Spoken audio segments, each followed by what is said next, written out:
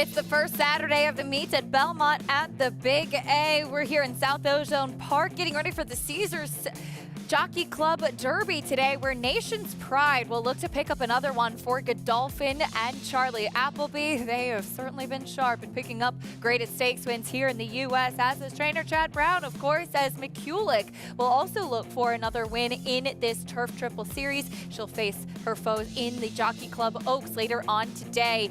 Plenty of stakes action beneath the Twin Spires at Churchill Downs, and trainer Steve Asmussen, North America's all-time winningest trainers, has huge chances in the two-year-old stakes. Echo again might have been one of the most impressive two-year-old first-time out winners we saw at Saratoga this summer. He'll stretch out in distance and face tougher in today's Iroquois, and class will be the test for his filly Grand Love as well. She also won first time out, a little bit green in doing so. We'll see what she does in today's Pocahontas. All that and more coming up on America's Day at the Races, brought to you by America's Best Racing. For the love of the race, visit americasbestracing.net today. Glad to have you with us on this gorgeous Saturday afternoon.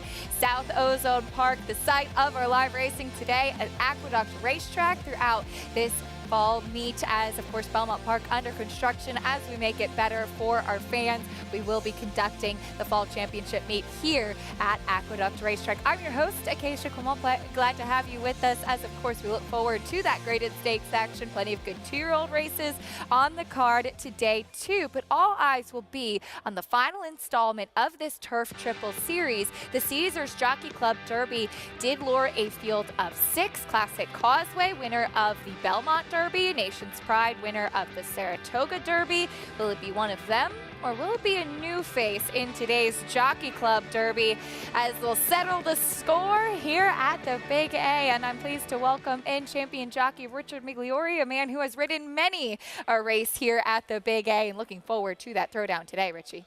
Oh, absolutely, and it's just a beautiful day here at the races. I was walking in after I parked the car, and I was commenting to you, Acacia, how usually we're here in the colder months. I could actually smell the ocean, Jamaica Bay, from here, the brininess of it, because of the warm weather. Now, as mentioned, it'll be a rematch between Classic Causeway and Nation's Pride. Taking a look at the Saratoga Derby, where Classic Causeway tried to do just what he did in the Belmont Derby, which was wire the field. He had to settle for third. Nation's Pride broke so much better this day, too, to get the win up at the spot. That was the difference. Nation's Pride being able to get right in behind Classic Causeway, not give himself too much to do. Was ridden aggressively into that first turn by Walter Buick. Gets Lanfranco Dettori back aboard today, and Nation's Pride should appreciate the 1.25 miles of the Belmont Derby. Here's a look at that Turf Triple Series. Again, Classic Causeway, winner of the first leg, Nation's Pride the second. Will it be one of them in the first leg? And as you mentioned, William Buick, who was kind of the regular rider for Nation's Pride, he's up at Woodbine today to ride Modern Games for trainer Charlie Appleby. Of course, the horse that crossed the wire first for purse money only in the Breeders' Cup Juvenile Turf. But Frankie Dettori, who did ride this horse back in July in that Belmont Derby, and he broke slowly. I think the fact that he's gotten familiar with him will be a key. I think him being more familiar, and the fact that the horse, Nation's Pride, is more familiar with American-style racing and did break a little bit keener, realizing the urgency of getting into the race. And I just misspoke. The 1.5 miles of the Jockey Club Derby should suit him very well, although I think we've got to give Classic Causeway some respect. I think he's just a better horse since he got to the turf, and speed is always dangerous, and he could get very loose again today. And an interesting point about Nation's Pride, he's stayed here stateside, been training up at Saratoga in preparation for this big race today. That's just one of the graded stakes we have on the program today. Here's a look at what's on tap, brought to you as always by our friends at Claiborne Farm. Fast and firm at the Big A. Of course, that Caesars Jockey Club Derby, the Jockey Club Oaks on tap. Races 1 through 11 at Churchill Downs, a fast main track. Plenty of stakes action, including those 2 graded stakes for the two-year-olds in the Iroquois and the Pocahontas. You could join Naira Bets today and play all of the action on our program and a whole lot more, while earning up to a $200 deposit match bonus. Sign up using promo code MATCH200, and you could earn up to a $200 deposit match right after your first deposit. Bet any track, anywhere, anytime. And don't forget to join now at NairaBets.com to earn your $200 deposit match. Always great to get a sight of the flag waving here at beautiful Aqueduct Racetrack. We'll talk more about Belmont at the Big A in a bit, but here's a look at the Saturday stake schedule beneath the Twin Spires for opening week at Churchill Downs. 3 graded stakes, 2 for the 2-year-olds, a total of 5 stakes on tap today. As of course we look forward to that Iroquois Damon's Mound versus Echo again as we welcome in Paul LaDuca, our eyes and ears at Churchill Downs. And Paulie, we saw some really exciting 2-year-olds throughout the summer at Saratoga, and Echo again might have been perhaps the most impressive as we look forward to seeing what he has to offer in today's Iroquois for Steve Asmussen. Well, I couldn't agree with you more, Acacia. I mean, he was just really, really professional in his first start. Considering he's a gun runner out of a Tappet mare, he's bred to run today's distance. And seems like the way Steve Asmussen's been working him in the morning, the slower, the better. But he just popped out of the gate, and the race was over from start to finish. And, you know, Richie, you can comment on this, is when you have a 2-year-old that just is straight as a string and is bred to run around 2 turns. And listen, the word was out on this horse at 3 to 5. Everybody knew Steve was having kind of a toughish meet here at Churchill Downs. A little bit better, considering Epicenter helped him out, but he did have not one of his better meets. But when he rolled out this 2-year-old by Gunrunner, I think this opened a lot of eyes. Now, we cannot, discount Damon's Mound, let's be honest, because when I came to Saratoga, I thought that Gulfport, one of the other trainees from Steve Asmussen, was the best 2-year-old that I saw here at the meet. And Damon's Mound went around him like he was standing still and was very, very professional. You've talked about it, Acacia, how physically he is imposing, that he can handle the longer distance too as well. So it's going to be very, very interesting in there. I think Tom Amos's horse grew up a little bit as well, growing up to that pedigree last time in the Ellis Park race. And we can't also forget about Jace's Moment in there too as well. So it's going to be a good rendition of the Iroquois today here at Saturday. Gary Stevens, Hall of Fame jockey, will be joining me. And don't forget, there is an all-stakes late pick 5 here. Plenty to look forward to, Paul. Thank you so much. We look forward to hearing from Paul and Gary throughout the day. And Paul mentioned some of the big names in this Iroquois. Damon's Mound, yeah, he's built like a 3-year-old, so physically mature too. And he's 2 for 2. Of course, he has to navigate the distance. And that's the question with all of these runners, Richie, for 2-year-olds going 2 turns for the first time. Yeah, you know, when a horse has physical ability, that's one part of the equation. It's when they have the mental capacity to do it properly. And Damon's Mound has done it like an older horse. Mm-hmm. He'll sit behind horses. He'll take kickback. He'll wait for his rider, Gabriel Zayas, to ask him for his best. He looks like an absolute joy to ride. And when a horse is that, open to doing it properly, mm-hmm. and waiting on the rider, to me, that makes him even doubly tough. He does something to me. I like Damon's Mound a great deal. Can't wait to see what he has to offer later in that Iroquois. We'll kick off the action, though, with the opener beneath the Twin Spires at Churchill Downs. There's a look at Big Woo dropping in Class 4. Wayne Catalano. We'll talk more about him and the rest of the field for the opener after this on America's Day at the Races. This proven son of Giants Causeway has sired 7 millionaires. With over 10% stakes performers, his recent top runners include Tarabi, placed in the Grade 1 Spinaway and Breeders' Cup Juvenile Fillies, Grade 2 winner Plum Ali, multi-millionaire Shivaji, plus these standout performers. Now his biggest book in the past decade will be 3-year-olds in 2022. A proven value sire, First Samurai, standing at Claiborne Farm.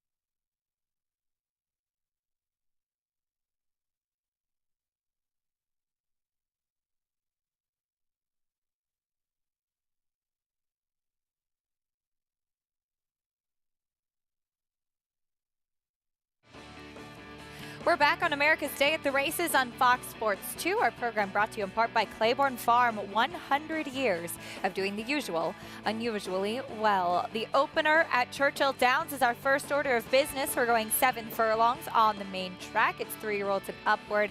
A maiden claiming for $20,000 as horses step onto the track, and we'll meet the field, Richie, starting with the 1, Angel of the North. Yeah, a tough post for a first-time starter, going 7 furlongs and not taking any money on the board. Here's your current 7-2 tepid favorite, dropping class for Edge of Glory. I thought this horse was interesting. Returns as a gelding, and anytime this horse has run for a tag, has run well, and this is the lowest level. 10-1 on Southern Sense. Yeah, a lot of opportunities for this horse. 13th time, will it be the charm? Al Stahl has a horse off a bit of a freshening, dropping down, Conspiracy Fact. Yeah, coming off a voided claim last time. Previous races were all good enough to be a contender here. See what he has to offer today. Here's Big Woo, first time on a dirt meant race. Yeah, the only time, though, did run on dirt was eased, so that doesn't really bode well. There's got to be a story behind this name, Pudge Boy Palace. Yeah, I'm not going to venture a guess there, but this horse was eased last time for maiden allowance at Oaklawn's. Been off a while, comes back for 20. Drop in class, new gelding for Alpha Whiskey. Another one taking a precipitous drop in class and gets John Court. Should be forwardly placed. Horses had speed in the past. Star Entertainer is next. Yeah, ran well last time for maiden 30. Takes another slight drop in class. Could take another step forward. Back to dirt for Pistol or Shotgun.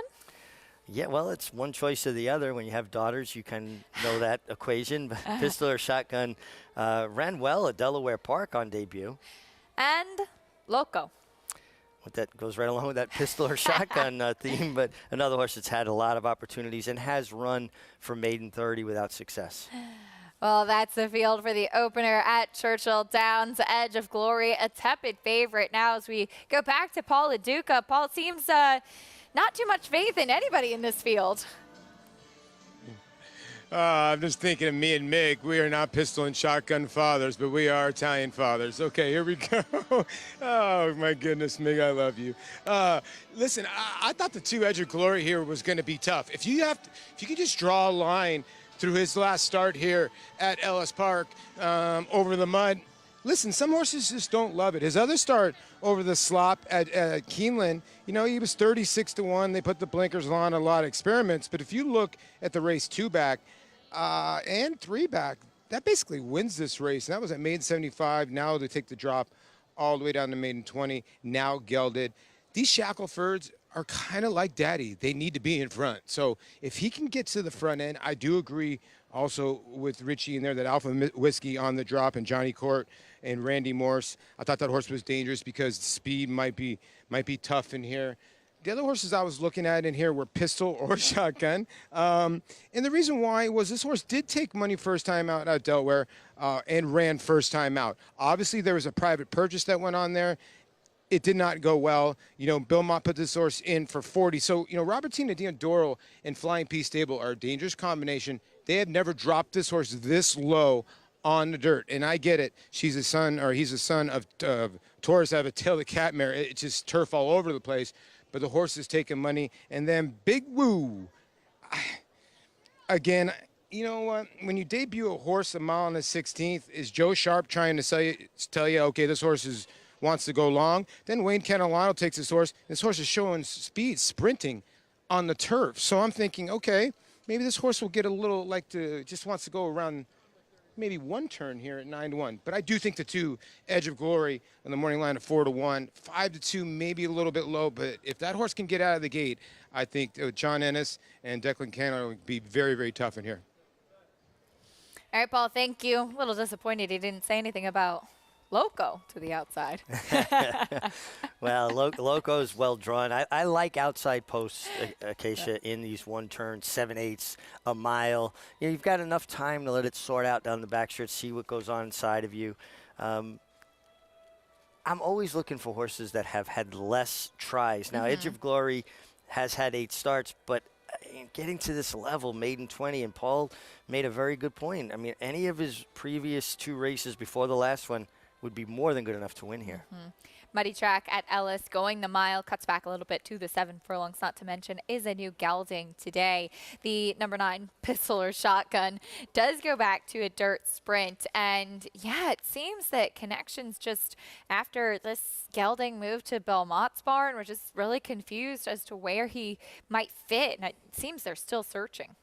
Yeah, it feels like that. But, you know, Robertino Diodoro is a guy that wins at a high percentage every year consistently because he's very good at spotting his horses. Flying P Stable, Jay Provenzano, they are guys that are realistic about where horses need to run to show their best. And I think this horse is in definitely a very appropriate spot here for Maiden 20. First race of the day at Churchill Downs. 5 stakes coming up on the program, including those 2 graded stakes for the 2-year-olds. It'll be a fun day beneath the Twin Spires. We'll send it up to track announcer Travis Stone, standing by with the rest of the load and call for race 1. For Big Woo, Pistol or Shotgun and Loco.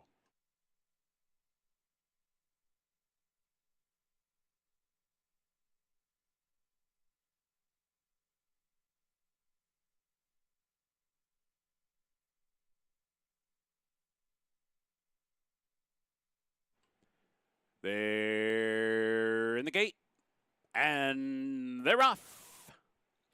Loco from the far outside, Alpha Whiskey is there. Big Woo and Conspiracy Fact showing speed as well. Up the chute and racing for the main track. As they cross over, Big Woo comes on through, short lead. Conspiracy Fact on the inside, racing second. Alpha Whiskey comes away, right up and on the pace on the outside in third. Edge of Glory moves up the inside to be fourth. Pudge Boy Palace racing fifth. Locos now 6. Southern Sense toward the inside, 7. 3 lengths back. Angel of the North in 8th. Star Entertainers on the move down inside 9th. And Pistol or Shotgun the trailer. They knocked out a quarter in 23 seconds flat. They're on the far turn. Conspiracy Fact, a clear-cut lead. Here's Alpha Whiskey coming on to grab second. Big Woo's back into third and is losing ground. Edge of Glory's in tight toward the inside and is also losing ground. Pudge Boy Palace rallies 3 wide on the outside. So they're off the turn. They're into the stretch. Conspiracy Fact is still in front. In front by a length and a half. Alpha Whiskey fully extended. Pudge Boy Palace. Edge of Glory's angling off the rail and coming on now. And Star Entertainers rallying boldly down toward the rail. Final 16th. Pudge Boy Palace takes the lead. Edge of Glory moves with that one. Star Entertainer third. Down to the finish. Edge of Glory got it. Edge of Glory, not the best of trips, but the winner in the end. Pudge Boy Palace was second. Star Entertainer was third. And Conspiracy Fact was fourth. The favorite, a winner, Edge of Glory. That drop in class proved to be the difference maker here. And it seemed, Richie, that once he got outside, he was much more comfortable. Yeah, I tell you what, you got to give a lot of credit to Declan Cannon here to find his way to get out around the leader, who was Conspiracy Fact. The horse was running with the emergency brake on in stops and starts. You could see he just wasn't comfortable. He was a little intimidated. When he was finally able to get out in between horses and get clear daylight, he dropped his head and ran on. Edge of Glory got it done with a really good ride by Declan Cannon.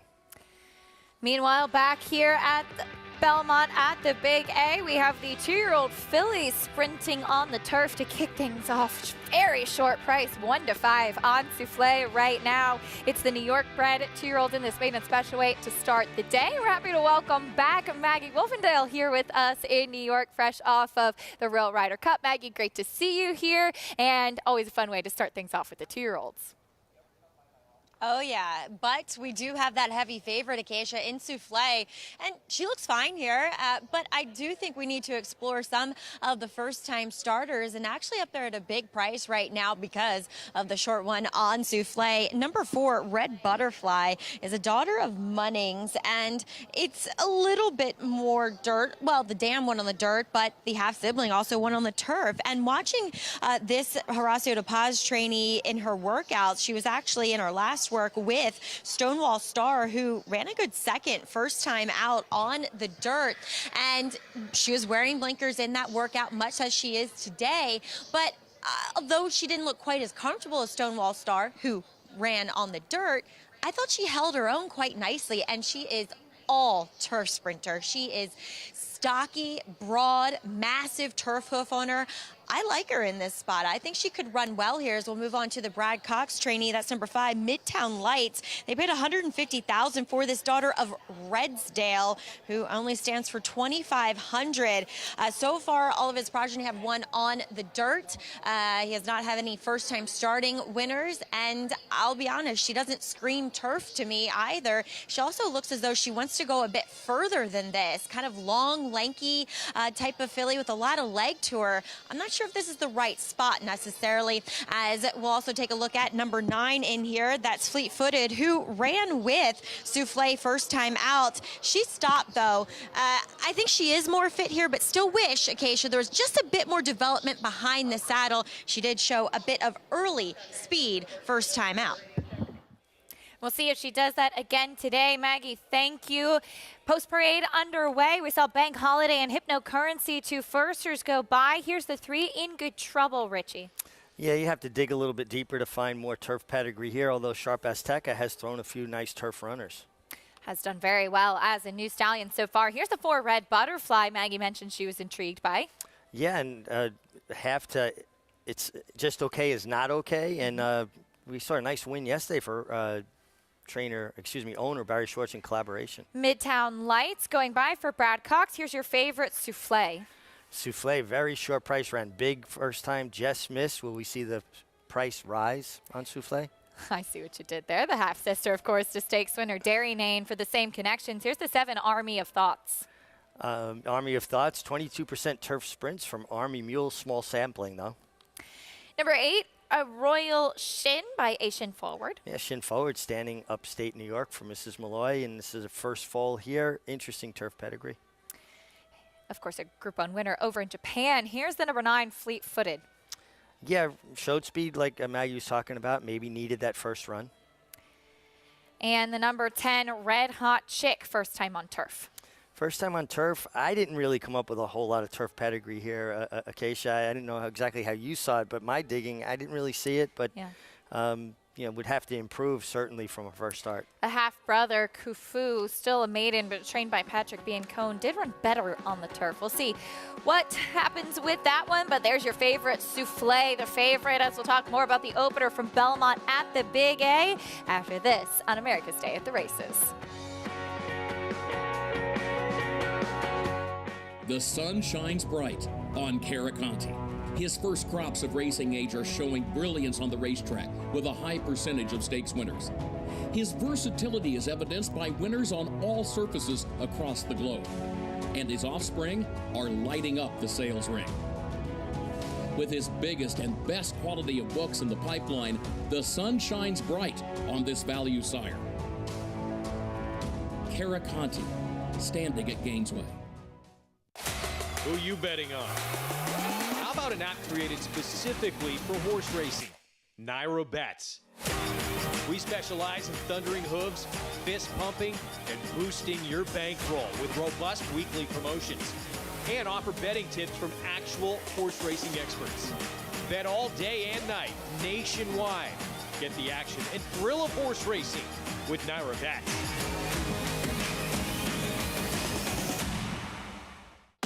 Speightstown. Munning. Echo Town. It's Echo Town for Joe Talamo, and Echo Town raced away, and Echo Town is drawing away in the stretch. Echo Town wins the Allen Jerkin Stakes. A sire line so prolific, it repeats itself. Echo Town. Big news from Presque Isle Downs. Graded Stakes action returns Monday, September 19th with a $400,000 Grade 2 Presque Isle Masters, a very important Breeders' Cup prep race. In 6 of its first 11 runnings, horses from the Presque Isle Masters won that year's Breeders' Cup Filly and Mare Sprint. September 19th also features the $200,000 Presque Isle Mile. Join us for our biggest day of the season at Presque Isle Downs, Erie, Pennsylvania. For more, go to PresqueIsleDowns.com. America's Day at the Races continues our program, as always, brought to you by Naira Bets. You can bet any track, anywhere. anytime. Get started at NairoBets.com. We kick off today's action at Belmont at the Big A with the 2-year-old fillies, and there's a look at Souffle, her older sister, Dairy Nane, a talented stakes winner sprinting on the turf, Richie, and very precocious too. Souffle just missed on debut when she tipped out, couldn't get to that long shot winner. Yeah, long shot winner ran well, but got a perfect trip and was able to kind of find that spread when Souffle had to kind of tip out to the outside, maybe just lost a little bit of ground, but she dropped her head. She finished really well and did everything but win, just coming up inches short. But I thought it was a very good debut for her and certainly even something to build on. She's 1-2 right now, a very short price on her. As we'll take a look at the 5 Midtown Lights, and you had brought this up, her sire, Redstale, actually had a nice 2-year-old turf winner yesterday. Yeah, Rambling Wreck won on the turf yesterday by this sire, he being a half to Dakota Gold, who's already shown he's an accomplished turf runner. The Grand Dam, the dam of Redstale, is Harpia, a very, very fast Danzig filly, Juddmonte Farm owned and bred. That was a stakes winner herself. So there's a lot of pedigree to back this stallion up, who ran 4 times with 3 wins. So abbreviated career, but already has shown the ability to get a turf winner. Meanwhile, you can follow along and get all of the stats on the horses, trainers, and jockeys in today's races with free Equibase past performances. Visit NYRA.com/TV schedule to download your free past performances for all of the races on today's show. Early Pick 5 kicks off here. A light breeze, an absolutely beautiful day. And what better way to kick it off than with the New York bred 2-year-olds as they finish up their warm-ups on track. We go back to Maggie. What are you seeing from these young fillies? Well, Acacia, it just feels weird to be in a summer dress at Aqueduct. Just want to put that out there. But it's enjoyable out here, I must say. As we'll take a look, though, rounding back or circling back to Fleet-Footed in here, I think it might or might not be important to mention that it was raining in that race that we saw her and Souffle debut in. And sometimes, now that there was a lot of moisture in the track, but still, it was wet on top. And sometimes you'll see horses not necessarily handle that. I'm not sure if that's what was happening with Fleet-Footed, but I certainly think she is worth another shot as her price is dropping, and she's your current second choice at 5-1. But let's take a look at another first-time starter. Right to her inside is number 8, a Royal Shin. Well, you were talking about Redstale, trained by Brendan Walsh, a Shin forward. Well, he was, I believe, in Japan. Richie, you can correct me on that, but I believe standing at Vivian Malloy's Edition Farm. But definitely a turf sire. And a Royal Shin looks like a turf filly. Maybe she wants to go a little bit longer than this. But my thing is, I always evaluate these Linda Rice horses because often they need a start, and it is displayed in the way that they look physically. They just look a little softer, look as though there's not that much muscle definition. Well, this filly, there isn't an ounce of extra conditioning on her. She is really fit, really defined, warmed up beautifully at Rod Ortiz. Maybe a little bit green, a little bit just more on the curious side out there, but still got a solo warm up. And I like what I've seen from her. And I think she might be okay, or she might be able to make a little bit of noise. But again, Souffle, heavy favorite, Acacia. But what's the fun in picking a 1-2 shot? I'm going to try here and maybe just highlight a horse that I think is really well meant for the conditions in number 4, Red Butterfly. Getting a nice price too, Maggie, at 11-1. Thank you. As you can play against your friends and fellow fans with the Showdown, a free-to-enter handicapping contest that follows the New York racing on our program. Place your picks now and watch your name climb the leaderboard to earn real prizes. Get started at NYRA.com/showdown to wrap up thoughts on what Maggie was saying about the 8, a Royal Shin. Yes, a Shin forward. This one was one of the highest earning New York breds too, a Group 1 winner over in Japan, and came back to Vivian Malloy in her Edition Farm as she bred him, and he stands here now in the state of New York. Yeah, that's something that Vivian does. Mrs. Malloy does such a great job with keeping track of her horses wherever they go, even if it's as far away as Japan, and then seeing maybe an opportunity to bring him home and give him a stallion career here. And small sampling, he's had some success. And he stamps his offspring. He does. And just another example, too, of everything she's contributed to the New York breeding program and just racing in the state of New York. Oh, absolutely. And her Edition Farm is absolutely beautiful. It's about 15 minutes from where I live. incredibly well-kept stone walls. And she's got such a good relationship with, Lady Shealy's stables, Iris Smith, obviously Linda Rice. So you'd like to see them have some success with the Royal Shin being by a shin forward. There's Souffle, your favorite, again, little sister to Derry Nain, who we saw win first time out at Saratoga, go on to have a tough trip in the Breeders' Cup Juvenile Turf Sprint. Souffle, she was actually ready to run closing week and unfortunately ended up on the also eligible list of one of those oversubscribed 2-year-old races the last week of Saratoga. So they wait to come here, and her last work was on the dirt, but she's been ready to run. And we'll see, of course, as Maggie mentioned, she's a very short price in a field where anything can happen, but she did run well. Well, the way I've been trying to approach these races, instead of trying to be clever and find the value who would I want to ride? And to be honest, if I was riding races today and I had an opportunity to pick anybody in this race, I would pick Souffle to ride. I like that angle. You've won a lot of races, so I'll defer to you on that one. Well, again, it's not earth-shattering information. It's obvious this horse is a short price favorite, but I'll leave that to people that are much more clever handicappers than me. 2-year-old fillies, the New York breds in the spotlight to kick off this gorgeous Saturday of Belmont at the Big A. And Maggie's right. Who knew we'd be here at the Big A wearing short sleeves, but I'll take it and enjoy it. The voice of New York racing, John Imbrial, standing by for the call, the opener, Belmont at the Big A. And we're waiting now for Midtown Lights and Red Hot Chick. We start the day going 6 furlongs on the outer turf. Turf is firm. Red Hot Chick now moving into line on the extreme outside in this field of 10. We've got 2-year-old maiden fillies sprinting at 6 on the outer turf course. Red Hot Chick just about in there. She's in. We're set for the start.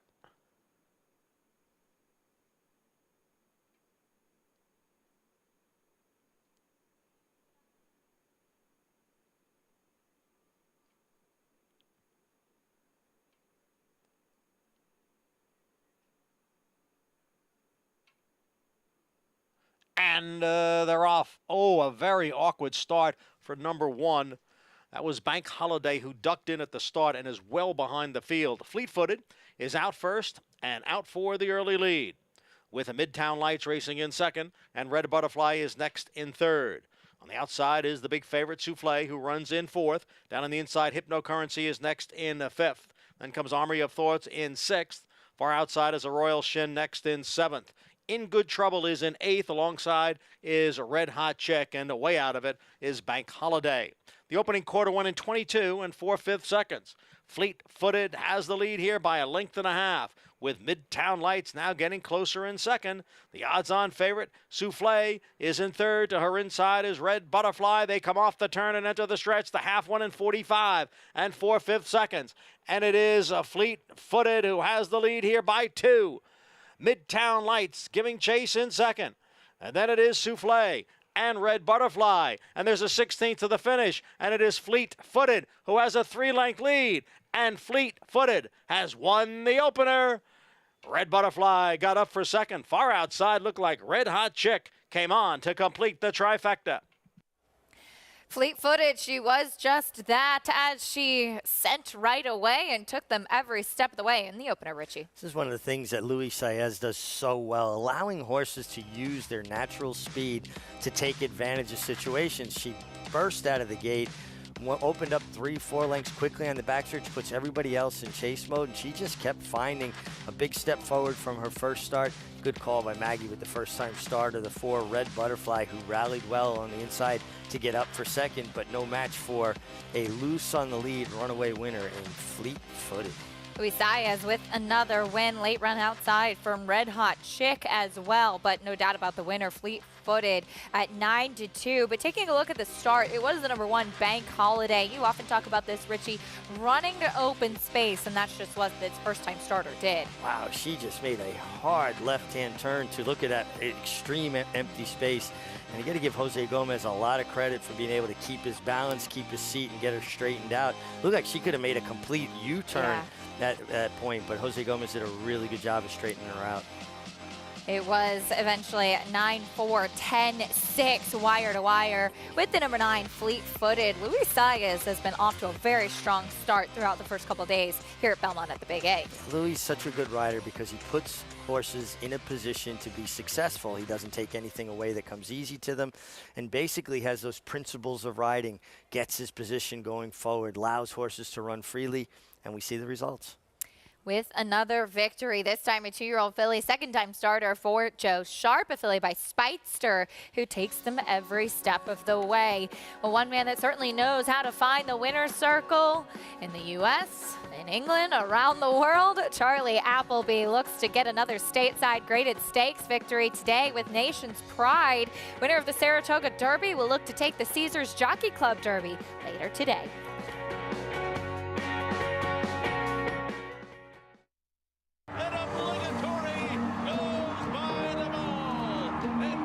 Here comes Malathon. Here comes Clariere on the outside. They're coming to the finish, and it's going to be Clariere. Nest, much the best. She won by better than 10 lengths. Cody's Wish on the outside. Cody's Wish with the upset in the Fargo. Malathon grabs the lead in deep stretch, and Malathon has won the Personal Ensign Stakes. Curling, the classic sire.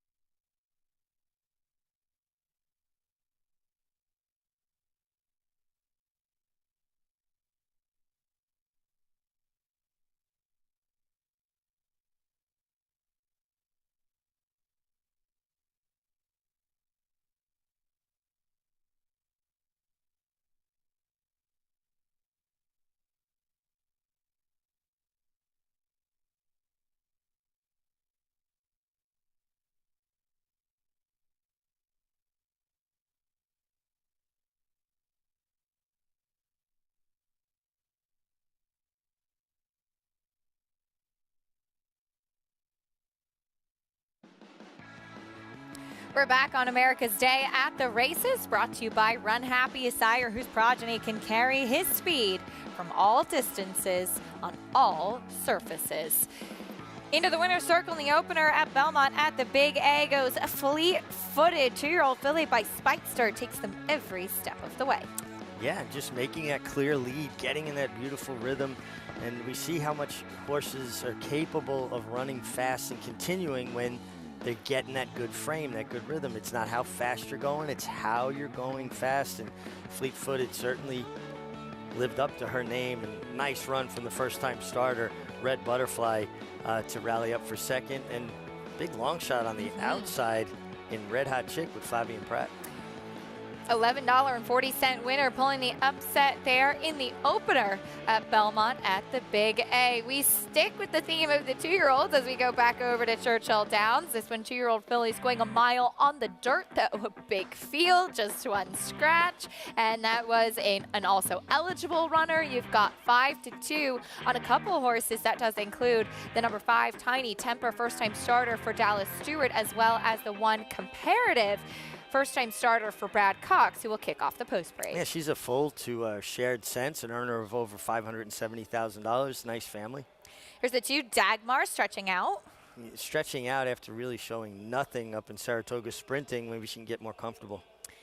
Bolt for Allison goes to the main track today. Yeah, tried turf first time. It was well beaten that day. Will the dirt make a difference? Here's the 4 right now. Another one getting some more ground. More ground. I'm seeing more of a turf pedigree on the bottom side, half to Swamp Rat. Tiny Temper, now your 2-1 favorite. Taking serious money for Dallas Stewart. Grand Am Forestier was a stakes winner around here in New York. Here's the 6, Adiva, who also stretches out. Stretches out after trying to chase without success first time out. It's the theme today. Peacock Glass, more distance today. Another one, but with a pedigree that I think she'll really appreciate stretching out. Here's the 8, Melania. Yeah, 2 starts, so she has foundation. Did show some interest closing first time out. 19-1 on that one. Turf to dirt for Key to Success. Ken McQueek with 2 in here. Yeah, but at least this horse has had an opportunity to go long, so there is some foundation there. And he goes to Brian Hernandez. Seems like his kind of go-to guy recently. Yeah, they won a nice 2-year-old allowance race yesterday together. There's that filly by Cupid. She's a generous price at 24-1, as it does seem that the dirt should be her preferred surface. Here's Sweet Sweet Fantasy. A couple of nice works sprinkled in there. Tough, distance to debut at, but outside draw might help. And here's the 11, Always Laughing. I'm sorry, 1 of 2. This one stretching out in distance. Yeah, a horse that was well beaten by Chocolate Gelato, who was very impressive that day. Maybe going further will help. And here's the last one of this post parade, Every Little Thing. Every Little Thing, not taking a lot of attention on the board, kind of a slow, steady work tab. That filly for Al Stall debuting to the outside. 5-2 on the number 5, Tiny Tempers. We welcome in Paul LaDuca once again. This one has a pretty strong work tab here, Paulie. Yeah, this is a very, very tough race. But I'll tell you, physically wise, the 5 for Tiny Temper, I can understand why they're betting this horse. I mean, Dallas Stewart, I think a lot of people always think, okay, Dallas Stewart races horses into shape. He's 21% first time out. This filly physically looked a lot bigger than the other fillies. I'm just going to be dead honest with you. Her stride, I would think, is going to be a little bit longer than anybody else's. I would think the worry is here, most of Dallas horses don't show a ton of speed. Now, for this horse to be 2-1 in a 12-horse field, I would think she'd have to show some in the morning, and she has. If you look, 40-2 out of the gate. She has some back works that are decently fast. So I do think she's the filly to beat off looks, but you're looking at a first-time starter here. I thought the 11 ran okay first time out at Saratoga. Brendan Walsh, a guy that really doesn't get him cranked up first time out. Second time out, this one with Ricardo Santana aboard.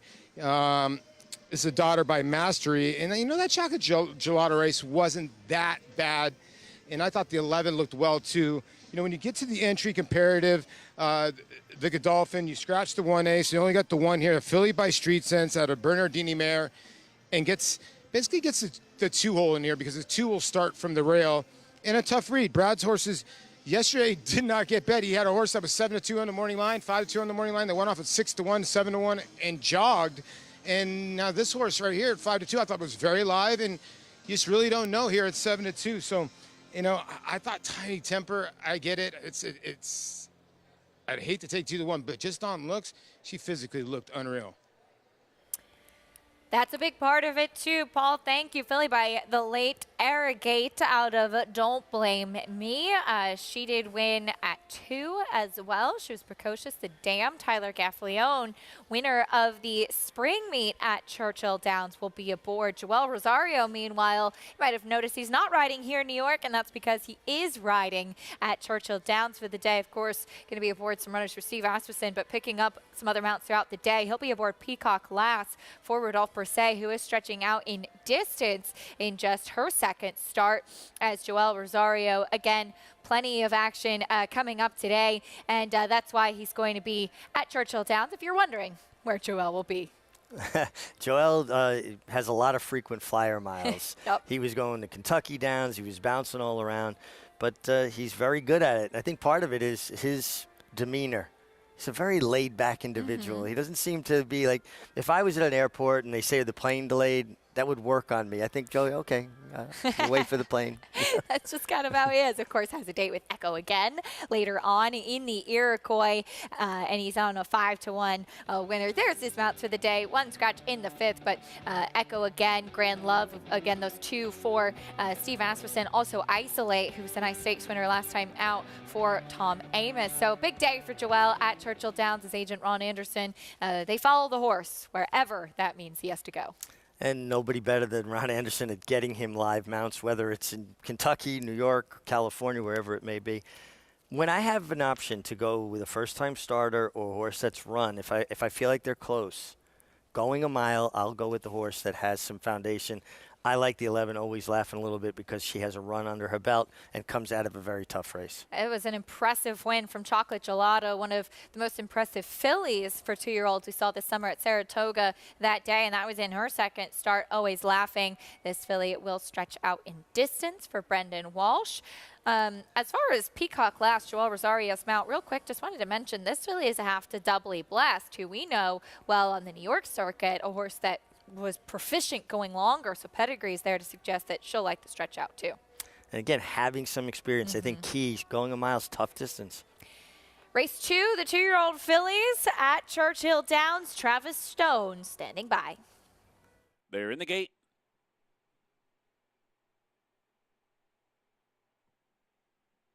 And they're off. Tiny Temper was squeezed back at the start and is relegated to the back of the pack. Peacock Lass is showing speed. Bolt for Allison has speed as well. Melania comes up from the outside. Adiva's in behind them as they race up the chute. Peacock Lass short lead. Melania's prompting from the outside in second as they cross over. And now they're split by Adiva. So those 3 across the track down the backstretch run. Peacock Lass, short lead. Adiva running in second. Bolt for Allison up into third. Comparative is pulling at the rider. Right there in the thick of it while fourth. Melania's on the outside 5th. Always Laughing is an up-close 6th. Every Little Thing is racing in 7th. Sweet Sweet Fantasy is 8th. Dagmar pushed along 9th and toward the rail. Tiny Temper's now 10th, 8 lengths off the lead. 4 lengths back to Key for Success. Right now the trailer. Onto the far turn. Sharp opening quarter, 22 3, 46 flat half mile. So round the far turn. Peacock Glass holding on to the lead so far. Adiva's right there, so too Melania, 3 wide, 4 wide for Always Laughing. Comparative is working on a pocket trip in behind. Down inside, it's Bolt for Allison. Tiny Temper's catching up, but has to find a way through. It has to catch Peacock Glass. Peacock Glass, 3-length lead furlong to go. Comparative is full out. Tiny Temper's full out. So too Adiva. Clear is Peacock Glass. Peacock Glass broke near the top, went to the front, and never looked back, and will canter home. A stylish win there for Peacock Glass. Tiny Temper, Tough Luck second. Comparative was third, and Bolt for Allison was 4th. We talked about Joel Rosario, and he kicks off his day at Churchill Downs in style. Filly with a nice pedigree to go longer, appreciated the added distance, and she gallops away from this field, Richie. Well, you pointed that out, that she had a pedigree that said she should like it. She was always traveling smoothly underneath Joel Rosario. When you see Joel Rosario turn for home, as motionless as he was, he's got a lot of horse underneath him. He asked her to run. She sprinted away, ran well. Big run from Tiny Temper. She took all the kickback, had to negotiate traffic. She learned so much today.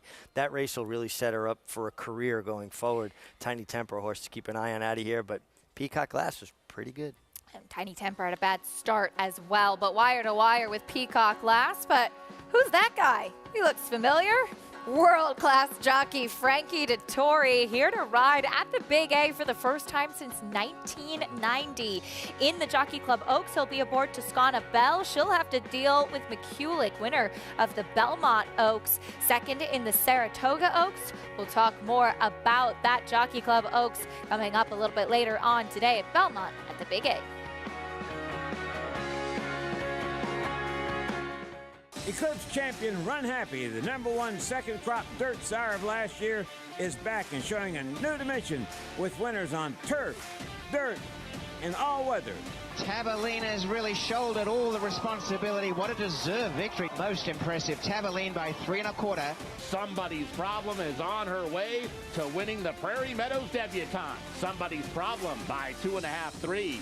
Run happy, price for value, and standing strong at Claiborne Farm. The Fasig-Tipton Mid-Atlantic Fall Yearling Sale, offering a catalog of more than 500 yearlings from many of the sport's most lucrative state-bred programs.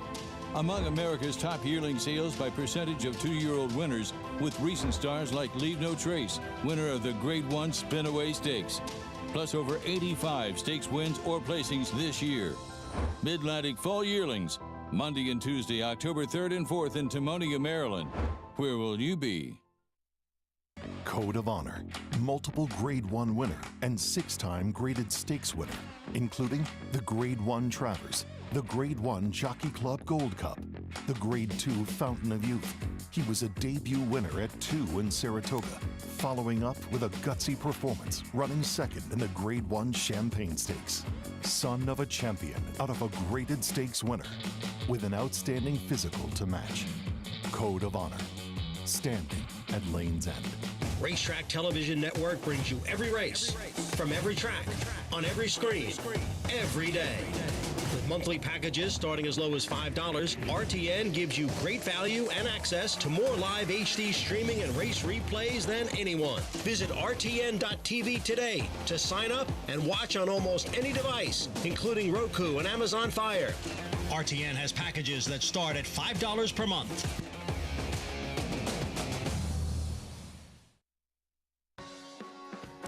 You're watching America's Day at the Races on Fox Sports 2. There's a live look at Aqueduct Racetrack. Belmont at the Big A continues in the Jockey Club Oaks. I liked what Anthony Stabile said yesterday. They're going to settle it all in Queens here at the Jockey Club Oaks and Derby today. And taking a look at the field for the fillies, which will go as race number 7, this 3-year-old fillies in the final installment of the Turf Triple Series. McCulloch, winner of the Grade 1 Belmont Oaks, was a real coming out party for her that day, Richie. Yeah, it really was. I mean, this daughter of Franco just has a devastating turn of foot, and she could really turn it on and accelerate.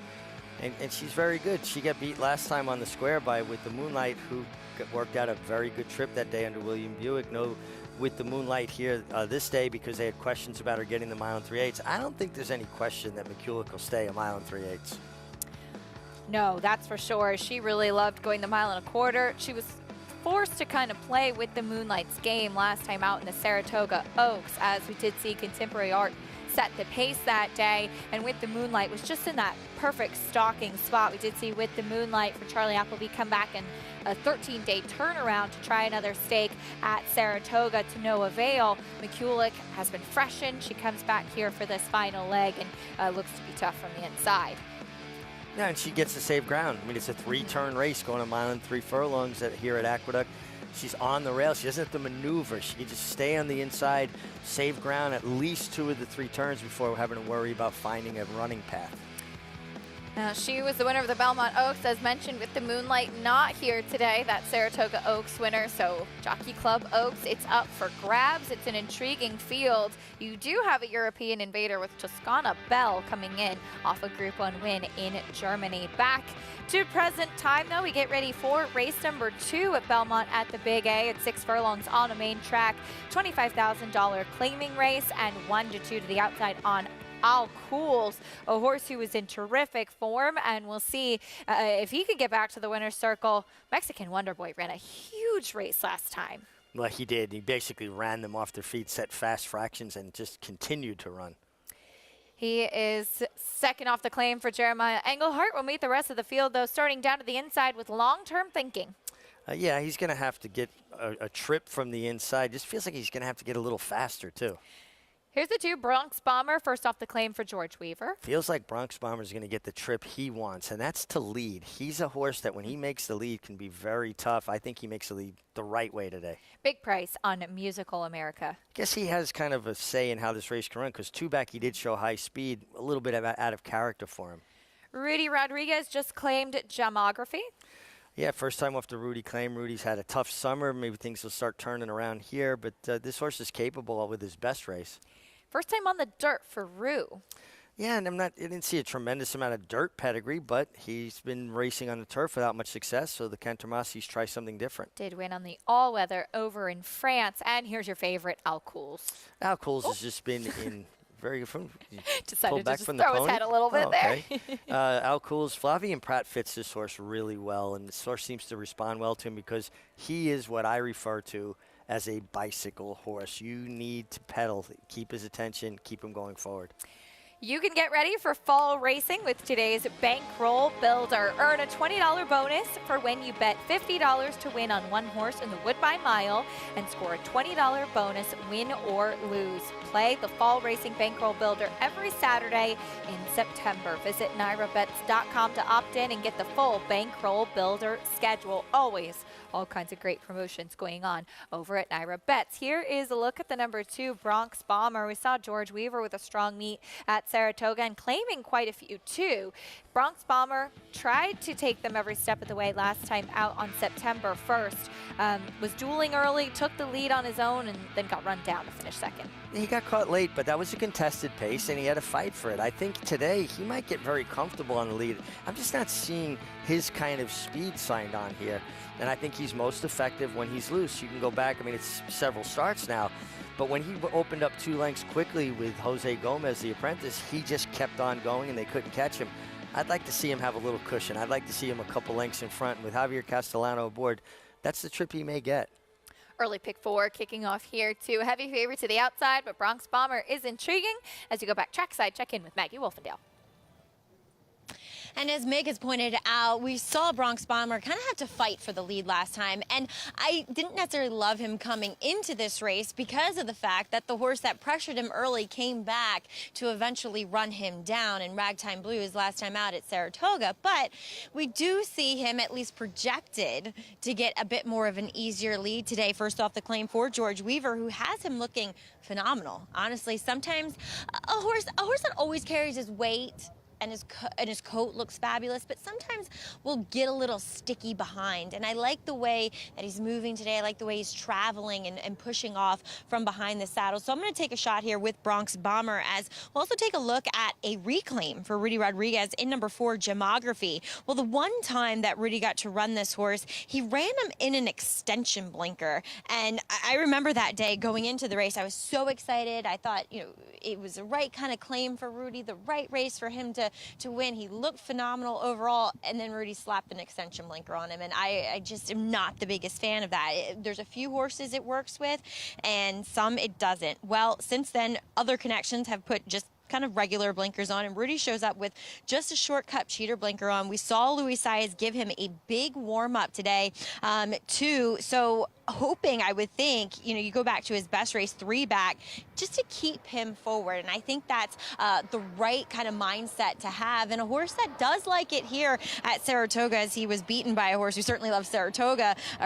Like I should say, Gemography likes it here at Aqueduct. Candy Dancing likes it at Saratoga. But I thought a horse that was a bit intriguing as he currently sits at 7-2, Acacia. Maggie, thank you. Gemography gelding by Big Brown. An interesting equipment note on that one with the reclaim for Rudy Rodriguez as he finished 3rd last time out, looking to get back on track today. And always nice to see a nice crowd here at the Big A on this beautiful Saturday. Yeah, I mean, this is a place that I've got so much fond memories of, you know, and coming here from the time I was a kid. But usually when we're here, the weather isn't as nice. Yeah. Well, now we're here. It's still summertime. And Aqueduct's a beautiful place to be, and we've got some great racing coming up. Getting back quickly, Gemography, talking about the blinker and what Maggie was talking about, the extension blinker. As a jockey, when you go in a gate with a horse with an extension blinker on either side, most of the time they put it on the outside high for a horse that tries to get out. Now, he's just got open cup blinkers now. But when you have the extension blinker, you've got to be so careful about how your horse is standing in the gate, because if their head is turned and they can't see the doors open, they're going to get left. Yeah. You have to make sure that, because the blinker cup is hindering their peripheral vision, that they're looking directly down the track and their line of vision is clear. Shortcut blinkers, we call those cheaters, just a very, very short cup around the outside of the eye to help limit that peripheral vision, whereas an extension blinker would be full coverage of the right outside eye, typically for horses that have the tendency to get out and to drift a bit. Here's the 6 Al Cools, meanwhile, second off the claim for Jeremiah Engelhart, and this horse has been very popular at the claim box throughout and was on a good run. He's been remarkably consistent, and as mentioned, just faced a horse who absolutely freaked that day last time out. Yeah, and he was put in the unenviable position of having to chase that fast pace, and basically kind of got outfooted, got towed along into that fast pace, and a Mexican Wonder Boy just never stopped. He's well placed outside. He's probably the one stalking Bronx Bomber. If Musical America wants to take Bronx Bomber on, he's sitting in the catbird seat. There's a lot to like about him. I just thought Bronx Bomber had the potential to get very loose here. I also didn't foresee 8-5, but again, looking at this race, if I'm riding this race, I want to ride Bronx Bomber, and I want to have a 2-length lead by the half-mile pole. When you have a race like this, and you know you have a talented horse, the likes of Al Cools, but I'm sure, this horse has been around a while. I'm sure the jockeys doing their homework are well aware that he's a horse you have to keep after. And I don't know if it's a fly or he's not happy with his pony, but something is nagging him out there on track. He keeps throwing his head around. Just kind of funny to watch horses' antics, too. He does. He was looking like he was a little agitated. Sometimes it's something as simple as the blinkers aren't sitting on their ears just right, and they're kind of uncomfortable with it. I would always try to pay attention to that stuff in the warm-up, maybe pull the blinkers out, or he doesn't have blinkers, but like even the brow band would be, kind of pushed up a little bit on their ears. Horses will tell you everything you need to know. We hear that term bandied about horse whisperers. They're no horse whisperers. They're horse listeners. So important. And I love the stories you would tell of the chief, Alan Jerkins. Many people said he was really part horse. Nobody like him. Incredible afternoons. Just push the feed cart and go to school. Into the gate for race 2, there is Al Cools, your favorite, to the outside. John and Brielle standing by with the call.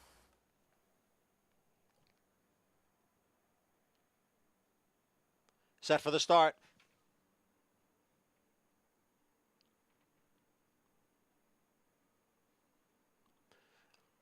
And they're off. Extreme outside, Al Cools broke well. Musical America is there. Moving up in between horses, Gemography. Down at the rail is Bronx Bomber. So it's 4 of them vying for the early lead. With Rue racing in 5th, and Long-Term Thinking is the trailer in 6th. Now it's between Gemography and the favorite Al Cools. The 2 of them are heads apart. Gemography down at the rail leads by a head. Al Cools on the outside, a close-up second through a quarter in 23 seconds. Then it's the duo of Bronx Bomber and Rue. Long-Term Thinking has now advanced into 5th, and dropping out of it there is Musical America. Bronx Bomber is making a move on the extreme outside and going up to challenge Al Cools and Gemography. The 3 of them are across the track as they come into the stretch. It is Gemography, and on the outside, Bronx Bomber, Gemography, Bronx Bomber, Al Cools in between those 2 as they move past the furlong marker. It is Gemography who has the lead. Al Cools is in 2nd, but Gemography leads by 2 as they come on for the finish. Gemography and then Al Cools, and Gemography. Jockey Louis Zayas takes the double. Al Cools completes the exacta. Louis Zayas 2 for 2, and Gemography wins off the reclaim for Rudy Rodriguez. And we heard Maggie bringing up some good points about the equipment, the changes of this horse, and it all worked out today. It did, and Louis Zayas was another part of that equation. He allowed this horse to stride off, go to the lead, didn't wait on anybody, and he kept finding where, a horse like Bronx Bomber is a horse that doesn't really pass horses. When he wins, it's because he gets away from them early. He loomed up, turning for home, like, oh, well, Bronx Bomber's going to win anyway. But we've seen this move from Bronx Bomber in the past where he looms up and he shortens stride. Al Cools was on the hard chaser out, but aggression is good, and Louis Zayas is not bashful about allowing a horse to use their speed. And Gemography, great job by Rudy Rodriguez and Louis Zayas to get him to the winner's circle. 7-2 winner over your even money favorite, and it was actually the number 1 long-term thinking at 17-1 who got up for third, 4-6, 1-2 in the second at Belmont at the Big A, but aggression rewarded. Zayas sweeps the early double and picks up another win, this one with Gemography, taking them every step. Gemography didn't even want to pull up after the race either. He wanted to keep going. No, I mean, he seemed very fresh, very happy. Obviously, he was very sharp. But really, if you go back to his form, he did show some speed 3 starts back, but this is the most speed he's shown. And honestly, it didn't seem like the pace was that sharp, although this track has been a little bit on the slower side since we've returned to Belmont at the Big A. But I just think showing speed was the key, and I thought Bronx Bomber might be the one to go to the lead. Obviously, that wasn't the plan today. Zayas and Gemography took them every step of the way in the second at Belmont at the Big A. We're going to take a quick timeout. When we come back, we'll continue with our live racing action at Churchill Downs. There's a look at the number 10 in the paddock, Quick to Blame. Talk more about him and the rest of the field after this. A Grade 1 winner on both dirt and turf, War of Will became a classic winner with this victory in the Preakness Stakes and added a Grade 1 with turf credentials in the Maker's Mark Mile. From ages 2 to 4, this versatile son of War Front proved his class at the highest levels. Now his first foals have arrived.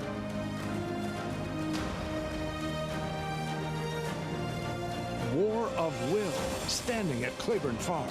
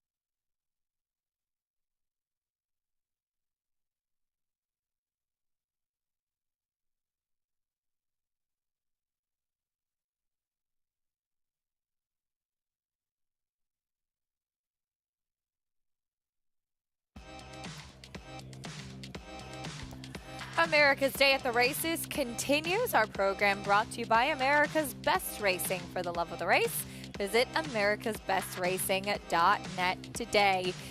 There's a look at the Churchill Downs paddock as we get ready for race number 3, a starter allowance going a mile on the main track for 3-year-olds and upward. 7-2, 2-1, 9-2. Pretty wide open board as far as horses taking money as of yet. 2-1 favorite is the number 5 Pledge of Allegiance for Paul McGee. Horses stepping out onto the track and will meet the field for race number 3. Richie, starting with the number 1, Nepotism. It's certainly a contender here. Kind of interesting that Nepotism's younger brother, Loco, ran in the first race. Indeed, he did. You're absolutely right about that. As Nepotism gelding by Union Rags. Here's the 2 El Aljihado, who goes back to the main track. So glad you had to say that, and I didn't. He would just have to get faster. Scratch the 3. Taking a look at the 4, Cousin Larry. Yeah, Cousin Larry has some races in his past that certainly make this horse interesting, and does have a win at Churchill Downs. Michelle Lovell, of course, has Damon's Mound waiting in the wings later for the Iroquois. Here's your current favorite, Pledge of Allegiance. Yeah, by Constitution, love the name, sharp-looking son of Constitution. Stellar Tap.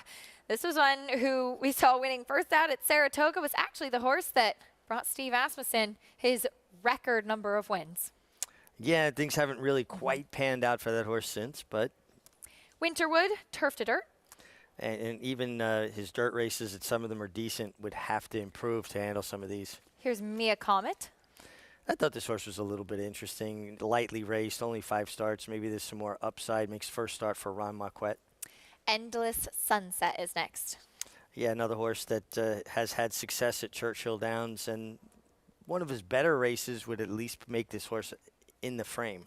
Quick to Blame is next. Like what I'm seeing from him jogging off. Quick to Blame. Francisco Arrieta aboard. Another horse that 2 starts back, going a mile here at Churchill Downs. That race was good enough to put him in the frame.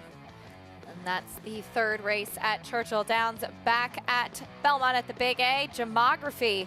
Luis Zayas already his 5th win of this young meet as he takes this one every step of the way. Yeah, Gemography aggressively handled, goes gate to wire at 970. Al Cools ran another good race on the hard chase throughout, and a long shot, long-term thinking, was able to catch Bronx Bomber in the shadow of the wire for 3rd. Back at Churchill Downs, horses on track for race number 3. Pledge of Allegiance, still the favorite. Let's check in with Paula Duca. Yeah, Acacia, tricky race here. And, you know, when you have the favorite that's 1 for 18 here, you want to look somewhere else, but you also do know that this gelding did improve last time out. That was the improvement with blinkers on for the first time in his career. Now, when you get to the 1 here, Nepotism, obviously a frustrating horse because it seems like, man, he tries every time, right? 11 trifecta finishes in 12 starts, but only 1 W. He's had 4 starts here at Churchill Downs, and what you're watching here on June 19th is what happens most of the time. It looks like he's going to go by, and he just can't. There is not a lot of pace in this race, and I wonder if Colby Hernandez is going to send here from the rail, because it does seem like it pays this race, besides maybe the 8 Mia Comet. And I think Mia Comet and Tyler Gaffleone, if sent, can maybe get to the front end, and Nepotism can maybe lay off. When you look at the 1, he has the best numbers. The problem is he runs the same exact number every single race. So is somebody going to jump up and beat him? And when you look at the 5, he ran his career best number last time with blinkers. Can he repeat that? So, you know, this is a very, very tricky race. If I was going to make a small wager, I do think the 5 will improve, but at 1 for 18, I'd rather take a chance with maybe something like the 8 or the 10. I thought the 10 warmed up pretty nice. All right, Paul, I like it. Quick to Blame. Yeah, that horse made a nice impression on track. Went away from the pony. Francisco Arrieta going to be aboard that one. A new gelding for Jason Barkley. Yeah, and, you know, a horse that should be well placed. I like the outside posts. Going a mile, it just gives you options, gives you an opportunity to let your horse get in a good rhythm. And he's not slow. He should be able to get at least some forward position. I think Paul makes a great point. There's just some questions. You know, Nepotism, 1 win, 5 seconds, 5/3. Is he a horse that's content to run with horses and less, you know, inclined to run by horses? And they start giving you that impression. Pledge of Allegiance certainly makes a lot of sense. Made a nice impression there. He's 1 for 18. I mean, there are questions. Now, we see we got a problem here with the 7, Winterwood, and we saw that Ricardo Santana was walking away on the outside fence. Now, this horse looks like he's kind of freezing up a bit. Acacia, when horses are, you know, very, very nervous, sometimes instinctually, they'll just kind of lock up and they'll refuse to move. The problem is when they come out of it, sometimes they come out of it in a big way. Indeed, as we do see an outrider with his pony alongside another outrider, seems to be adjusting the bridle or took off the outside halter off of him, as there's Ricardo Santana, and looks like he's waiting to get a leg back up on the number 7, Winterwood. And there he is. Good to see everything back okay, but it looks like he'll stay with the outrider pony. Sometimes that just acts as like a security blanket for these horses, especially behind the gate. Yeah, and it looks like he was trying to kind of stop and freeze and not go forward. Right now you saw Ricardo Santana with his legs out of the stirrups, trying to keep him going forward. So important when you get a horse that has an inclination to do that, to keep them moving. Because when they have an opportunity to stop, if they set themselves in lock when they come out of it, they have a tendency to come out of it in any direction. You never know, they could turn themselves over. they could go straight up, and that's especially why you want to keep that moving forward. That's the first thing to do. So good to see Ricardo Santana back aboard Winterwood. Now, the number 5 Pledge of Allegiance, still your favorite at 2-1. Second last time out at this level of competition behind Tiwanaku. This was a horse who had been primarily sprinting, and it seems there had been some questions as where the right spot could really be, but did run a gaudy figure going the mile last time out. Yeah, that was a very, very strong figure last time.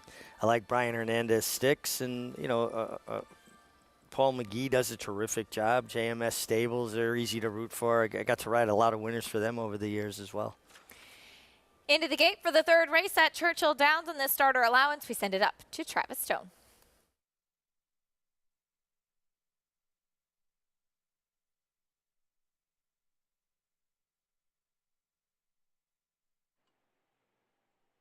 They're in the gate, and they're off.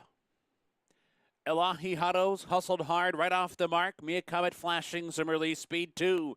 Nepotism toward the rail, and Winterwood is racing up on through. Winterwood comes on through to take the lead. Mia Comet moves from second, and Nepotism holds that spot down toward the inside and up close third. 2 lengths back, Pledge of Allegiance settles in toward the rail fourth as they cross over. Stellar Tap is coasting along while fifth. Quick to Blame in the clear sixth. 4 lengths back, Endless Sunset, Elahi Hado, and Cousin Larry is the trailer. 5 furlongs to go. That opening quarter in 22-3. Nepotism has come on through to take the lead. Nepotism goes by the half-mile pole in front. Winterwood is pushed along to keep up while second. Mia Comet is keeping pace with them third. A swift half-mile in 45 seconds flat. Pledge of Allegiance is just off the pace-saving ground, and Stellar Tap is there too. Stellar Tap within striking range. Farther back, Quick to Blame's under pressure. Cousin Larry's launching a rally from the back. 5 lengths to make up and a quarter mile to go. And Winterwood to catch. Winterwood comes off the turn. Something left for Winterwood. Spurts away by 3. At 30-1 with a furlong to go. Stellar Tap runs up into second now. Stellar Tap trying to run down Winterwood. Farther back, Pledge of Allegiance down inside. 16th pole. Winterwood clear by 4. And Winterwood, an upset winner here. 2.5 in the end. Stellar Tap was second. Pledge of Allegiance was third. Farther back, either Cousin Larry, Endless Sunset, or Quick to Blame. A big price and a wire-to-wire winner. Winterwood might have been a little tough to handle before going into the starting gate, but he was all business out on track. Yeah, he put all those shenanigans aside by the time he got to the gate, went to the lead. I think it's something to pay attention to today. It feels like there might be a little bit of a speed favoring flow to the Churchill Downs. 2 wire-to-wire winners so far. Late run from the number 6 Stellar Tap, but just couldn't make a dent and catch on to that one. Pledge of Allegiance, what did you see from him, your favorite? He was very unlucky. He may not have gotten to the winner, but he was kind of stymied in traffic at the 3/16 pole. When he finally shook free, he finished with some interest, but probably cost him second. He just had to be held up waiting for some space. No doubt about the winner. Turf to dirt. Ricardo Santana takes them every step on Winterwood. Bring your prices and reactions in a bit. We also have a good maiden special weight race on the turf coming up at Belmont at the Big A. There's Indemnify making start number 3. Currently your favorite in the paddock. More after this.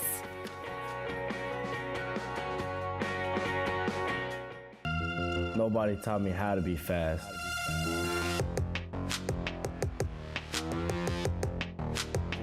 Just win to be fast. Nashville under no stress whatsoever. Simply incredible. Never asked for a thing. Track record. This is one of the most impressive sprint performances that we have seen. This season at Oaklawn, we've got more of everything. More of the top thoroughbreds in the world. More days of live racing. And the largest purses in our history. All at a completely reimagined Oaklawn. Come be a part of this historic season at Arkansas's only casino resort.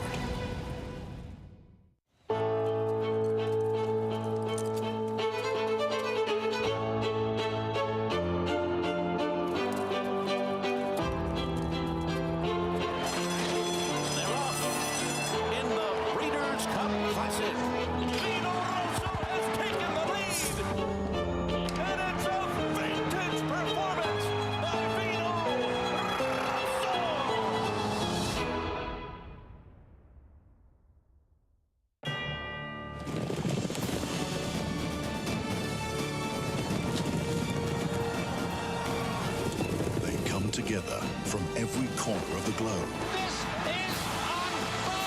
In pursuit of the one reward that sets the special few apart. The title of World Champion. Don't miss racing's ultimate coronation. The Breeders' Cup World Championships at Keeneland. Tickets on sale now. Welcome back to America's Day at the Races here with racing from Aqueduct, Big A, or Belmont at the Big A, as we are brought to you by Naira Bets. Bet any track, anywhere, anytime with your Naira Bets account today. Well, it's been many years, I think 32 to be exact, since the great Lanfranco Dettori has ridden here at Aqueduct. That's right, Frankie Dettori here to ride, obviously, in the stakes races, but also is going to get a spin around the turf course here on number 6, Zherkovec, for trainer Tom Albatrani. And I'm sure the relationship going back, considering Frankie's longtime kind of contract with Godolphin and Tom Albatrani's longtime relationship with Darley and Godolphin as well. But Zherkovec is a long shot in here, but I don't think he should be. He is a horse that has a turf hoof, and we saw it displayed, was showing a bit of ability, yes, in a maiden 40 going 5.5, but as he jumps back up here to a maiden special weight, he wants distance, and 2, he was coming off of a layoff. So Tom Albatrani's not a trainer who cranks his horses up to win first time out or to win coming back off layoff. So I think that was just a tune-up and a nice little prep here for a spot that I think he can be very effective. He looks fit here. He looks like he wants the distance of a mile. I think he's pretty interesting. I know he's a long shot here, and trust me, I wasn't just talking about this horse because Frankie Dettori is riding him, as we'll take a look at one of 2 horses for trainer Chad Brown. That's a first-time starter, number 2, Bobby D, a full brother to Raging Bull, multiple Grade 1 winner, sprinting, or I shouldn't say sprint, going a mile on the turf. Well, this guy looks well suited to the conditions, does not look like his brother at all. Gray and actually a bit longer bodied, a little bit more raw looking than the very refined and typey Raging Bull. He just doesn't look as fit as many Chad Brown first-time starters do. So I'm going to take the wait-and-see approach, and I do think that Indemnify Acacia is the stronger of the 2 Chad Brown horses. And he's even money now, Maggie. Thank you. The French bred went by. Indemnify 2 seconds so far. Here is Bobby D, that full brother to Raging Bull. Yeah, Peter Brandt, also friends with Robert De Niro, so a nice little tie-in there. Love the name. Here's the 3, Triumphant Road. Kind of lost interest, it looked like, on the far turn, and then kind of finished sneakily well again late. I thought it was an odd race for him. Big price on Bally Rhythm. Yeah, he would have to improve. Another big price as we check out Labard back on the turf. Yeah, but back on the turf and stretching out for the first time. He only sprinted once on the turf. Maybe this will be a little bit of a better run, and he is a first-time gelding. Faced eventual stakes winner Red Danger that day, too. Here's Zherkovec, first mount of the day for Frankie Dettori. Yeah. Maggie talked about it. Tommy Albatrani's horses get better with racing, and he made a nice impression in the paddock. He did. And a nice price, too. Big price on a firster, Logan's Runner. Yeah, a man that just has not produced as of yet, first-time starter. First start since January, or excuse me, second-time starter first, Steady On. Yeah, who was chasing, sprinting. Maybe he'll get more comfortable. Gets the hot hand, and Louis Zayas. He was so green in the paddock before his first race. Here's the 9 Aruba, his first start since January. Yeah, coming off an extended layoff, but has races that certainly make him a contender. Siege of Boston tried to wire the field last time at Colonial. Yeah, and nice to see Jimmy Toner shipping a horse in, son of Warfront. Tough post, but if he can overcome the post, he's another contender. Well, as we heard from Maggie, 32 years since we've seen Frankie Dettori ride at the Big A. The last time he was here and doing it in style.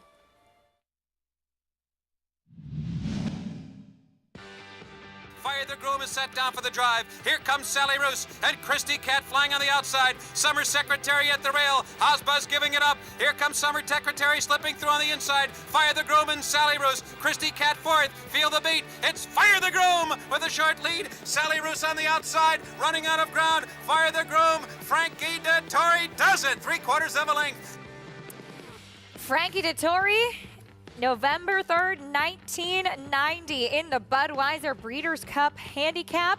And believe it or not, too, that was just the second month that Tom Durkin was calling here, and only his second month of calling races here. Yeah, a lot of water has passed under the bridge since this race in 1990, 32 years ago. And Frankie Dettori, you could see he already kind of had some of that American style, but he kept honing it over the years. Sally Roos was second. How about Christy Cat with Eddie Maple rallied up there to be third?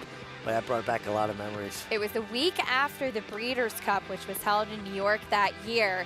And this one came in for Luca Cumani as well, and was later transferred to Shoemaker. And actually, our Gary Stevens rode her 2 graded stakes wins out in California too. Fire the Groom. There's Luca Cumani and Frankie Dettori, so young there, and so cool to see his first ride back at the Big A in 32 years. I'm sure he really missed Aqueduct. I'm sure he did. He's been all over the world. He might as well come back. Well, this is his first mount at Belmont at the Big A. That's very true. It's a lot of firsts for all of us Belmont at the Big A. So glad to have Frankie here, world-class rider, just adding to this already very deep and competitive jockey colony that we have here in New York. Flavien Prat, meanwhile, he's been aboard Indemnify in his 2 starts so far, was beaten by his entry mate Transactional last time out, and he looked like one who was maybe waiting on horses a little bit in this race. Richie, I was curious to hear your thoughts on it. Yeah, well, he did, you know, and one thing we've seen Flavien Prat be very consistent with is being aggressive, getting his position going forward. And it looks like he hit the front here. I don't know if he got to wandering or he just got run down by a better horse, because his stablemate here, Transactional, was lugging in, was difficult to handle for Irad Ortiz. He kind of jumped his left lead there. I don't know, Keisha. I didn't see his ears come up. I think he just got outfooted by a little better horse that day. A horse who, as you mentioned, was a bit green, but was a bit better. Indemnify, called by Invincible Spirit, a horse that just has made a lovely impression in both of his races so far. Has been close. We'll see if he can get to the winner's circle today. The number 9, Aruba, meanwhile, he had a very tough beat 2 starts back. That was in last November during the Aqueduct meet. And then he ran on the Tapeta down at Gulfstream in January, and that was the last time we saw him. This is taking back to November from the start of the race, as we see that he is going to be parked wide here too, and ended up being beaten only a nose in this race. It's such a desperate feeling for a rider. You know where you want to be, you know where you should be, you just can't get there. And he could, you know, he tried to take back far enough to kind of tuck in, and it just never could quite get it. And that's just not a good turf trip, you know, to be caught wide. Nobody's fault, just circumstance and post position. And unfortunately, he's drawn towards the outside again. He is. We'll have to work out a trip. And as we take a look at the stretch, he had, again, the outside post was the 1A that day. Blew the turn a bit as well, and again, just missed. This was a very tough beat for him. Yeah, but I mean, he didn't corner well there, which is not a good quality. And then he kind of got running again here, and then it looks like he runs up here like he's going to get there, and it almost felt to me like he was pretty content to run alongside this other horse. Just missed the bob. He had his nose down for a few strides too. Unfortunately, not the one in which the photo was taken. Aruba making his first start since January. But for more on the rest of this field, let's go back to Maggie. Well, Keisha, this is why teamwork makes the dream work. I wasn't in the paddock for Steady On's first race, but as you just mentioned, and I luckily was listening, you said that he was very green prior to that first start up at the spa. Not the case today. Complete 180, very relaxed, very focused. Not the biggest type, so not automatically thinking that, you know, longer is going to be better, but at a 2-turn flat mile, he could be very effective here as the speed. We saw Luis Zayas, who has taken the first 2 races on this card. Aggressive warm-up yet again. He looks incredibly fit here. And watching that race, you know, he broke well, and then he kind of steadied him back, and then he was just running in stops and starts and kind of riding him in stops and starts. obviously he was green prior to going in the gate, and he was still a bit green during the running of that race. And going 5.5, those races are just kind of over before you know it. And a lot of times horses don't get an opportunity to really figure things out. So I like the fact that second start, we're going to give him the chance to figure it out, going longer, possibly get in a better rhythm, and secure that early lead, which could be dangerous here. As we'll take a look at the 5-year-old. I think that's important to point out that Aruba is 5. He's number 9 in here. And, I mean, they're persevering with a horse that has not made that many starts, to be fair. And he looks great. If anything, he's actually become a bit more athletic looking as a 5-year-old and is very fit, very well composed mentally in the paddock, too. Looks ready. Ran his best race to date here at Aqueduct in a similar condition, going a mile. He makes sense, so we'll see. And it is a decent run to the turn for horses to secure a good position going forward, going this mile on the inner turf course. Let's check in with number 10, Siege of Boston, who is coming in here from Colonial. He secured a very easy and controlled lead, and I don't think he's going to get that here this time, turning back to the mile, which I like for him physically. But again, I think it was a product of him getting that lead and just being very comfortable out there. And he was very game, and they were well clear of the third place finisher. I don't know if dynamics are going to play in his favor today. He fits well with these, but again, I'm not sure what kind of trip he's going to pull from that outside post, Acacia. All right, Maggie, thank you. Siege of Boston, he did get very comfortable last time. How do you see this race playing out, tactically speaking, Richie? Yeah, I agree with Maggie. I'm concerned. I picked the 10, and I go against usually something that I go by. I don't like outside posts and two-turn turf races, but I really wasn't thrilled with anybody else or over the top about anybody else, and I'm hoping that coming out of the sprint, the 8 Steady On goes on. He'll go forward. I do think that Flavian Pride will go forward with Indemnify. You've got some other horses that maybe the 5 Labardi being a little bit fresh. He's shown some speed on the dirt. If I'm Junior Alvarado on the 10, I'm coming out forward and hope that those 2 or 3 go on and create that gap between flights, and I'm going to try to find that pocket from there. It'll be interesting to see how it plays out. It is a tall order. Joe Allen, homebred, son of Warfront, going out for it. Jimmy Toner, those iconic silks, as he got comfortable on the front end last time. Horses going into the gate. There goes Steady On, stretching out. He could be intriguing as far as the pace. Good to hear that he was more professional today after just screaming his head off in the paddock before his first start. And the number 1, Indemnify. He is the one to beat, though. No doubt. And he's got a good draw. He's going to be able to save ground, certainly on the first turn, and then Flavian will have to make a decision when is the prudent time to, find a clear path.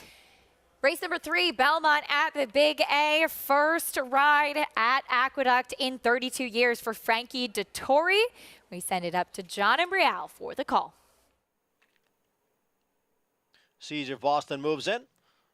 We are set for the start.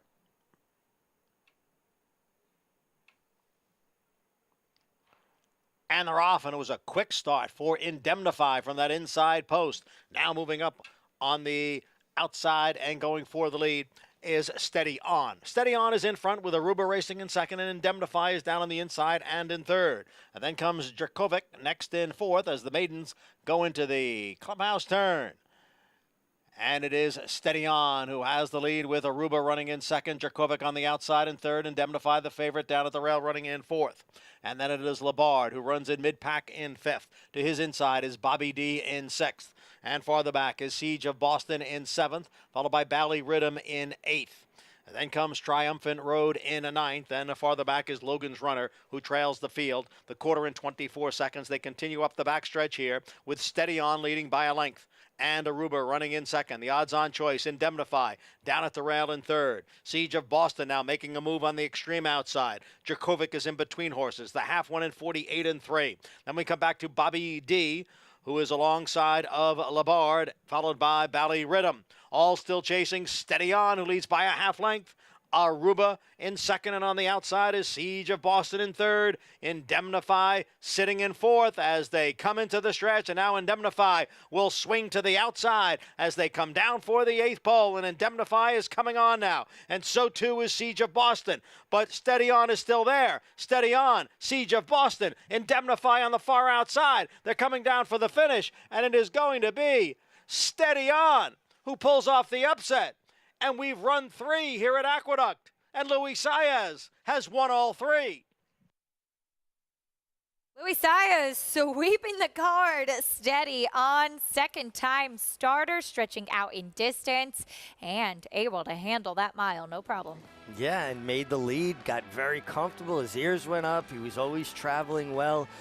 Todd Pletcher, a Hall of Famer for a reason, just a tremendous trainer whose horses every year consistently Todd performs. And making the lead the way he did, saving the ground around both turns, because when you're in front, you get to save ground and getting comfortable.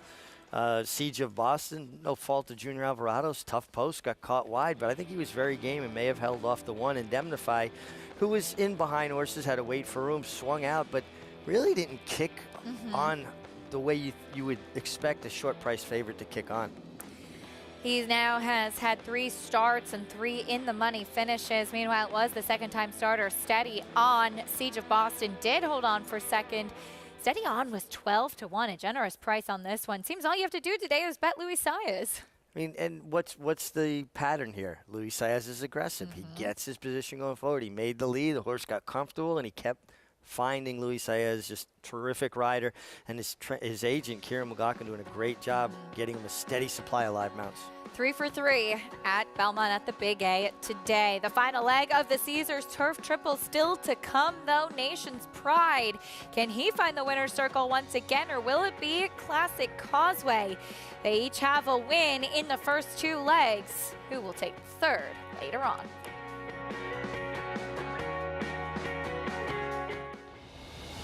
Here comes Taylor. Taylor in the center of the track with good-looking stride, squares off with Cyberknife. Cyberknife takes the lead. Tabor going with him. These two in a thriller. Cyberknife just in front, and Cyberknife has won the TVG.com Haskell over Tabor. Jack Christopher finished third. The running time 1 minute 46.24 seconds. Come dream with us at 3 Chimneys.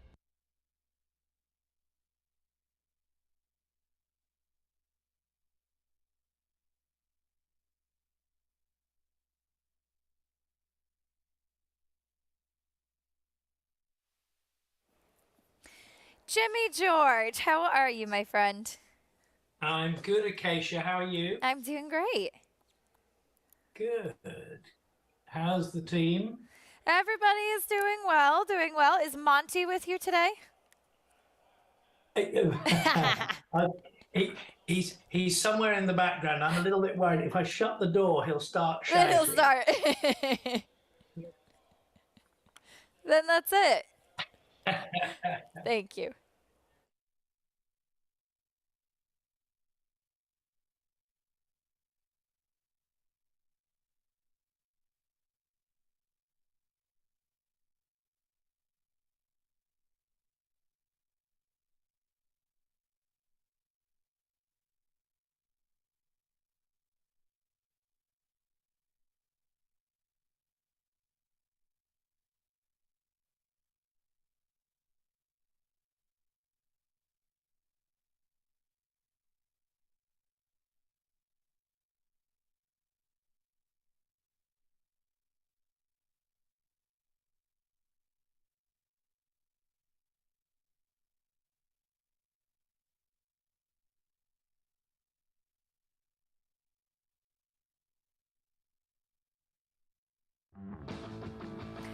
We're back on America's Day at the Races. So glad to have you with us on this gorgeous Saturday afternoon as we cover racing from New York and Kentucky. Our next order of business is at Churchill Downs, a maiden special weight for fillies and mares, 3-year-olds and upward, going the mile. And taking a look at this big field, stepping out onto the track, the number 13, Sunny River, does draw in, and she is currently 8-5 as she did cross the wire first, 2 back, only to be disqualified. We'll get to her in a moment. Starting down to the inside, Richie, with the 1, Sweet Lady Ivanka. Yeah, has a foundation, has run well at the distance, gets a difficult post, though. Number 2, Lady Commander, first start since June. Yeah, a lot of tries, and just would have to find a race that we haven't seen in a while. She's a big price, as is his first-time starter, American Band. Yeah, out of a mare that was more of a turf sprinter, actually stakes winner sprinting on the turf. They don't have turf at Churchill Downs right now, so maybe this is a prep for something going forward. It's a good way to live life. Please be kind.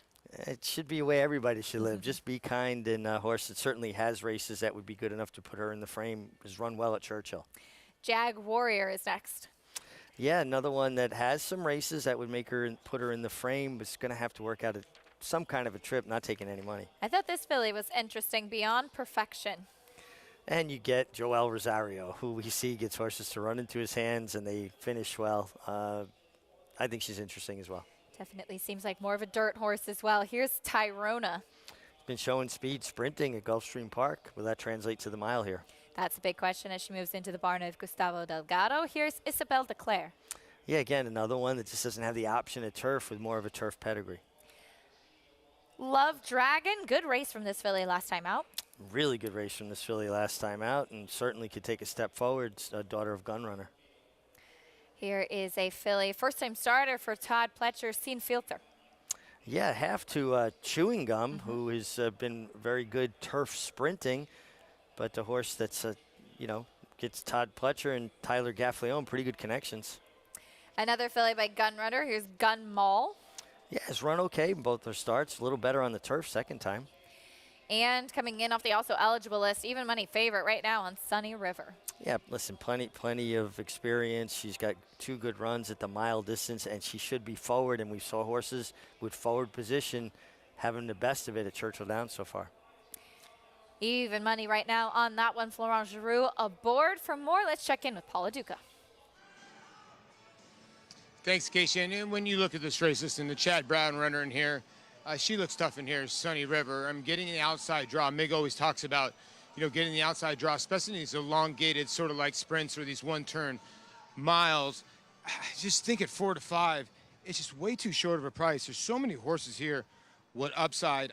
The 9 Love Dragon last race I thought was very good. When you look at this filly, she's a daughter of Gunrunner, of an Empire Maker mare.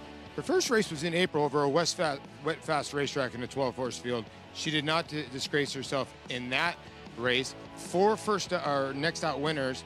Then she came back, and this race was from the rail. I consider this almost her first start, and I thought she ran very, very well. You can see Jag Warrior, who ends up running 3rd in this race, will be the 5 here today, and is now 18-1. But Al Stahl's horses really started to kick it off a little bit better towards the end of the Saratoga meet.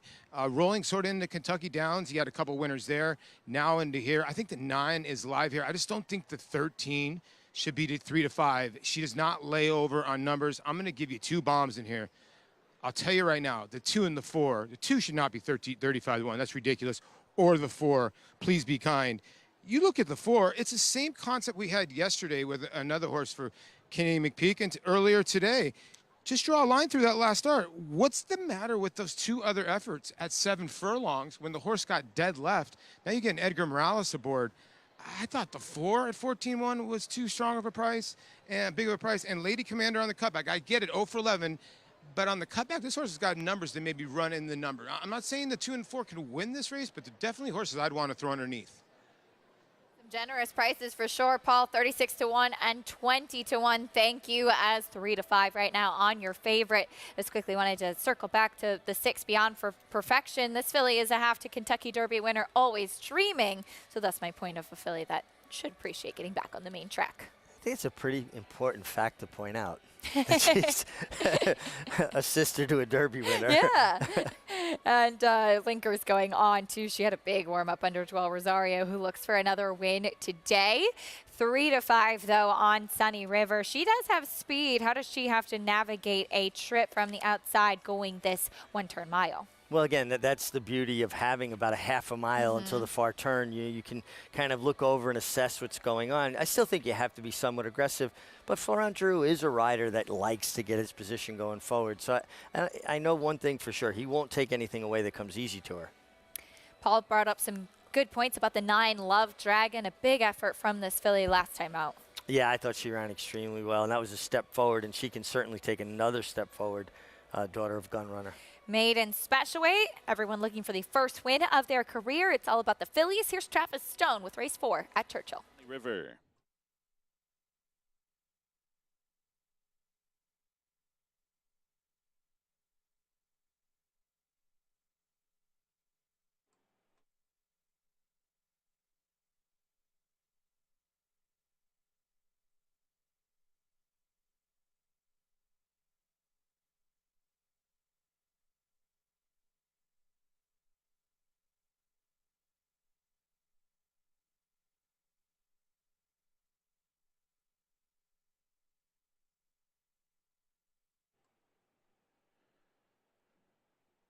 They're in the gate.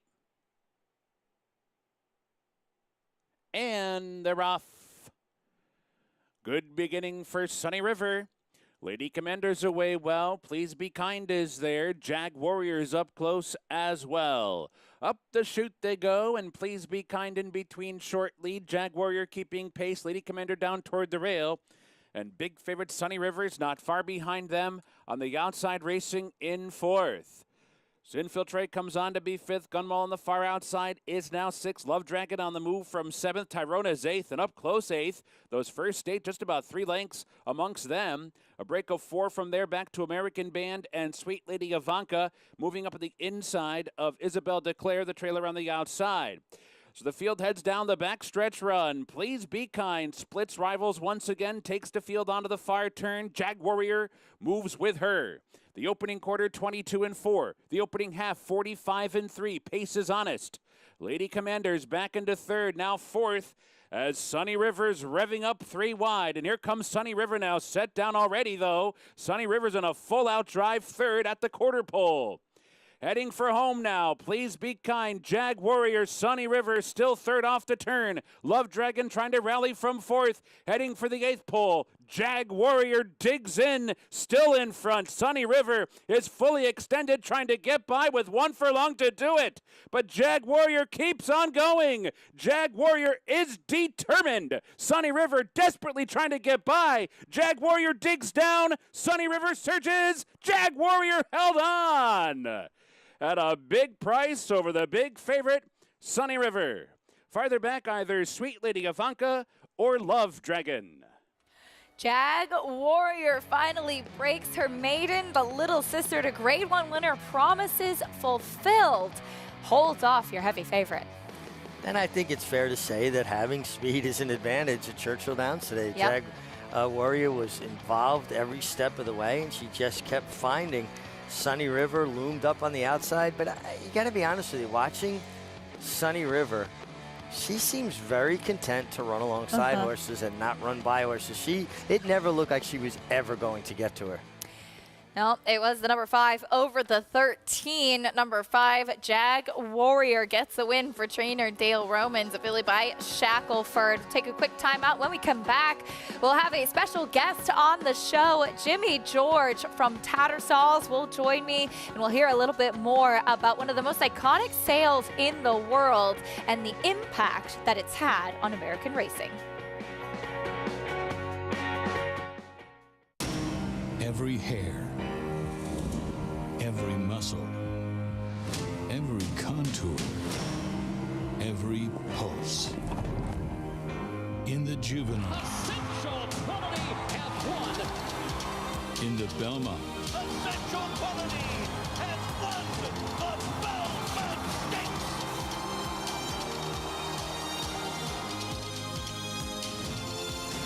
well named.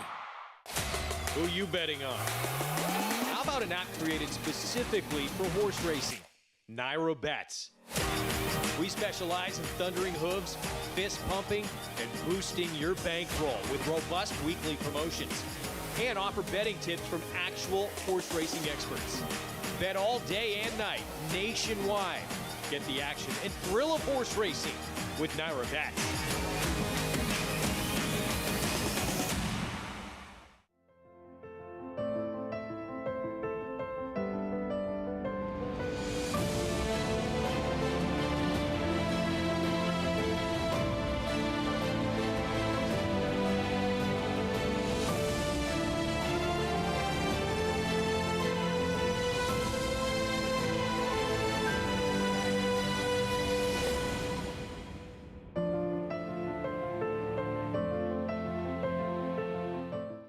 Racetrack Television Network brings you every race, from every track, on every screen, every day. With monthly packages starting as low as $5, RTN gives you great value and access to more live HD streaming and race replays than anyone. Visit RTN.tv today to sign up and watch on almost any device, including Roku and Amazon Fire. RTN has packages that start at $5 per month.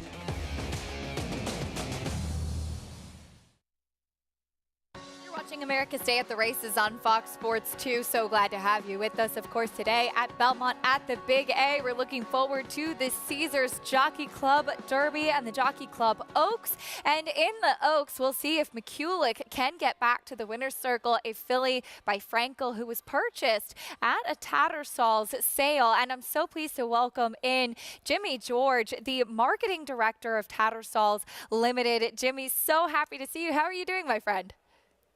Good, Acacia. Lovely to see you too. Looks lovely there at Aqueduct. It's a beautiful day. We're really looking forward to it. Of course, McCulloch, we're excited to see her today in the Jockey Club Oaks, and she was a filly that sold for 180,000 guineas at the 2020 October yearling sale for Tattersall's. Talk a little bit about the impact that October yearling sale has had on American racing. Yeah, I mean, the October yearling sale at Tattersall's had a huge impact on American turf racing in recent years, and Grade 1 winners from the October yearling sale have become a regular feature. I think last year at Saratoga there were more graded stakes winners on the turf from the October yearling sale at Tattersall's than from any other yearling sale in the world, and there have been 3 more Grade 1 winners from book 1 of the October yearling sale already this year, including obviously McCulloch, who we hope will add another big race to her tally this evening at Aqueduct in the Jockey Club Oaks. Of course, the Tattersall's October yearling sale coming up October 4th to 6th, and Tattersall's such a well-recognized name. What is it, though, about the strength of this sale that we've seen so many more American racing entities keen to go over and buy from there? I think it's the strength of the catalogue every year and the sales ability to produce these Grade 1 and Group 1 performers on the turf throughout the world with extraordinary consistency. And to look at this year's catalogue, we've got 549 yearlings catalogued. I think it's fair to say this is the finest collection of turf yearlings assembled in a 3-day period anywhere in the world. And it reflects the depth of the quality of the stallions that we currently have in Europe. These are stallions for the ages, and we have 16 yearlings by the late great Galileo. There's Dubawi, Frankel, Kingman, See the Stars, Lope de Vega to follow in his footsteps. And these are stallions that are up there with the very best that we've had in Europe in the last 50 or so years. And they're all standing in Britain, Ireland and France at the same time. So the quality is there for all to see. And the consistency of the racecourse performance is key to why the American buyers keep coming back to book 1 of the October yearling sale. Well, we can't wait to see what's in store for book 1 this year. Of course, McCulloch, a graduate today. We have a few graduates racing tomorrow here in New York as well. And I'm sure it's very exciting for the team to have the opportunity to follow those graduates of the sale and see the success that they're having on the racetrack worldwide. Yeah, I mean, it gives us enormous pleasure and a certain amount of pride to see these horses performing at the highest level weekend after weekend. And again, last weekend we saw another potentially very exciting 2-year-old unleashed by by the Chad Brown barn, tax implications, a Memas filly who won in spectacular fashion at Monmouth. I think they're very high on her. And again, year after year, these guys are coming over to the sale. They're working it hard and they're going home with top class yearlings. And I think another key factor for all the American buyers at the moment is the value for money, because our currency is on the floor at the moment. I mean, the sterling dollar conversion rate sterling is as weak as it's been this century, to be more specific, since 1985. So any American buyers coming over here, they're not just going to find the best turf yearlings anywhere. They're going to get great value too. I'm sure there'll be quite a few Americans over at that October yearling sale, October 4th to 6th coming up. Jimmy, always a pleasure to have you on the show. I hope to see you soon and wishing you and the team all the best with the upcoming yearling sale. Many thanks, Acacia. Lovely to see you all. Jimmy George, Marketing Director of Tattersall's Limited, and it really has been incredible to see the influence that Tattersall's, in particular, October yearling sale has had on our turf racing here in the United States, especially, Richie, with that Turf Triple Series. The world has certainly gotten a lot smaller, and people are going wherever they can find a good horse. Race number 4 at Belmont at the Big A. Meanwhile, the post parade is underway. We saw the one Kumar go by. There's O'Shea, Can You See? First Deputy is off the back of a big win. You're coming off a big win at Finger Lakes. How is that going to translate here to Aqueduct, although he is 2 for 5 here? Dropping class for Lil Commissioner. Gets Louis Zayas. I don't need to say too much more. He is sweeping the card so far. Here's Dark Storm. Hard-trying horse, and Matt Kentermasi, they do such a good job, hard-working family. Magnetron is next. State Bred Company last time out.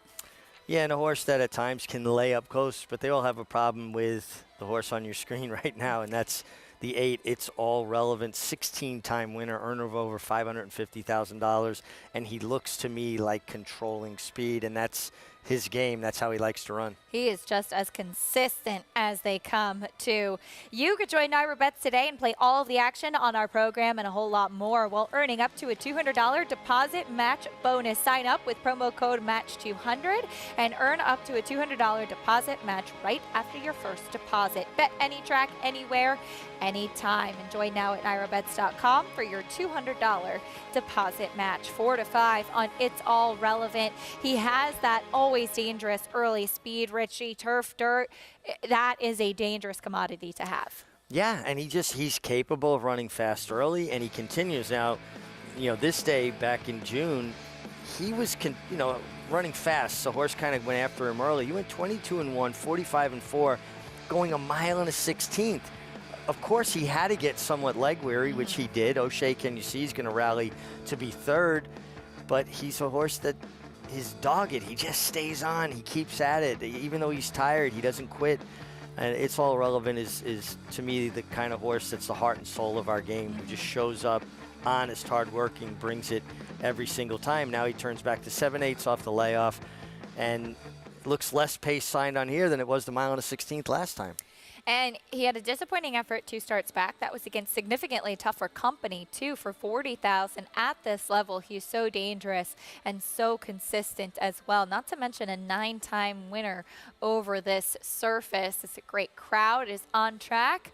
Looking to get a good glimpse of this upcoming race. Lil Commissioner, meanwhile, he does take a drop in class off a voided claim. He had a good win at this level, though, 2 starts back. Yeah, he did, and he showed decent speed that day. He was right on top of the pace early on, and was very resolute. Kicked on, opened up, and then he hung on. But he's facing a little bit different kind of speed than what he's going to face today with It's All Relevant. If It's All Relevant himself, I think it's a foregone conclusion. See if he can take them every step of the way. Lil Commissioner, though, does have Louis Zayas as he looks for his 4th win of the day already. And he's currently at 7-2. For more in this field, let's check in with Maggie. It's All Relevant returns off of a little freshening. You did miss Saratoga, as we haven't seen him since June 24th. But a horse who, for his career, is winning at 44%. I mean, that's just unheard of. And the fact that he comes back off of long layoffs time and time again and to, well, he plays at some lower levels now, but to still be consistent and running numbers that he did several years ago is really admirable, as he is a 9-year-old now. Now, sometimes coming back off layoffs of varying lengths, he can get a little washy out there, but not the case today. Looks fit, looks ready to go, looks happy, and he'll look to be controlling from that outside post. So no problems with him, but just thought I'd go to the horse to his inside, actually, and that's Magnetron. I know he's probably not quite fast enough to beat It's All Relevant, but I thought he kind of ran well in the context of that last race, where I think it's a little bit better than maybe the margin of defeat would indicate, and Gandy Dancing kind of getting things comfortably up front. And he was the only horse, Magnetron, to make up any ground, and he was doing it while racing wide throughout, even carried further out into the racetrack as they approach the quarter pole. And he just looks great here, coming back to the NYRA circuit after 2 races at Finger Lakes for Jeremiah Englehart. Great coat to him, a horse that has always had a bit of trouble with his feet, but looks fine, I'd say, today. And 2 gets to do it on a fast track. I think that's always important with this horse. He's definitely one that I don't think anymore necessarily likes any moisture in the racetrack. So again, we'll have to run one of his best races, but just a horse I want to highlight that I think is doing well heading into this effort, Acacia. And he's a generous price. Maggie, thank you. Magnetron at 8-1. As we take a look once again at your 4-5 favorite, It's All Relevant. And I remember I interviewed Dylan Davis when he won on this horse back in April, and he had ridden him a while back. And I asked him, what's it like to ride a horse that runs with his head so low down? And he said, he's actually better now than he was. He used to run with it even lower, and you just kind of have to be aware of that. When he was a young horse, he ran with his head so low to the ground. He still has a tendency to do so. I always found it tiring as a rider. They kind of stretch you out. They pull you down. And unfortunately, me being a taller rider, the center on the Jockey basketball team, they tended to put me on those kind of horses. But it would be a privilege to ride It's All Relevant. He comes from a good family. The Dam and her sister, Green Lantern Stable, they breed a good horse.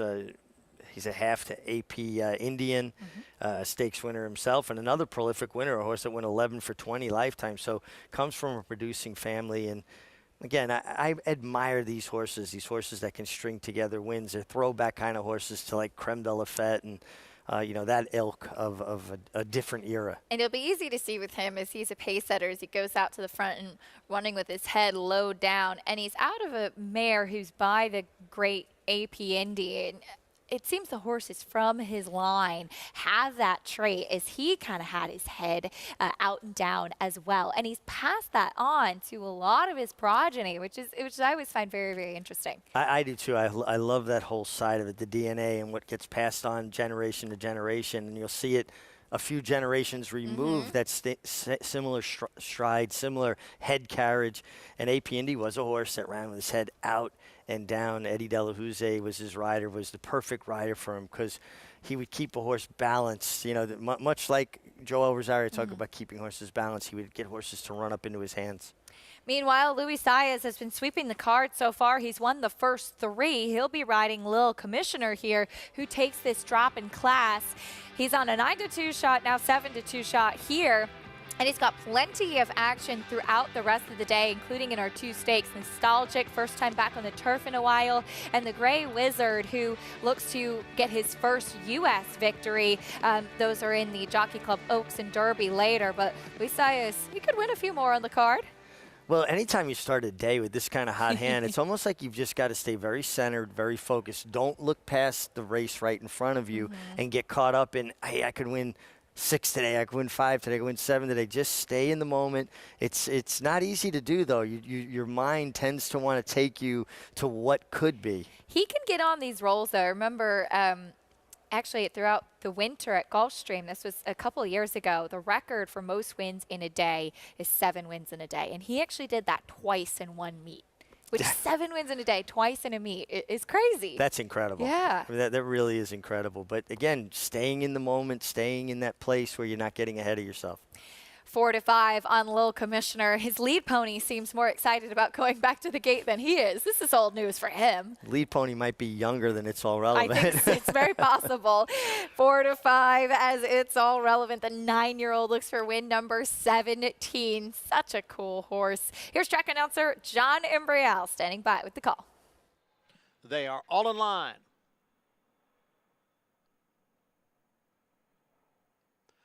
And they're off. It's All Relevant. Away well and out for the lead from the outside. And now Kumar moves up from the rail as the field races up the chute. It's All Relevant is the leader. Dark Storm has moved into second. Then comes Little Commissioner and Kumar right together third and fourth. Magnetron in the clear on the outside in fifth. Followed by First Deputy. Little and O'Shea Can You See is the trailer in seventh. The quarter went in 24 seconds. It's the favorite, the odds-on choice. It's All Relevant, who leads here by a little more than a length. Dark Storm races in second, and Little Commissioner is in third, about 2.5 lengths from the lead. Kumar down at the fence in fourth by a head. Magnetron's on the outside in fifth. And then it is First Deputy and O'Shea Can You See, all chasing. It's All Relevant, who ran the half in 47 3 and is now clear by almost 3. Dark Storm remains in second. Now it's a 5-length break back to the rest of the field as Little Commissioner drops out of it. Passed down on the inside by Kumar. Now moving up is First Deputy, far outside Magnetron. It's All Relevant with the lead coming for the quarter pole. It's All Relevant in front. Dark Storm giving chase in second. It's All Relevant is the leader. 3/4 up in 1:11 3. It's All Relevant. The lead is 2 lengths. Dark Storm is driving up now on the outside. It's All Relevant, challenged here by Dark Storm.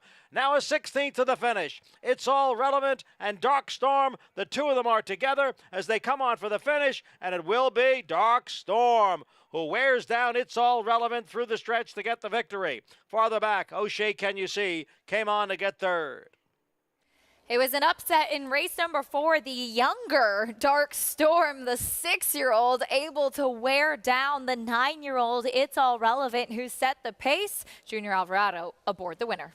Yeah, and he was on the hard chase throughout Dark Storm. He was chasing a loose on the lead. It's All Relevant. He got things the way he wanted it. Now maybe the freshening, maybe he needed one to get to his optimum fitness level. I can't make any excuses for It's All Relevant. He ran hard. He got run down by Dark Storm, who was very good on the day. Son of Flatter was resolute. You know, a lot of horses will get discouraged chasing for as long as he was chasing, but under insistent urging by Junior Alvarado, he kept at it and wore down that heavy-headed It's All Relevant. And it was a long way back to the third-place finisher, which was long shot O'Shea Can You See. 9-1 winner over your 4-5 favorite, Dark Storm. It's been a while since he's seen the winner's circle, too, trained by Matkin Cantramasi. And this was a horse who comes off of back-to-back fourth-place finishes up at the Spa. And he's able to run down the pace setter today. Yeah, and again, not an easy thing to do when the horse is loose on the lead and they're bowling along and you're chasing for that long. Some horses get discouraged. Well, Dark Storm did not stay to his task and got it done under Junior Alvarado, who has quietly put together a good summer. Yeah, he certainly did. Of course, a big win in the Jockey Club Gold Cup aboard Olympiad. Cody's Wish, upsetting Jackie's Warrior, too. Big summer for that. Jockeys, finally, we see somebody not named Louis Zayas head to the winner's circle, but Junior Alvarado aboard Dark Storm over your favorite. An upset in race number 4. When we come back, we'll talk about the upcoming 2-year-old races at Churchill Downs. And there is Louis Zayas. There's also the coach, Dwayne Lucas. He will send out Naughty Gal, looking to bounce back in the Pocahontas today beneath the Twin Spires. More on her after this on America's Day at the Races. Eclipse champion Run Happy, the #1 second crop dirt sire of last year, is back and showing a new dimension with winners on turf, dirt, and all weather.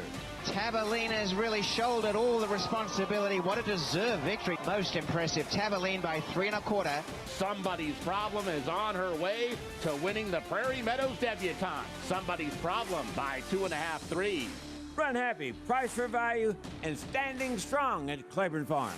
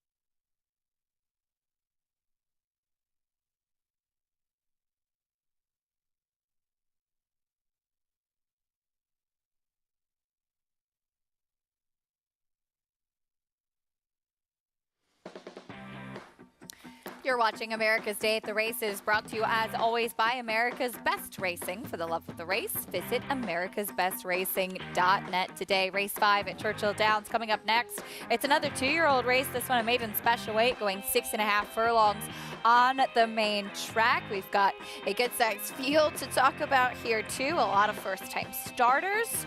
Always fun to see who will step forward in a heavy favorite for Brad Cox. We'll meet the rest of the field, though, starting with the 2 communication memo, Richie. Not taking a lot of money for Steve Asmussen first, so the mare's had 1 foal, 1 winner. Here's the 3 Army Star. Out of a mare that was a stakes winner herself, has 4 for 4 with her foals, 4 starters, 4 winners, and 1 debut winner. A little cold on the board for the second-time starter, Release McCracken. Yeah, who showed some run at Indiana. She didn't get a very fast figure, but she didn't break very sharp and kind of rushed into it.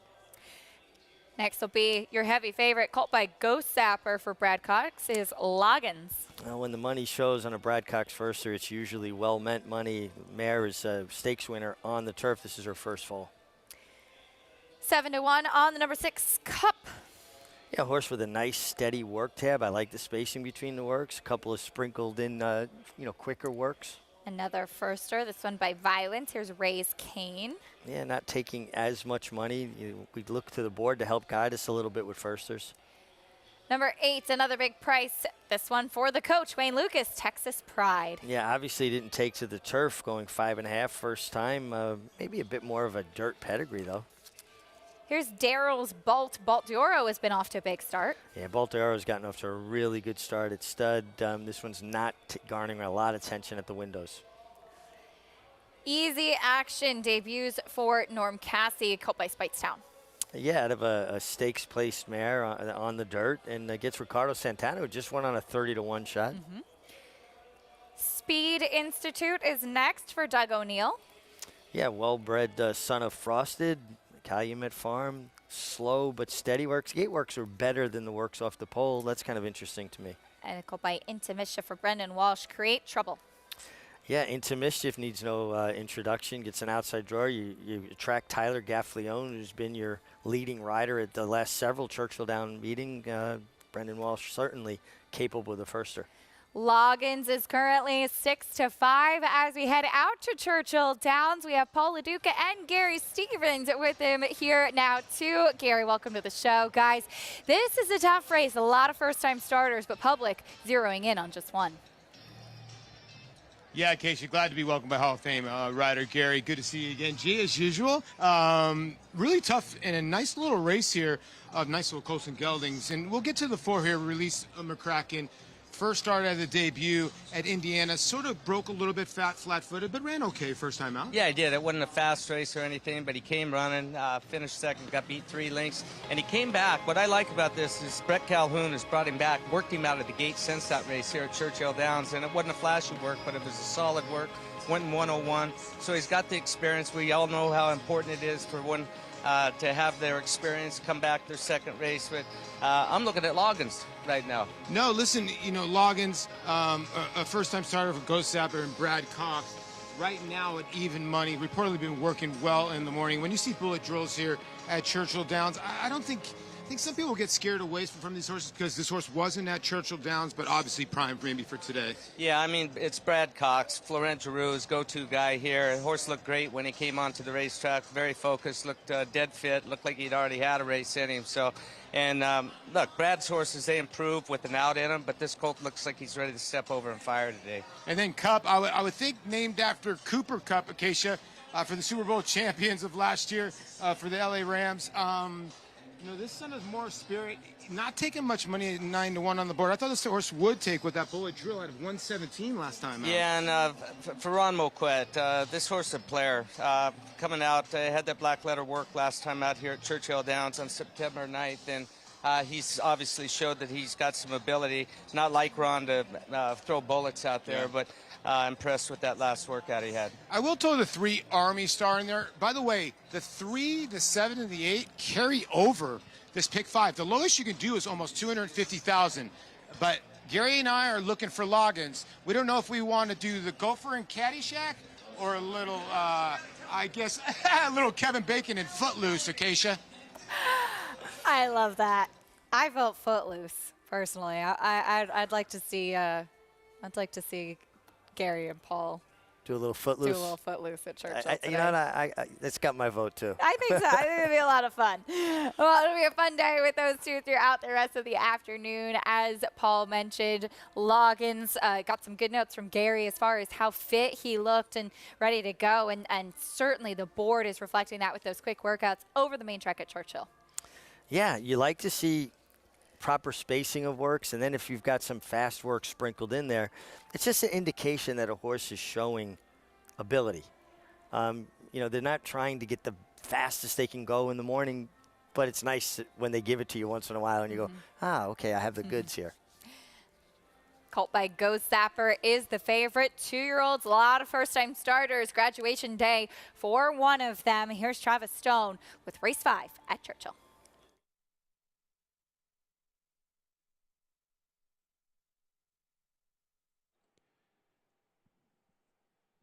They're in the gate, and they're off.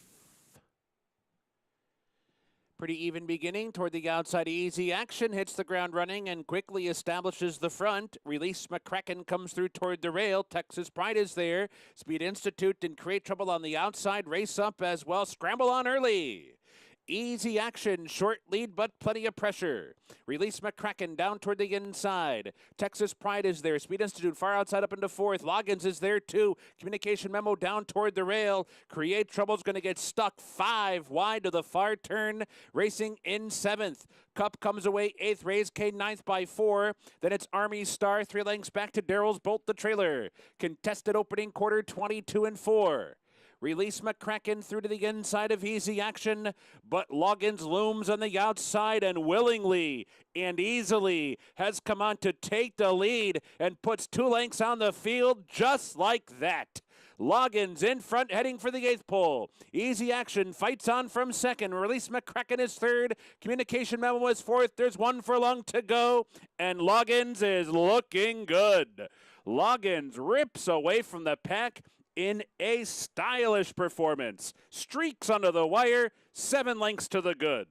Easy Action ran well to hold 2nd. Communication Memo was 3rd. Release McCracken was 4th. Loggins, as he had a big gallop out, 2 away from the rest of this field. Short price favorite, and he ran to it, Richie. You got to be impressed with this performance. He was bottled up in behind horses, but he did it like he had been there his whole life, not a 2-year-old making his first start. He waited for Florent Drew to find him some running space, and then it was over. You want to go a foot loose. He was foot loose coming off the turn, and he said, I'm all right. Nobody worry about me. Does this mean we get to see Gary and Paul do some footloose for us? I'm going to be real disappointed if I don't see at least a couple of dance move, guys, if you can hear me. Yeah, I hope so. This colt was impressive. A colt by Go Sapper, sold at the Fasig-Tipton Saratoga yearling sale last year for $460,000, and he ran to that short price favoritism today.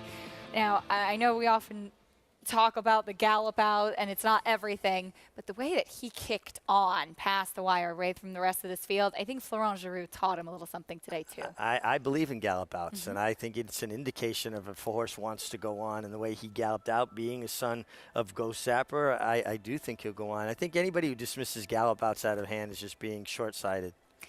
A big future for Loggins down the line, as I'm going to say farewell, at least for now. We'll be back reporting a little bit later on, too. Still plenty of great stakes action to come from both Churchill and Belmont at the Big A. Greg Wolf coming up on the set to take you the rest of the way, as we'll see next race 5 at Belmont at the Big A. There's Umbria on the drop in class, the favorite for Linda Rice. More on that horse and the rest of the field after this on America's Day at the Races. A Grade 1 winner of nearly $2 million, Silver State hails from the sire line of legendary Claiborne stallion Danzig. And his second dam is full sister to Kentucky Derby winner Monarchos. After winning the Oaklawn Handicap, Silver State defeated Knicks Go in the Grade 1 Metropolitan Handicap. On the board in 12 of 14 starts from ages 2 to 4, his career included a 6-race winning streak. Grade 1 winner Silver State, standing at Claiborne Farm. If you're looking into racing partnerships, you should know they're not all the same. When you partner with Bond Racing Stables, you become a member of a growing family of racing enthusiasts, all guided by 3 generations of experience in thoroughbred breeding, training, and racing. Sharing the excitement at Saratoga and Belmont Park, where we've graced the winner's circle with winners like Giacosa, who was bred, born, and raised here at our Song Hill Farm. Get more than just a partnership. Become a member of the Bond Racing family. 3 generations of thoroughbred excellence.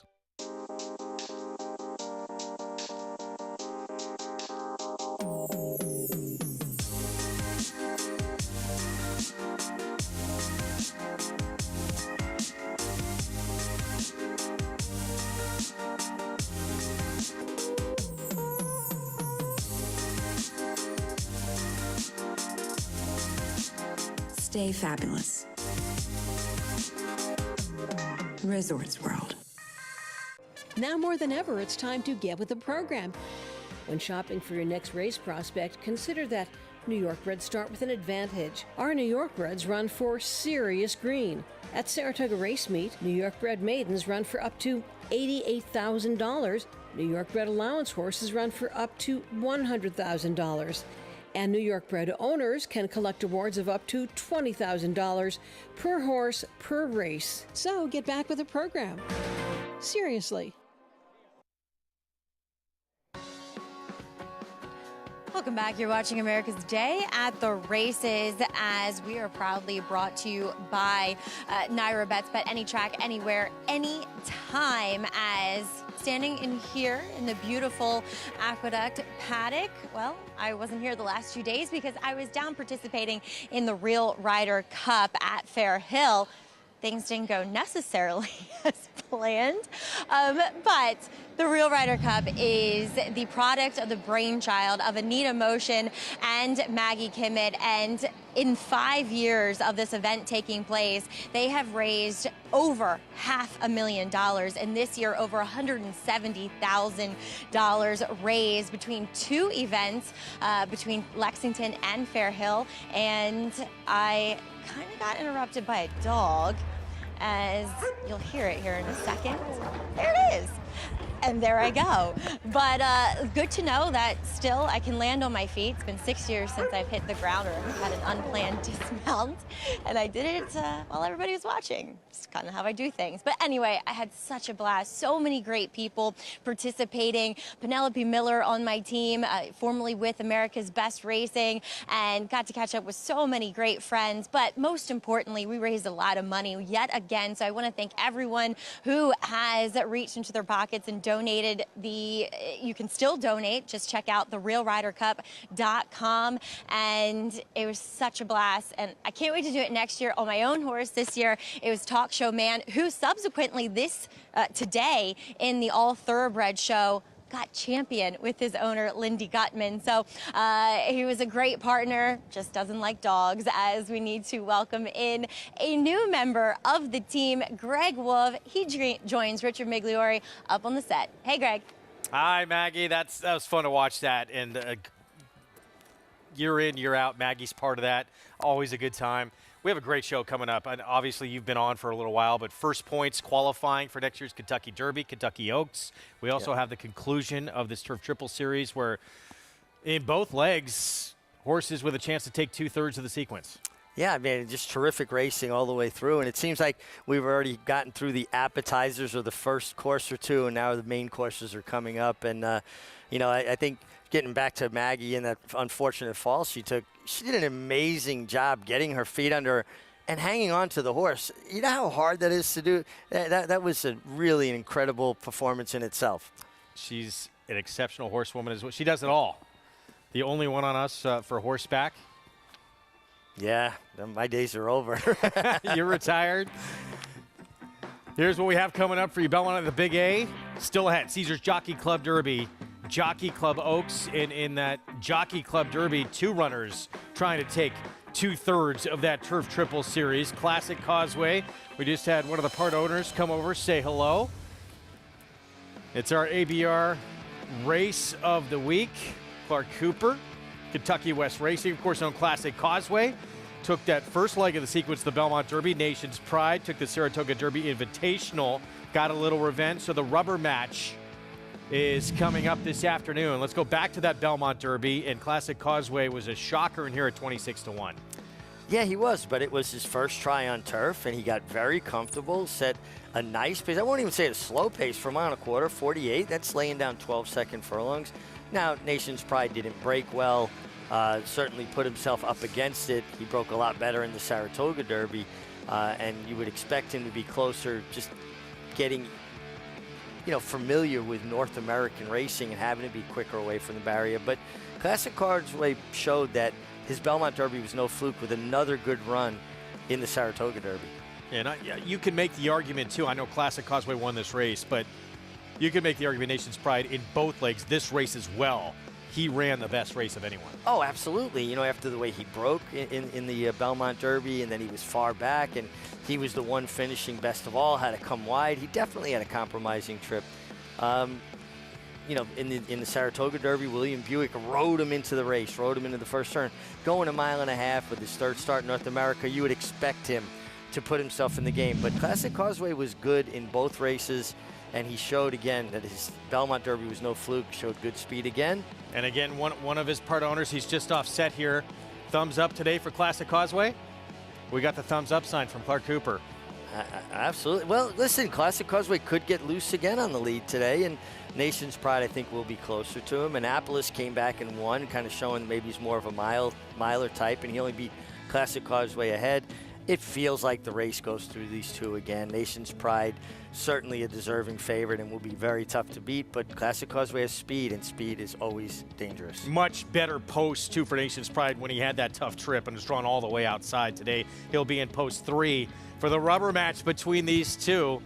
Classic Causeway, Nation's Pride. There's some others, though, in here as well. That horse coming in from Germany, Artican, faced an older horse, Rebels Romance, who's now undefeated 3 for 3 on the grass, former UAE Derby winner, adding some intrigue to the race. So that'll be race 10 on the card today. Right now it's race 5 up next, as we're 7 minutes to post. Starts off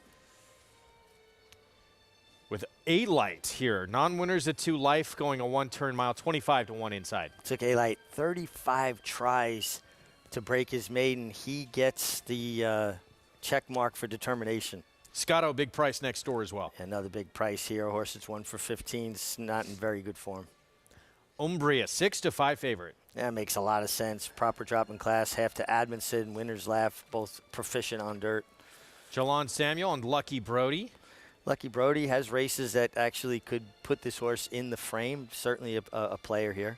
Prince of Joy, big long shot went by, has speed, and then BC Glory Days, the 7. Yeah, BC Glory Days also has races at times that put this horse in the frame. Maybe the turn back in distance, after one sprint last time. Second off the claim for Jeffrey Engelhard. This is Amadeus Music. Yeah, went up to Finger Lakes. Didn't apparently like Western upstate New York, but he's back down here.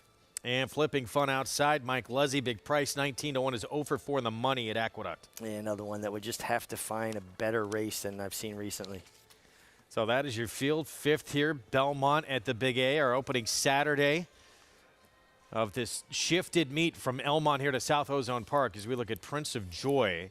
Jackie Davis here at 9-1. Mentioned speed certainly with this runner. Yeah, this horse's game is to go forward, to be a part of the pace, but is that going to really help his cause? So the one to beat, at least on the board right now, this is Umbria.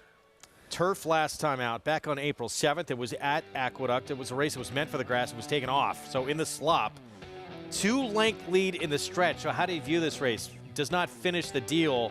Looked like in every way he should have, and he gets nailed. Yeah, but if he runs that race, I know this was a wet track, it towers over anything else in this race, doesn't it? Even though he did get caught, what horse in here is going to fly through the stretch? Sometimes it's more about the company you keep. And this horse has run consistently better races than the majority of his rivals. Yet to win on dirt, however. So we'll see if today's the day. I love the way he looks. Even money right now. Now, Red Ortiz Jr. For Linda Rice, 4-year-old son of Munnings, looking for his first win here at Aqueduct. Again, non-winners at 2 lifetime condition. 1-turn mile coming up in our 5th. Some new audiences here joining us right now.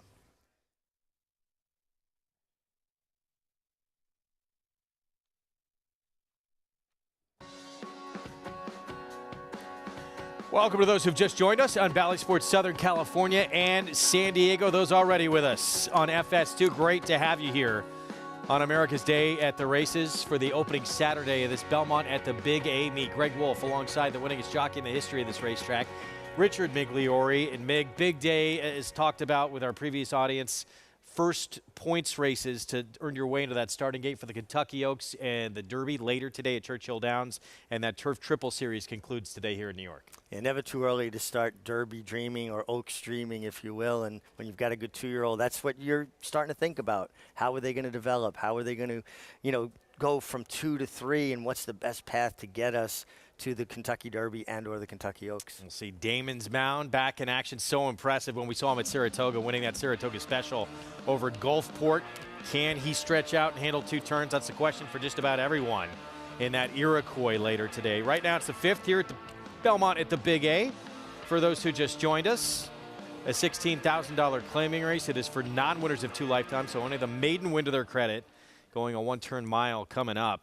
And all the action you see with us this afternoon, you can play it by getting signed up with Naira Bets. We've got the Pick 6 coming up next, then the late Pick 5, beginning with that Jockey Club Oaks Invitational. Match 200, that promo code to use for new members to play along. Go to NairaBets.com. You can download the Naira Bets app and bet any track, anywhere, anytime. So we had talked about Umbria, how good he looked. The 3, he's now 4 to 5. Yeah, and I think that he's the most likely winner, obviously. He's got some good races on dirt. He's got some good races on turf. He takes what I feel is an appropriate drop-in class, 16. He looks very formidable. If there's an upset, where do you want to go, I guess would be the question.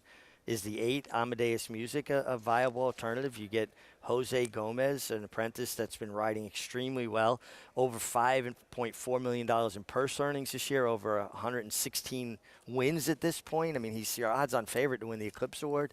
I'm not sure where I would go if not the 9-pound weight favorite. break as well if you want the 8, Amadeus Music, as you continue to look at the 4 to 5 favorite. For our new audiences, let's welcome in for the first time today, Maggie Wolfendale with more here on the 5th.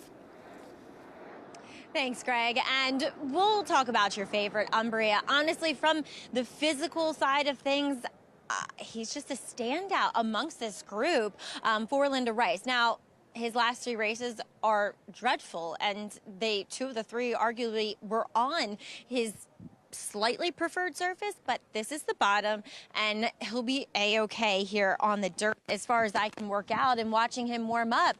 He's the horse to Amadeus Music does scare me a bit. I have a problem with, the 2 back when he looked to run a good race for his previous connections, Jimmy Ryerson.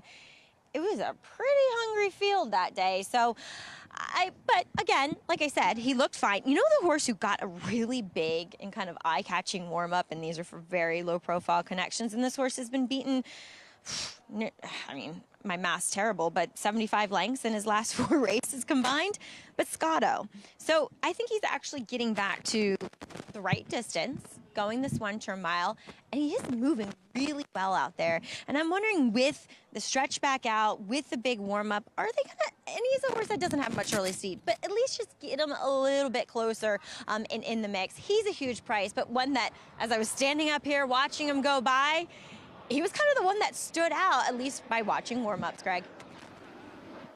Well, you look at the records. Thank you, Maggie, of everybody in this field. And, Moscato 1 for 15. That's actually one of the better records for some of these. Flippin' Fun, the 9, 1 for 26. You got A-Light, the 1 for 37. That's the nature of this non-winners of 2 life condition. Well, that's it. Listen, I think Umbria is the best horse in the race, most likely winner. I'm taking a shot. I'm going with a hot apprentice, and maybe he can weave some magic. First time this horse getting a break in weights, and he's well drawn outside. Amadeus Music, so 4 to 1 with apprentice Jose Gomez. And, at least there was life he showed in this condition when he was in this level at Saratoga this summer. And then they put him in an allowance race at Finger Lakes. So essentially, it had to be a fairly tough field. Well, he has the least amount of starts on a fast dirt track. Well, he and Umbria. Umbria's got 2 seconds out of 4 starts on fast dirt. He caught wet tracks before. Amadeus Music's got a win in a second on fast dirt. Everybody else has 16 starts on a fast dirt, 11, A-Light 20. You know, they've had plenty of chances to try to break through to get that second win. And he was off the pace. The last time he was in for this level, he was off the pace in a 25-48 and 1/2. No chance on that occasion. So 4-1. We'll see if he can get the best of the 4-5 favorite. That's the 3 Umbria. 5th from Belmont at the Big A. Let's go to John Imbrial for the call.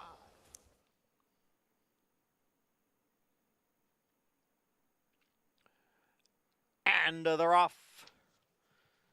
And it is Flipping Fun who's going out for the early lead. BC Glory Days is racing in second with Prince of Joy next and third. Then it's a 3-length gap. Back to Amadeus Music, who's on the outside in 4th. A Light is down at the rail and running in 5th. Lucky Brody next in 6th. Another half dozen lengths back to Scotto.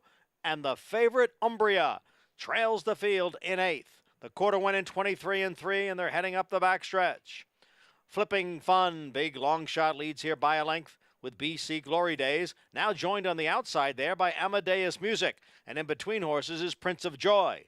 A Light is at the rail and running in 5th. Lucky Brody is next in 6th. Another 5 to Scotto. 5 more to Umbria. The leader is still Flipping Fun. Challenged now by BC Glory Days. Prince of Joy is 3 wide. Amadeus Music is 4 wide through a half mile in 48 seconds as they race midway on the turn. And there goes BC Glory Days now to take over. Flipping Fun is dropping out of it. Prince of Joy has moved up next into second.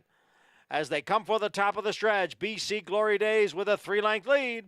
Prince of Joy is next in second. Farther back, Flipping Fun, along with A Light, Amadeus Music. And on the outside, it is Lucky Brody. And then Umbria as they come down for the 8th pole. BC Glory Days is drifting out there. Prince of Joy had to steady just a bit. Umbria continues to gain on the far outside with a 16th to the finish. Moving up down at the rail is Amadeus Music. Here comes Umbria. Umbria, who was so far back, comes from out of the clouds to win it at the end by more than 2 lengths.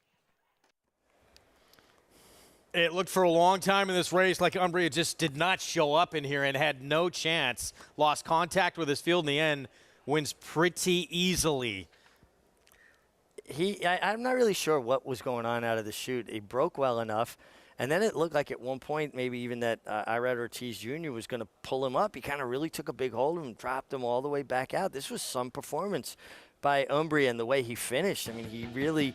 and it seemed like everybody took their shot in the middle of the race, didn't it? Could Prince of Joy been a little closer if not for the 7 drifting out? Yeah, it probably stymied the forward movement a little bit there. But, you know, Umbria, like I said, was so far back, and he was also having to angle out further.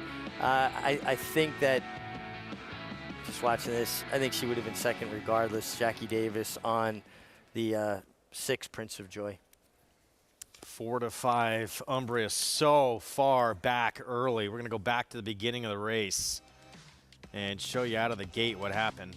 3-6-1-7, by the way. Keep your eye on the 3. It seemed like everybody broke fairly clean. I don't see any inordinate amount of contact there. And then right in here, you're going to see Irad Ortiz really kind of puts on the brakes. He kind of steadied there, even though that horse that crossed over was clear of him. And at this point right here, as much hold he's taking, you see his head's kind of up in the air. I wondered out loud, is he easing this horse? Or was this the plan by design to take him that far back? Maybe it just took Umbria a long time to kind of sort out his stride, and Irad was making sure he was okay before he asked him for his best. It's not the way he typically runs. But against a field like this, he was able to overcome it and kick into gear very late to get by a group who had not produced a lot on the racetrack. No, and listen, he landed in the right group. This was a very good performance for him to come from that far out of it. You generally don't see lower level horses come from, you know, he came from Nassau County. The rest of the race was in Queens. Big performance from him. But even the way Irad pulls him up quickly here, almost felt like Irad wasn't 100% comfortable with everything. Strange run race, but Umbria as an odds-on favorite, able to get it done here in the 5th. We'll have the prices coming up in a moment. We're going to head back to Churchill Downs under the Twin Spires when we come back on a big day. Again, first points awarded on the road to the Kentucky Derby and the Kentucky Oaks. Derby City 6 is next when we return. We'll set the stage for the first leg when we come back.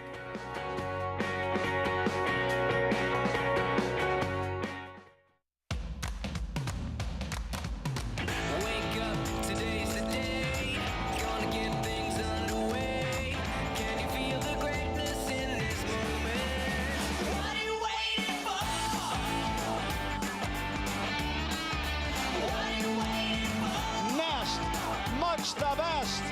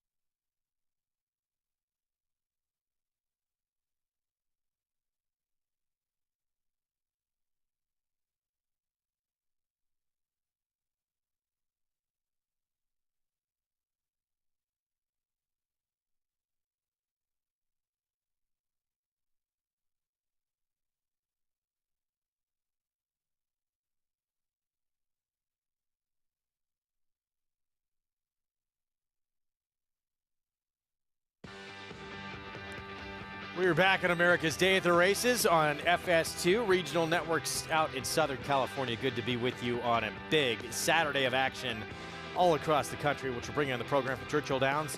And here at Belmont at the Big A, Umbria looked like it was just not going his way today. Far back, maybe not handling the track, but able to finally get into gear late in the stretch. Yeah, I mean, this was some performance. You know, usually horses at lower levels this far back get discouraged and they don't kick into gear. He started to gain ground slowly around the turn, but even into the stretch, he had so much to do. He's still not in our picture. He still hasn't made the frame yet. We're going to see as we turn in here. He still has a good 10, 12 lengths to make up at this juncture. He's going to wait, angle out to the clear. This was a remarkable performance, again, for a lower-level horse to make up this kind of ground and keep coming with a relentless run. I'm impressed. I really thought that at one point he was going to be Reminded me a little of Zenyatta at Churchill Downs in the Breeders' Cup Classic. Just didn't look like she was handling the track. Yeah. Finally kicked into gear. He would win this race, though. She just missed against Blame. Well, he wasn't level. running against any Blames. No. And he is no Zenyatta, but good for him to get the win here. Second win of his career. 4-5, 3-6-1. Pick 4 ends in that race and comes back just over $4,000 with a 4-5 favorite to end it. Wow. Yeah. Let's head to Maggie. I know that face.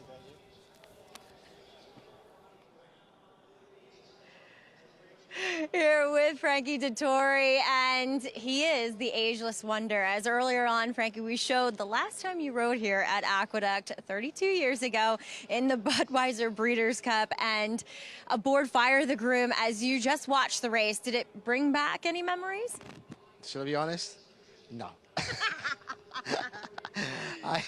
It's 32 years is a long time. I remember being here. I don't even remember the race, but I saw the video, and it was me. Yes, I did win. So. Tom Durkin citing it was you too, if you didn't believe it. Well, we're here at Aqueduct to ride Nation's Pride again. We saw you ride him back at Belmont. And talk a little bit about him, too. I thought, since he won the Saratoga Derby, a horse that is handy, small, and kind of likes the tighter turns in this kind of configuration. Well, he's had time to acclimatize. He ran quite well with me at Belmont, but he fluffed the start, and it was a lot of big field, so he had to come around a few horses, and the winner got a quite uncontested lead in front, and we couldn't catch him. He reversed the form at Saratoga, and yeah, he's had time to acclimatize, and look, he's his favourite. He's got a great chance, and you know, all these races are never easy to win, but he's in a good place at the moment. Frankie, you have just such a following worldwide, and to come back to New York, what's it kind of like to be here at Aqueduct? Well, I came here as a 90-year-old, you know, just come out of my apprenticeship. I worked for Kumani. Well, I did remember we did send a bunch of horses here for the Belmont meet and Aqueduct. So I was here for a good period of 10 days. So yeah, it's nice to walk down memory lane and reminisce in the good old days. And yeah, it makes me feel proud that I've been here before, and it's nice. It was lovely to have you here as well. And too, as you said, close to JFK, you're flying back with the same crew that brought you here. Actually, yesterday when I told the same crew what time they were flying back, and they happened to be on the same flight, so they said, "What the hell are you doing in New York for one day?" Well, I'm actually riding a couple of races. I'll see you tonight. Oh, Frankie, best of luck later on here with our 2 races in this Turf Triple Series, and it's wonderful to have you here at Aqueduct. Thank you. Don't get any better than Frankie Dettori, Greg. One of the all-time greats, tremendous personality as well. Over 500 group wins in his career, including 20 English classics. He's done it all in this sport. One of the most popular riders of all time. Oh, absolutely. It's great to have him here. He's known internationally, and I wonder if he did his flying dismount that first time at Aqueduct to fire the groom. He did, huh? He did not. No, I think he incorporated that later on when he. Very good chance we're going to see that later today. I'm sticking around just to see that. Nation's Pride is the one to beat in that third leg of that Turf Triple Series. We're back at Churchill Downs. Derby City 6 begins in this race, and it is the 9, Pro Occident, who has just one start to his credit. He has taken on a lot more experienced runners in this group. Ran a big race for Eddie Keneally in that debut at Churchill at 7/8, won by 7 lengths. It's a tough task, though, coming back off one start against this group. It is a tough task, but he made it look really good first time out, the way he swept past the field. And we saw his older brother, It's All Relevant, run second here a little bit earlier in the day. That mare, Ender's Sister, certainly a producing mare. Green Lantern Stable kept this one, and they're being rewarded with a horse that looks like he has a lot of ability. So he's the 2-1 favorite. Uberkirk, couple back at a mile. He ran a very big number that would put him right in the mix against this group. Brigadier General. He's coming out of a stakes race last time. He was actually the morning line favorite. 8-1 though right now on the 6 for Dallas Stewart. Yeah, no, he's jumping into the deep end of the pool with some much more seasoned pros, but they all have one thing in common. They're in this condition. I mean, there are some horses that have won some claiming races, so they've won more than one race, but this is a race for a horse that have never won a race other than maiden, claiming, or starter. So they're all basically in the same boat, and Pro Occident was impressive on debut. Another one who's lightly raced, Film Star for Brad Cox, the remaining half of the entry. That's the 1. He'll break from that inside post. Start number 2, he won in the mud at Ellis. We'll see if he can back it up here on a fast track, but Pro Occident, the 9, he is the 1 to beat off a big debut for Eddie Keneally. Let's go to Travis Stone for the start of the Derby City 6.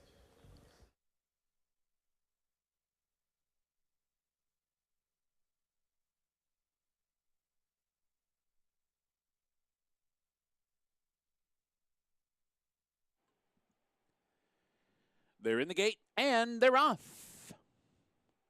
Some crowding there at mid-pack. Sunday Breeze took the worst of it. Policy Option squeezed as well. Brigadier General broke outwardly. Film Star broke alertly, and Gulfstream Way quickly up to establish the lead and joined outside by American Icon. Film Star keeps pace with them toward the rail. Drive for Fun's not far behind either. So they cross over to the main track, and Film Star down inside is the leader.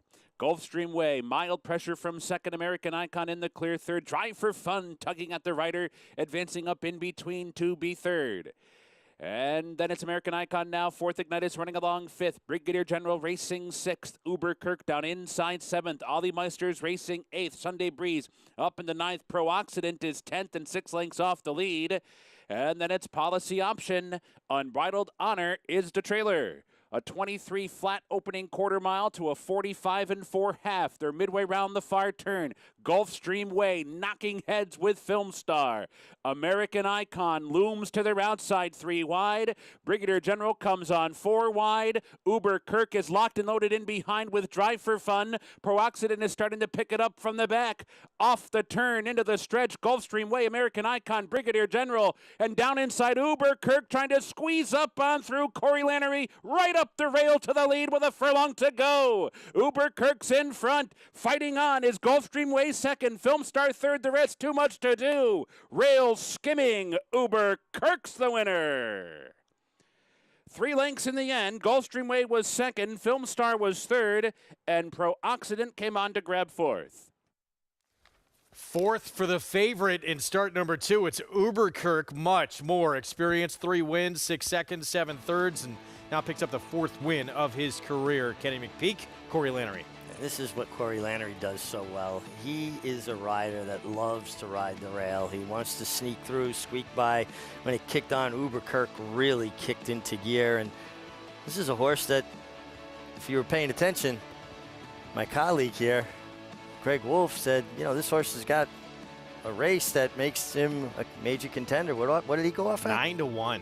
9-1. From 15 on the morning line. Pro-Oxidant had a lot to do. Maybe left a little too much to do. Had to deal with a lot of kickback traffic. He rallied it before. The horse that can certainly continue to improve. But Uber Kirk, in his 30th career start, he certainly was professional skimming the rail. So 9-1, Uber Kirk, 7-year-old with the victory for Kenny McPeak.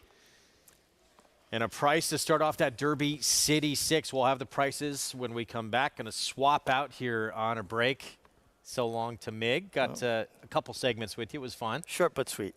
Yes. Andy Sterling stepping in after a short timeout. We have a lot still ahead, including final legs of that Turf Triples series. McCulloch going to try and take 2/3 of that Turf Triple, the Jockey Club Oaks Invitational. Up next, though, race 6 here at Belmont at the Big A in Candy Strike for Pletcher with Johnny V getting set for her debut coming up in our Pick 6 here in New York.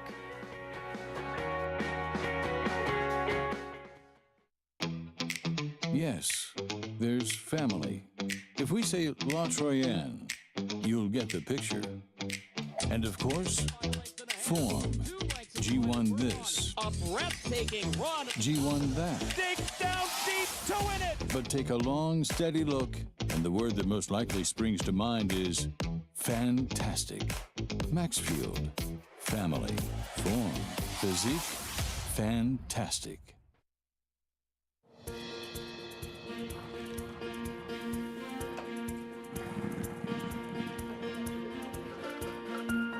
We take pride in what we do. For me, it's more of a passion than actual work. I'm an assistant trainer. Carpenter. I'm a peace officer. I'm a jockey. I'm a gardener. I'm a groom. Clocker. Assistant starter. Trainer. ESL teacher. I love what I do. There's so many jobs that come together every day. It's a collective effort that really makes this ball go round. We are New York Racing! I couldn't imagine working anywhere else. For me, riding horses in the morning is the best thing I can do. New York Racing helps support my small business. It's extremely important to the New York economy. Like my dream come true. This is like a big family. We are New York Horse Racing. Racetrack Television Network brings you every race, from every track, on every screen, every day. With monthly packages starting as low as $5, RTN gives you great value and access to more live HD streaming and race replays than anyone. Visit RTN.tv today to sign up and watch on almost any device, including Roku and Amazon Fire. RTN has packages that start at $5 per month.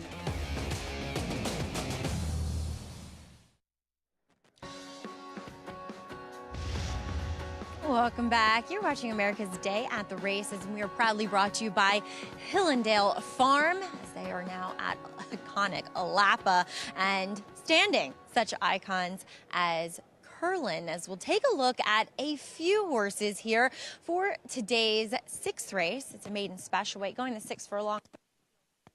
And we'll begin with one that has experience that, in my opinion, possibly should be the favorite in here, as Padma was beaten by her uncoupled stablemate first time out in Socially Selective, who just fired out of the gate from that inside post position and took them gate to wire.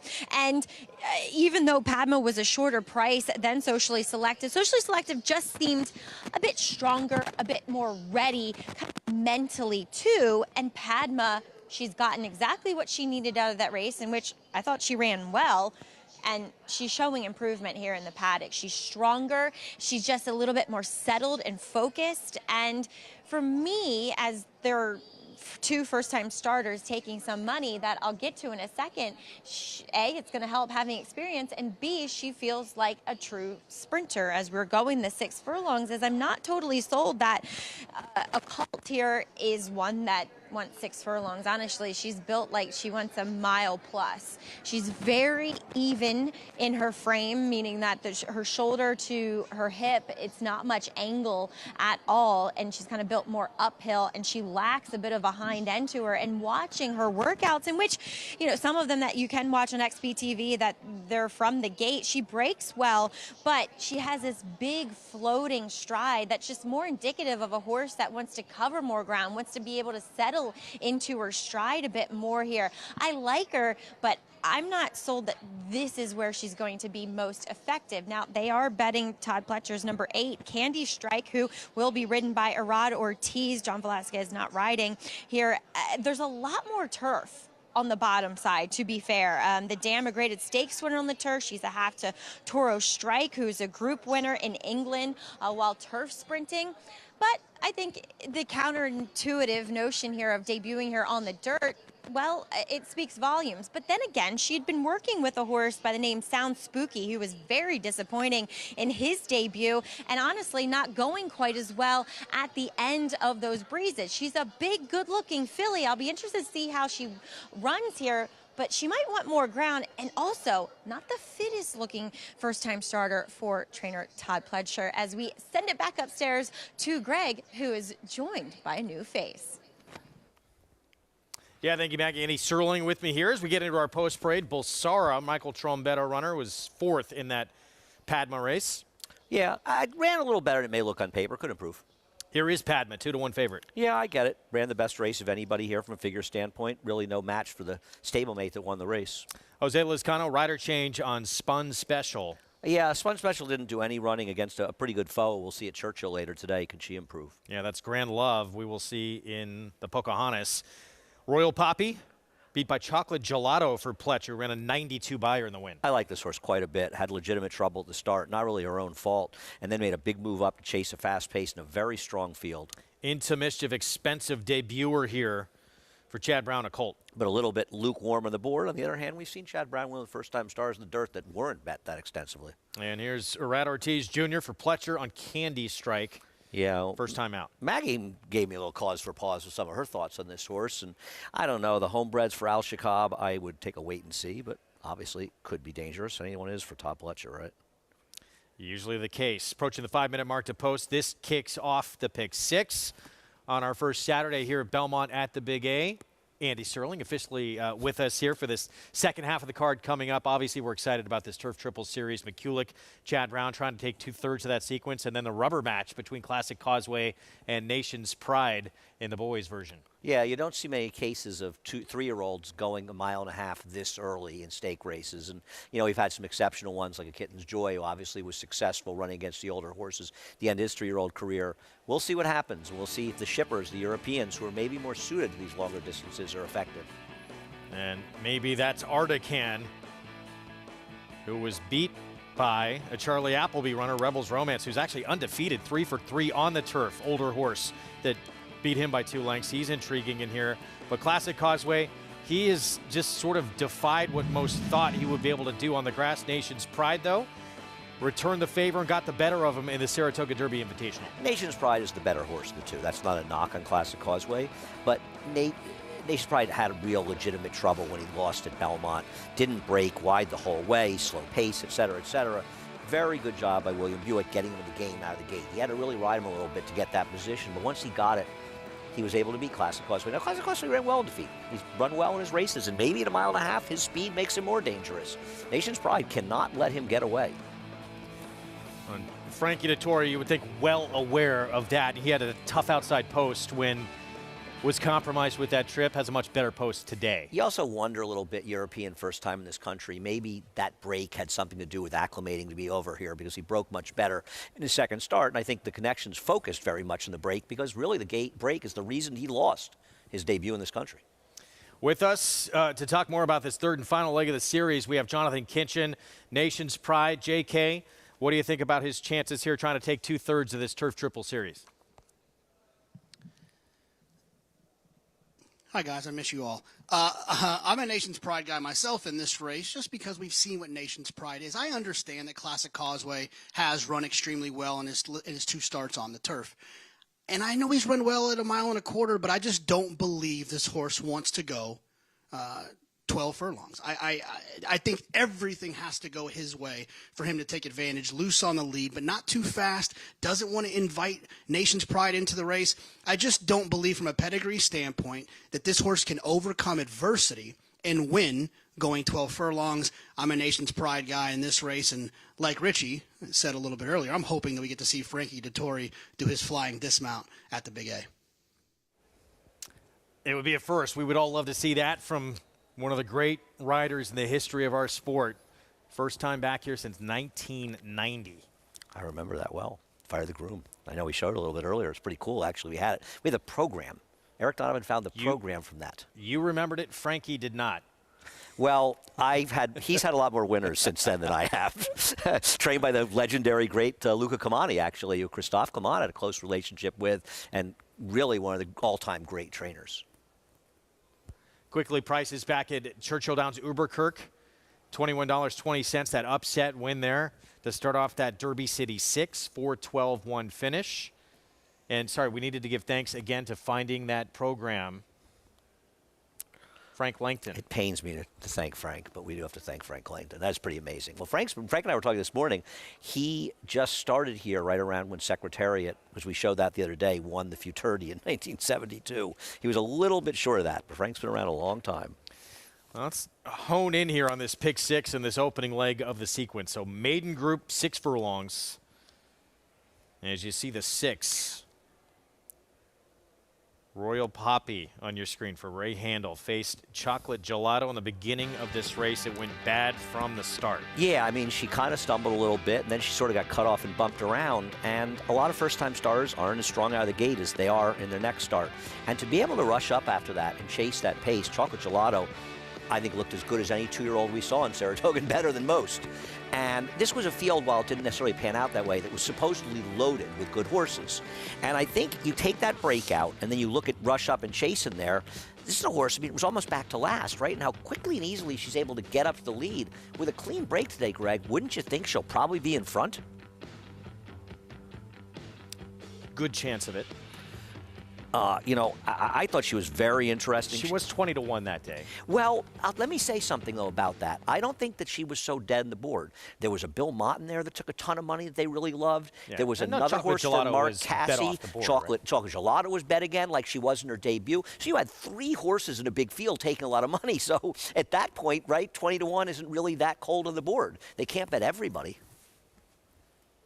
I'm not saying it was cold on the bar. Just not meant to be what some of these others are meant to be. Right. But you never know. But you know, the thing I love about betting second-time starters is, to me, you don't need to see a lot. Because a lot of these horses aren't ready to win first time out. And like this horse, wasn't that effective out of the gate. And that first start can work so many of those kinks out. In all likelihood, this horse will be much better out of the gate and more professional. Now, it could change everything. Yeah, she may not be good enough to win, and there are firsters in this race that might be pretty good. But based on the horses that have run, there's no killers in this field. I mean, Padma's okay, but I wouldn't want to get carried away. She ran second, but she lost by 7+ lengths. A lot of horses lose by 7 lengths and run 5th and 6th. Post time coming up, a race that's going to start off our pick 6 on this Saturday card. Let's go back to Maggie. Can I just say, it is such a lovely day out here.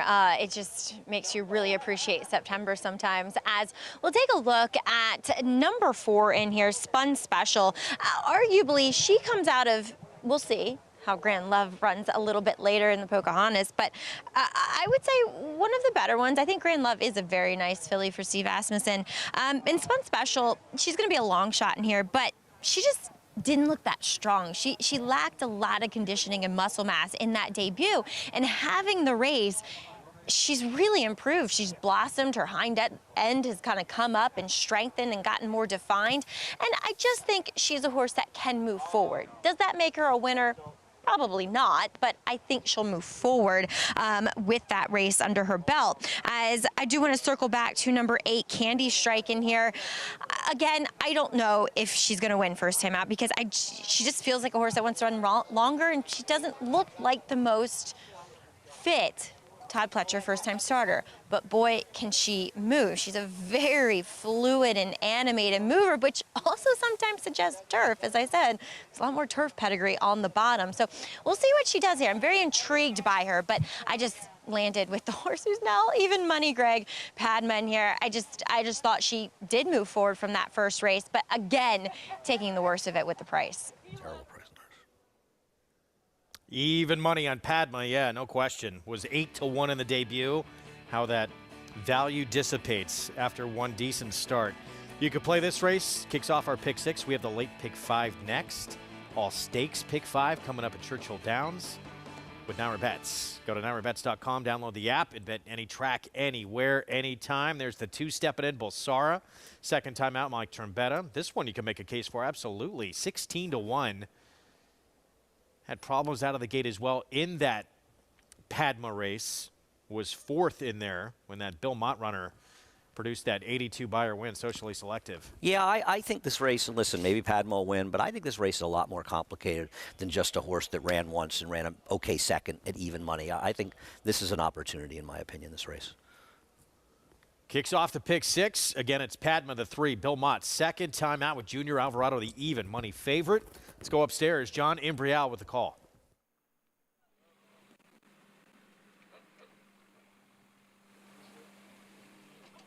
There in the gate.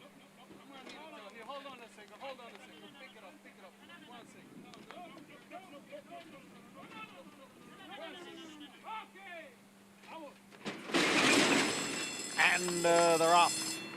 Spun Special going out for the lead with Royal Puppy, and the two of them hook up early here. They're right together. The favorite Padma is in between horses. Down at the rail is Bella Michelle. Now moving up on the outside is a Colt, along with Candy Strike, who is widest of all. Farther back is Bulsara, who trails the field in 7th. A battle up front. Spun Special's at the rail. Right alongside is Royal Puppy. 3 wide is a Colt. 4 wide is Candy Strike, the quarter in 22 and 3. Then comes Padma and Bella Michelle down at the fence as they go around the far turn.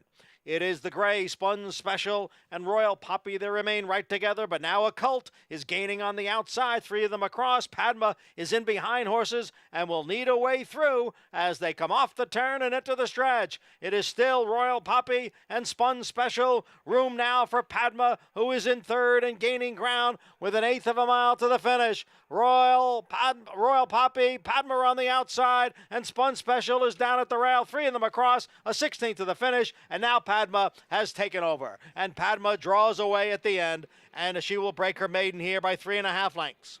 Royal Puppy was 2nd. Spun Special finished 3rd. Padma the win, second time out at a short price here for Belmont and Godolphin. Can't work out a better trip here. Junior Alvarado, who got a nice win here a couple races earlier, just got a perfect trip sitting behind horses. They spread out. The horses ran second and third, did all the dirty work, but Padma able to pick them up. Did win fairly comfortably, but I think both the second and third place finishers ran very well. I think they both improved a great deal in their second starts. Yeah, the 4-spun special, the 6 Royal Poppy, duking it out there in the stretch of the front end. And here comes Padma. Sets up beautifully for her. And she does win pretty comfortably here at 4-5 to kick off this pick 6. Belmont, Junior Alvarado, and Godolphin to kick off the pick 6 at 4-5.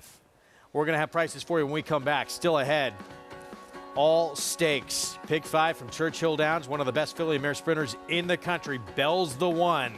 Back for more. The Millionaire back in action.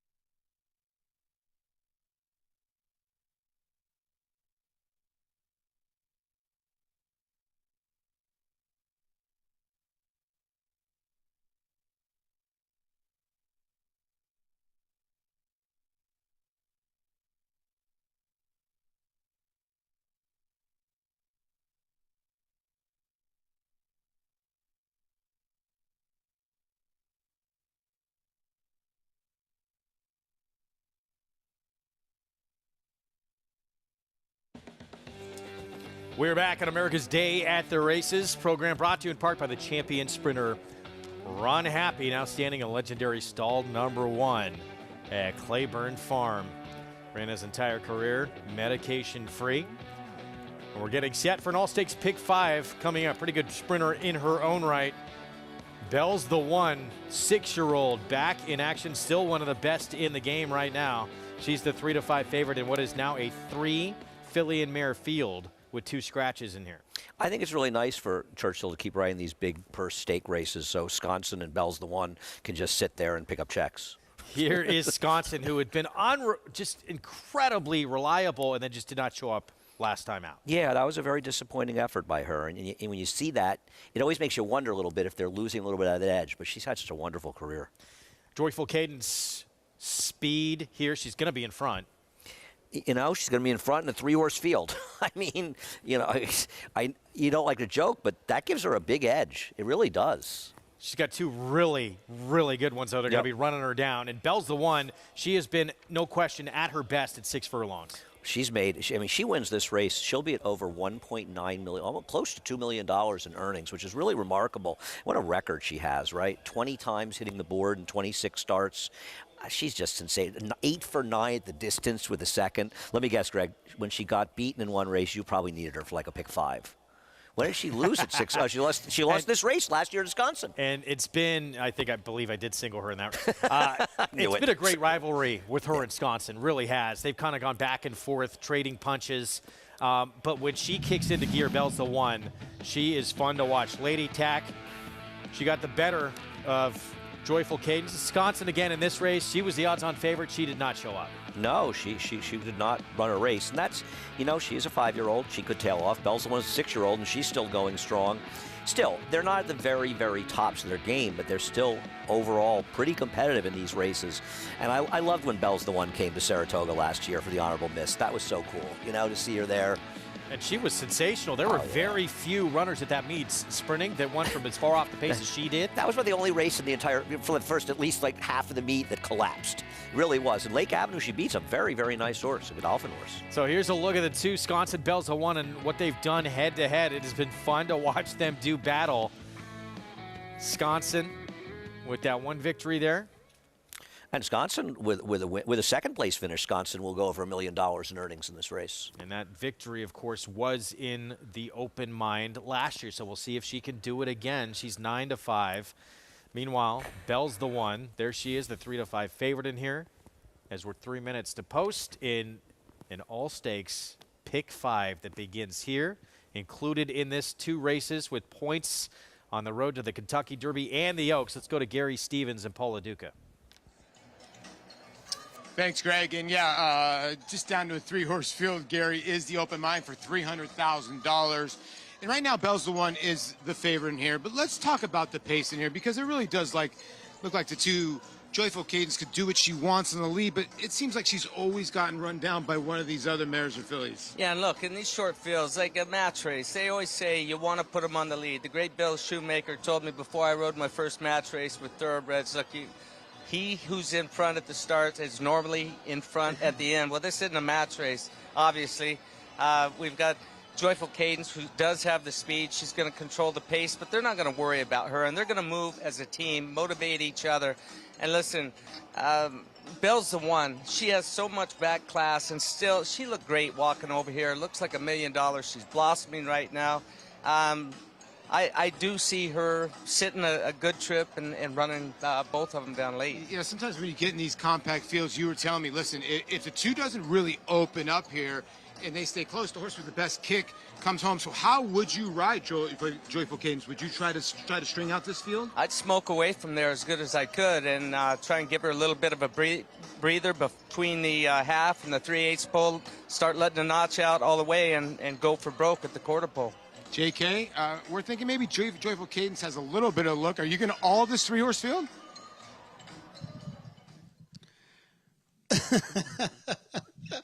That's a good one, Polly. No, I will not. Look, I think Joyful Cadence, if you look at the past performances, like you guys had mentioned in the last start, got loose and still got beat by Belle's the one. 3 starts ago, got loose, still got beat by Wisconsin.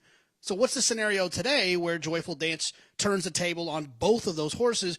Give me the 4, Belle's the one. She loves the distance. She always runs so well at 6 furlongs. I know she comes from out of it. People might think longer is better. Nope, not for me. 6 furlongs. The 2's only shot is to open up and go as fast as possible. If she invites Belle's the one into the race, Belle's the one's going to win again. We will see what happens today. But, yeah, JK's right. Look, Joyful Cadence has been run down. Other times she's faced this quality and caliber of filly and or mare. But she's going to be absolutely and has a chance to really open up on the field by herself in this race. I agree. Obviously, she's not as good as Belle's the one, nor is she as good as Wisconsin when Wisconsin's in decent form. But this is a 3-horse field. She doesn't have to worry about anybody. Those other 2 horses are going to have to go out of their games a little bit. And I mean, I think of what Richie would say here, and I think he would agree.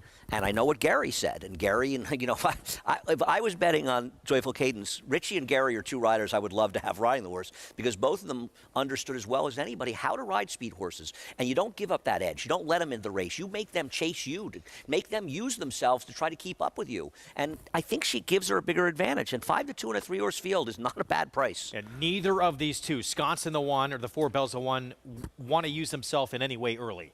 So if Joyful Cadence can make things uncomfortable and open up a big league, riders will probably start to think a little bit and say, oh, I gotta use a little more than I want to right now, and that might take them out of their game. And deep closers are tricky horses, as you well know. You know, they're horses that you know, they have a running style. And if you make them go out of that, deviate from that running style, it makes them less effective. Belle's the One's a very good horse. Neither one of us are suggesting that we're against her, but there is a scenario where Joyful Cadence can win. That's all. And you would think, just upon history, Wisconsin's going to have first run on Belle's the One. Belle's the One just comes from so far out of it. I agree. But when she kicks into gear, Belle's the One, she is fun to watch. She loves it at Churchill. She loves 6 furlongs. And if for some reason she just seems to be a lot better at 6 furlongs than 7. I agree. Well, you know, a lot of those closing sprinter types are, right? Their kick is really accentuated by the shorter distance. And I think if you're riding Belle's the One and you're Corey Lanerie, you can't overthink it. In a lot of ways, you just have to hope she's the best horse and she wins, because if you kind of take her out of her game, you might risk getting beaten. It's a thin edge, right? Because then if he doesn't and the other horse gets an easy lead and dominates, people are going to say Corey had the best horse. He should have been thinking more about the horse. I guess you're Corey, you almost can't win, right? You have to win the race or someone's going to say you're a goat. But I think that the number 2, Joyful Cadence, might have enough an edge. Could be a strange race for both riders on Wisconsin and Belle's the One to try and judge when they do make that move. I think, and I mean, I'm sorry, maybe we get Gary's opinion on this. I think sometimes a smaller field like this makes it much harder for horses like that and helps the speed horses because it puts them in a position where there's nobody else to help them, right? Yes. I know it sounds wrong. You know, you'd think that's what I just said, yeah. Oh, yeah, okay. I'm sorry. No, I agree with you, though. I'm channeling my inner Greg. It is... It's interesting. We'll see what happens. They might just be too good. They might just be too good. They are better horses than Joyful Cadence, but we've seen a lot of inferior horses get the right trip and beat better horses. We don't see a lot of fields like this with this quality too. It's in a way it's a little fun to see. I agree. Riders race, no question. 2 very good ones though in this filly and mare sprint division. Wisconsin from post 1. There's Belle's the One. Pace setter is going to be Joyful Cadence. How far can she take them? Let's go to Travis Stone. And they're off. Joyful Cadence breaks on top and is hustled out for the lead. Wisconsin breaks well, comes on through to grab second. Belle's the One, settles down into third and is 2.5 lengths off the leader. And that leader is Joyful Cadence, who scampers clear. Joyful Cadence opens up to lead by 2.5. Wisconsin is a tracking second, and Belle's the One keeping pace with them third, only about 4 lengths off the lead as they head down the backstretch run. So Joyful Cadence is loose on the lead. Tears through that quarter in 22 seconds flat. Wisconsin is on the move from second. Inching forward is she with 3 furlongs to go. Joyful Cadence's lead is down to half a length. Wisconsin's coming now. Here comes Wisconsin coming after Joyful Cadence. And Belle's the One that's picking it up too. She's only 3 lengths behind with a quarter mile to go. Top of the lane, Wisconsin puts the white blaze in front. Joyful Cadence fights on from second. Belle's the One is still third, but she continues to gather momentum. 1 furlong to go. Joyful Cadence back in front. Wisconsin is there, but Belle's the One just continues that protracted rally from off the pace, and she goes last to first. Belle's the One, the winner. Joyful Cadence second, and Wisconsin was third. She has been so much fun to watch over the course of her career. 27th start of her career now, and she just grinds away and gets this done for the 13th win of her career. Yeah, I mean, I guess Corey Lanerie just had utmost confidence in her, and he wasn't overly concerned. Probably figured she will put in a run, and she did, and she was best. Joyful Cadence had everything her own way. Thought got a very good ride from Raylu Gutierrez. She was second best here. I'm a little worried about Wisconsin.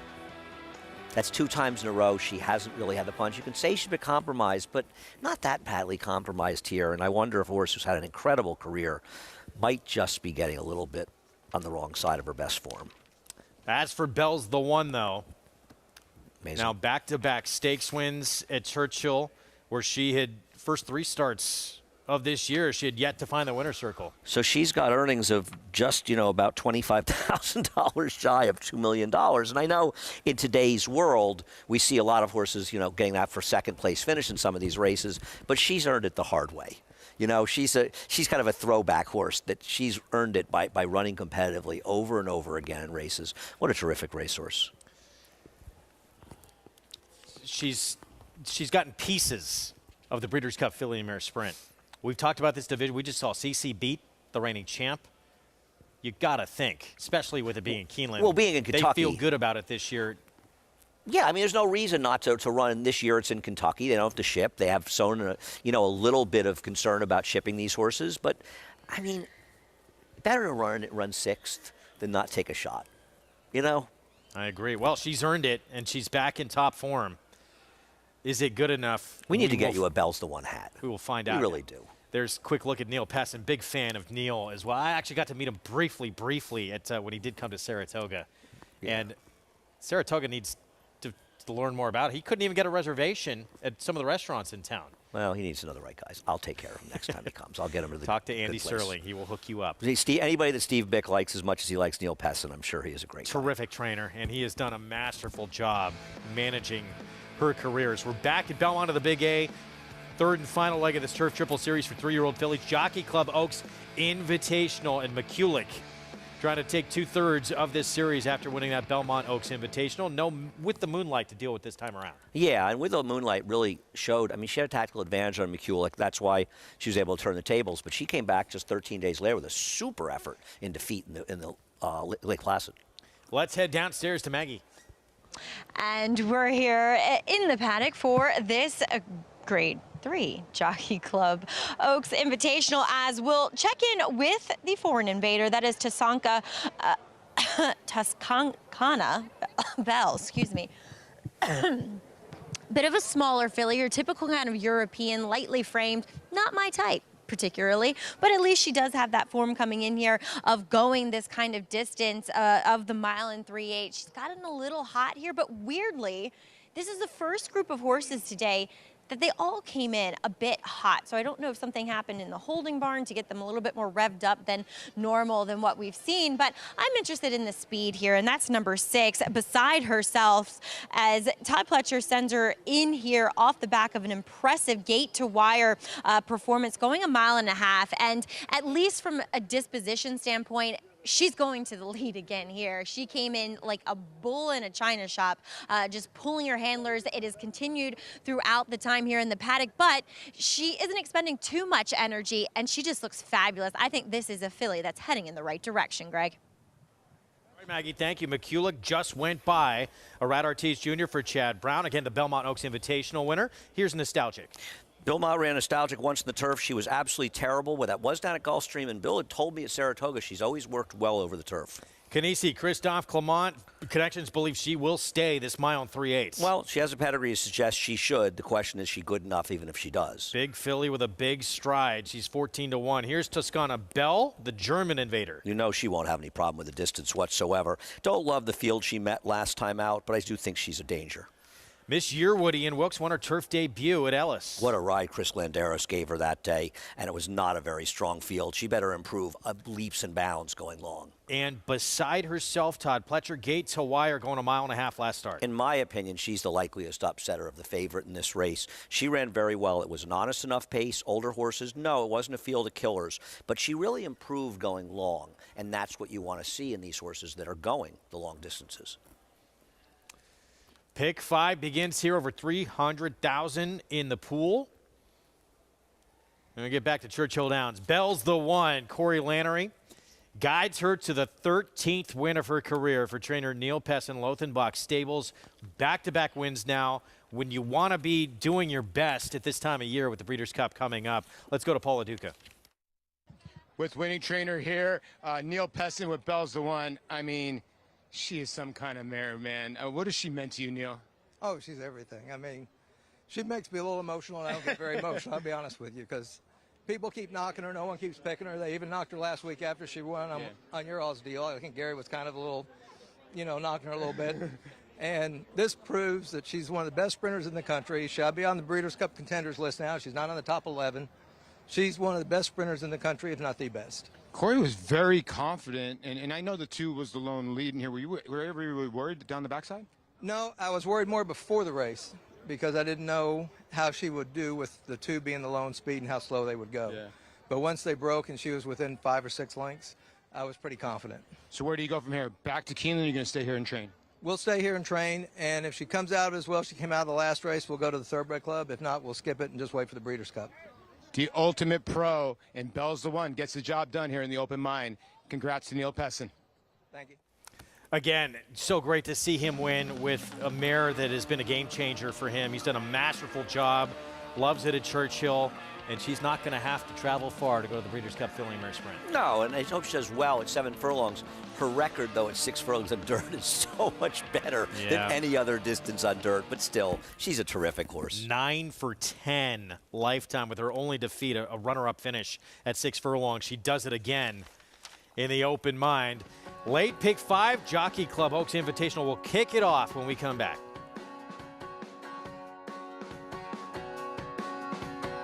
Introducing a stallion, as top class as they come. In 22 career starts, he won or placed in 12 graded stakes, competing in 15 grade ones, earning over $1.7 million.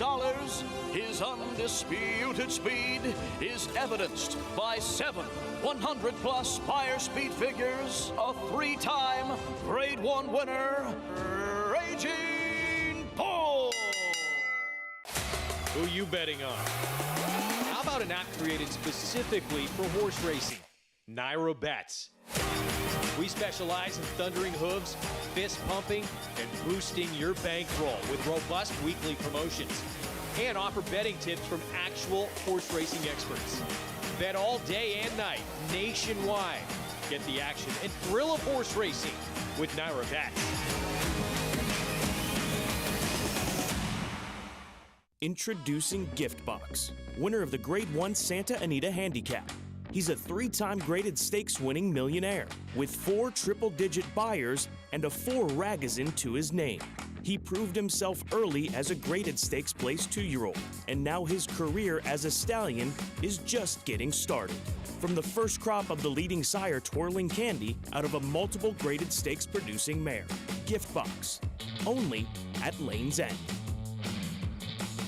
Big news from Presque Isle Downs. Graded stakes action returns Monday, September 19th with a $400,000 Grade 2 Presque Isle Masters, a very important Breeders' Cup prep race. In 6 of its first 11 runnings, horses from the Presque Isle Masters won that year's Breeders' Cup Filly and Mare Sprint. September 19th also features the $200,000 Presque Isle Mile. Join us for our biggest day of the season at Presque Isle Downs, Erie, Pennsylvania. For more, go to PresqueIsleDowns.com. Back on America's Day at the Races on FS2, regional networks out in Southern California. Thanks for being with us on a gorgeous Saturday afternoon here in South Ozone Park. Getting set for the start of the late pick 5 in the third and final leg of the Turf Triple Series for 3-year-old fillies. This Jockey Club Oaks Invitational. McCulloch 3-5 now. Chad Brown, Klarovich Stables. I mean, I guess it's very understandable because it's very hard to make real cases for the 2 and 3. I mean, anything's possible in racing, but they're hard to like. The 5 is almost impossible to make a case for. So in a lot of ways, it's only 3 horses can take money. The 4, a German horse, an unknown quantity, and the 6, who's got easily beaten by McCulloch they met, has gotten better with distance. When McCulloch won this race, Greg, she was able to save ground for much of the running. The rails had come down. It was a very good horse to save ground. And Into the Moonlight had to chase on the outside. So that gave McCulloch the edge she needed to beat her. And McCulloch ran very well.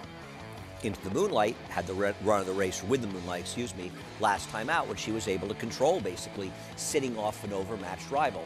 So McCulloch, a little bit out of her game, had to be a little closer. In this race, I think naturally she's going to be close enough to the pace, right? It's not like she should drop that far out of it. The 4, actually, Toscana Belle had speed over in Germany. Now, I don't think she's going to have speed in this race.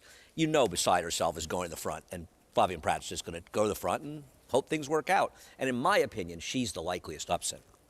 Well, the sort of X-factor runner on your screen right now, that 4, the German, Toscana Belle, coming off a Group 1 win at this distance. Race prior to that was behind horses, was fighting with her jockey the entire way. So Connection said, do not let that be a determination of what's going to happen here today. Let's get JK's thoughts here as we get set for this pick 5.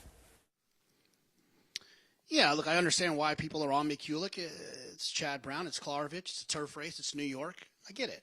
But if you look at the speed figures between the 1 McCulloch and the 6 beside herself, they're very similar. And from a price standpoint, you got to feel like there's an opportunity here to try to beat a short-priced horse.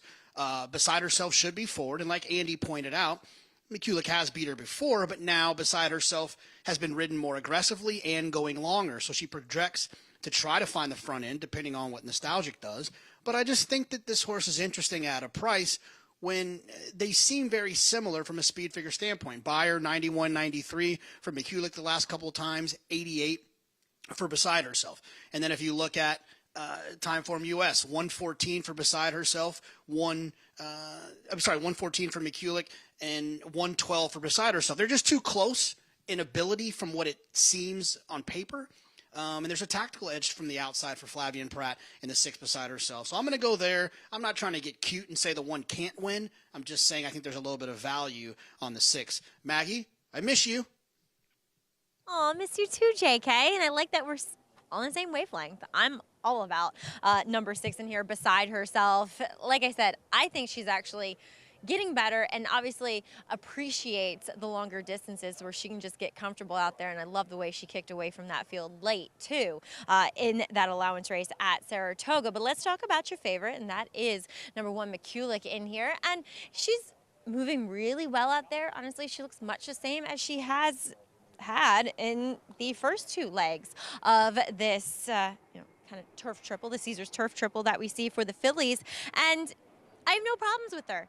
And I like I said, 4 to 5, okay, fine. I mean, she's gotten close, and she won the first leg back at Belmont. So I do think maybe the slower pace compromised her last time, as we saw with the Moonlight, very rank throughout the running and still able to win while sitting second, and she was just behind her. It's just the way things played out. Let's take a look at number 2, Nostalgic, who returns to the turf, and yeah, her lone turf race is not very good, but while I'm sure Connections would love to win, they're more so in here to pick up that black type with this filly. I talked to Bill Mott, I remember, or before the Alabama or something like that, and he said, we're in this race to pick up the black type, to keep those graded stakes earnings and placings coming in here. And I think trying the turf, they're trying to do that, and they don't have to face the likes of Nest. But to be fair, she does have a turf hoof. She has a turf look to her, and they have been working her up at Saratoga with this kind of in mind. So we'll see what she does here. I do think she probably handles it better than that first race would suggest, especially going this distance, because she is a filly that looks like the longer she gets to go on any surface, the better she'll be. Greg? You know, I talked to Bill Mott for quite a bit about Nostalgic before the Alabama, and he said, I want to go back to the turf with her. And as Maggie was saying, want to run in the big race like the Alabama, try to get some black type. But ultimately, he felt that she could be a turf horse. And he said, when I ran her, he said she was working on it, as Maggie said. Bill agreed with her, said, got a big foot, big turf foot on her, looks like a turf horse. He said, I thought she worked well on it. I ran her at Gulfstream, she didn't run a step. And as I said to him, and he agreed, sometimes you want to give her a chance at another turf course. Those Florida turf courses at Gulfstream can be a little bit funky at times. She ran so badly, it's hard to have any confidence in her, but you have to give her another chance. And I thought Jonathan brought up an interesting point, and the pace projector agrees with it. The potential is for her to be forward, and she could be the speed. Now, it's hard to imagine that Flavien Prat is not going to send Beside Herself. On the other hand, Nostalgic has Luis Zayas. He's not exactly bashful out there either, Greg. And I'll tell you something, if she goes to the front, whether it helps her or not, it will definitely compromise the 6, and it will definitely help McCulloch. Meanwhile, here is the German Invader, won a Group 1 at this mile 3/8 distance last time out. She's 5-2 on the board. We don't know what she faced in terms of quality. Obviously facing some good ones here, but we know at least against the group she faced last time out, she could get the distance. From her time form rating, and that's really all I have to go on. I mean, I looked at the horses she ran. I wasn't impressed with where they've run. They were sort of fair. But it's not that far off of the favorite. It's a little bit slower, but it's not that far off. And since you know she can handle the distance, maybe that gives her a bit of an edge. I'm not going to be surprised when she's effective. She's a real wild card, and she's certainly got a good rider. Yes, she does. One of the all-time greats, Frankie Dettori, on board. Toscana Belle, the 4. He, of course, will ride Nation's Pride as well for Charlie Appleby and the Jockey Club Derby to come. First time here at Aqueduct in 22 years. So he hasn't been here since 32 years. Yes, since that race a week after the Breeders' Cup at Belmont Park. We had a terrific race. It was one of those those Budweiser Breeders' Cup races. Remember, they used to run those years ago, and it got a big field, and Europeans ran one too. We showed it earlier, and Fire the Groom, who was trained by the legendary Luca Clemani, who Christophe Clement worked under earlier in his career. Frankie Dettori, one of the great stars of this sport internationally. Over 500 group wins in his career. It was pretty cool when a few years ago he came to Saratoga for opening weekend.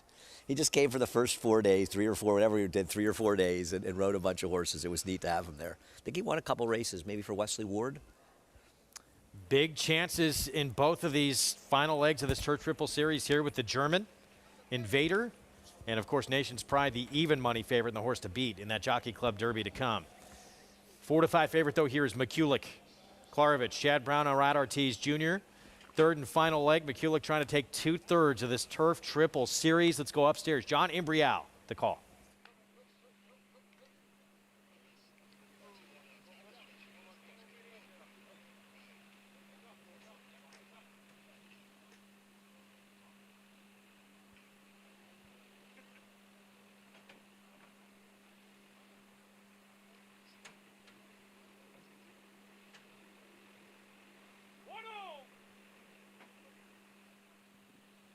And they're in the gate.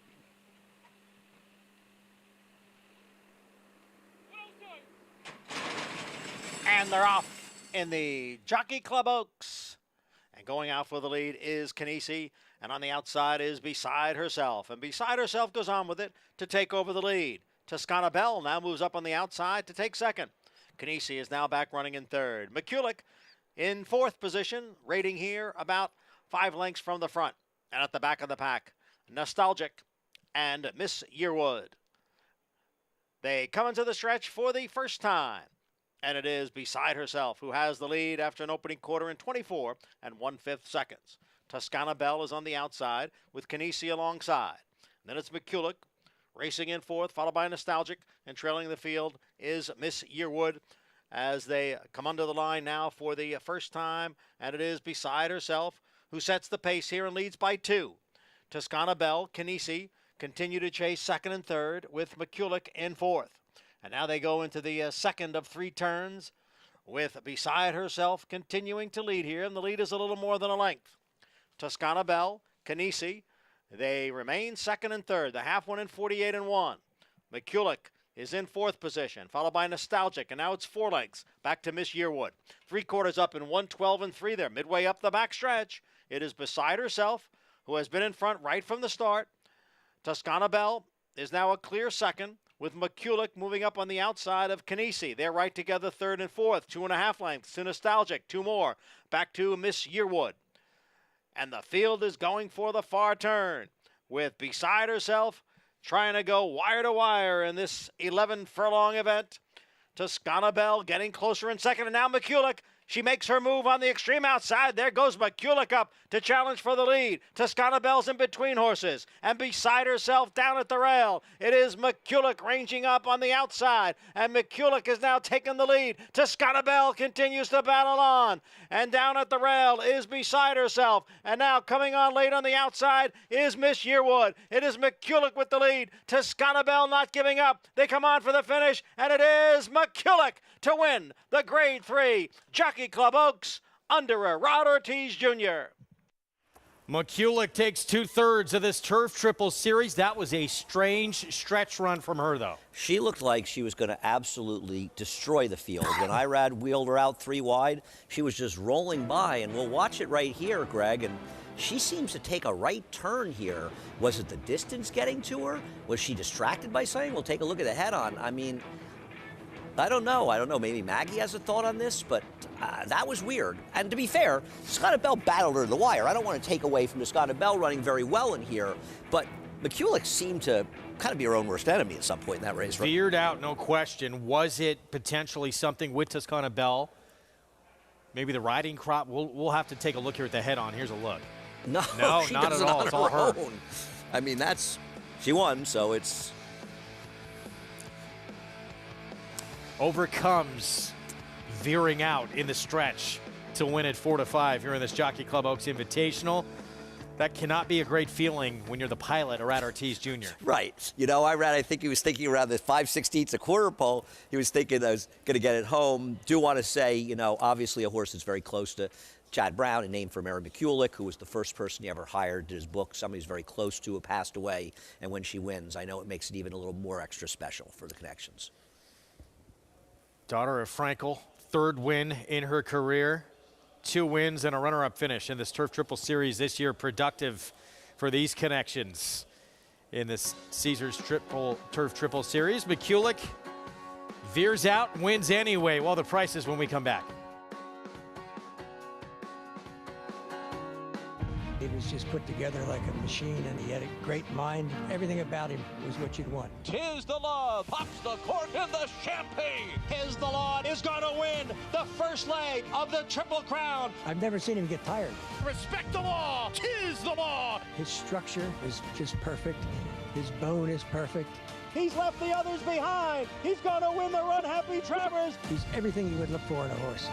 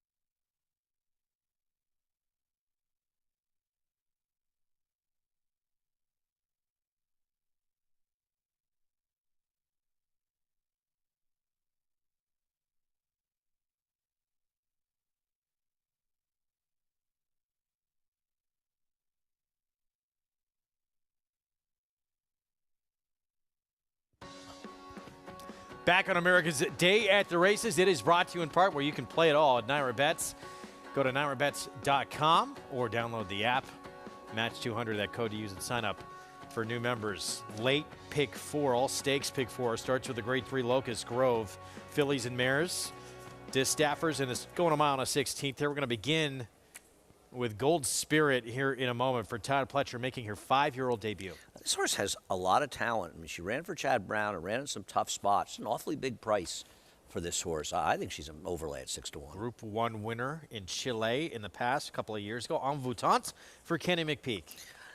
What was her excuse last time? And it's just beginning to seem like she's not the horse that she was last year. If you want to be optimistic, you could say it's her second start off the layoff, and maybe she could improve. Crazy Beautiful for McPeak as well. Julian Leperoux.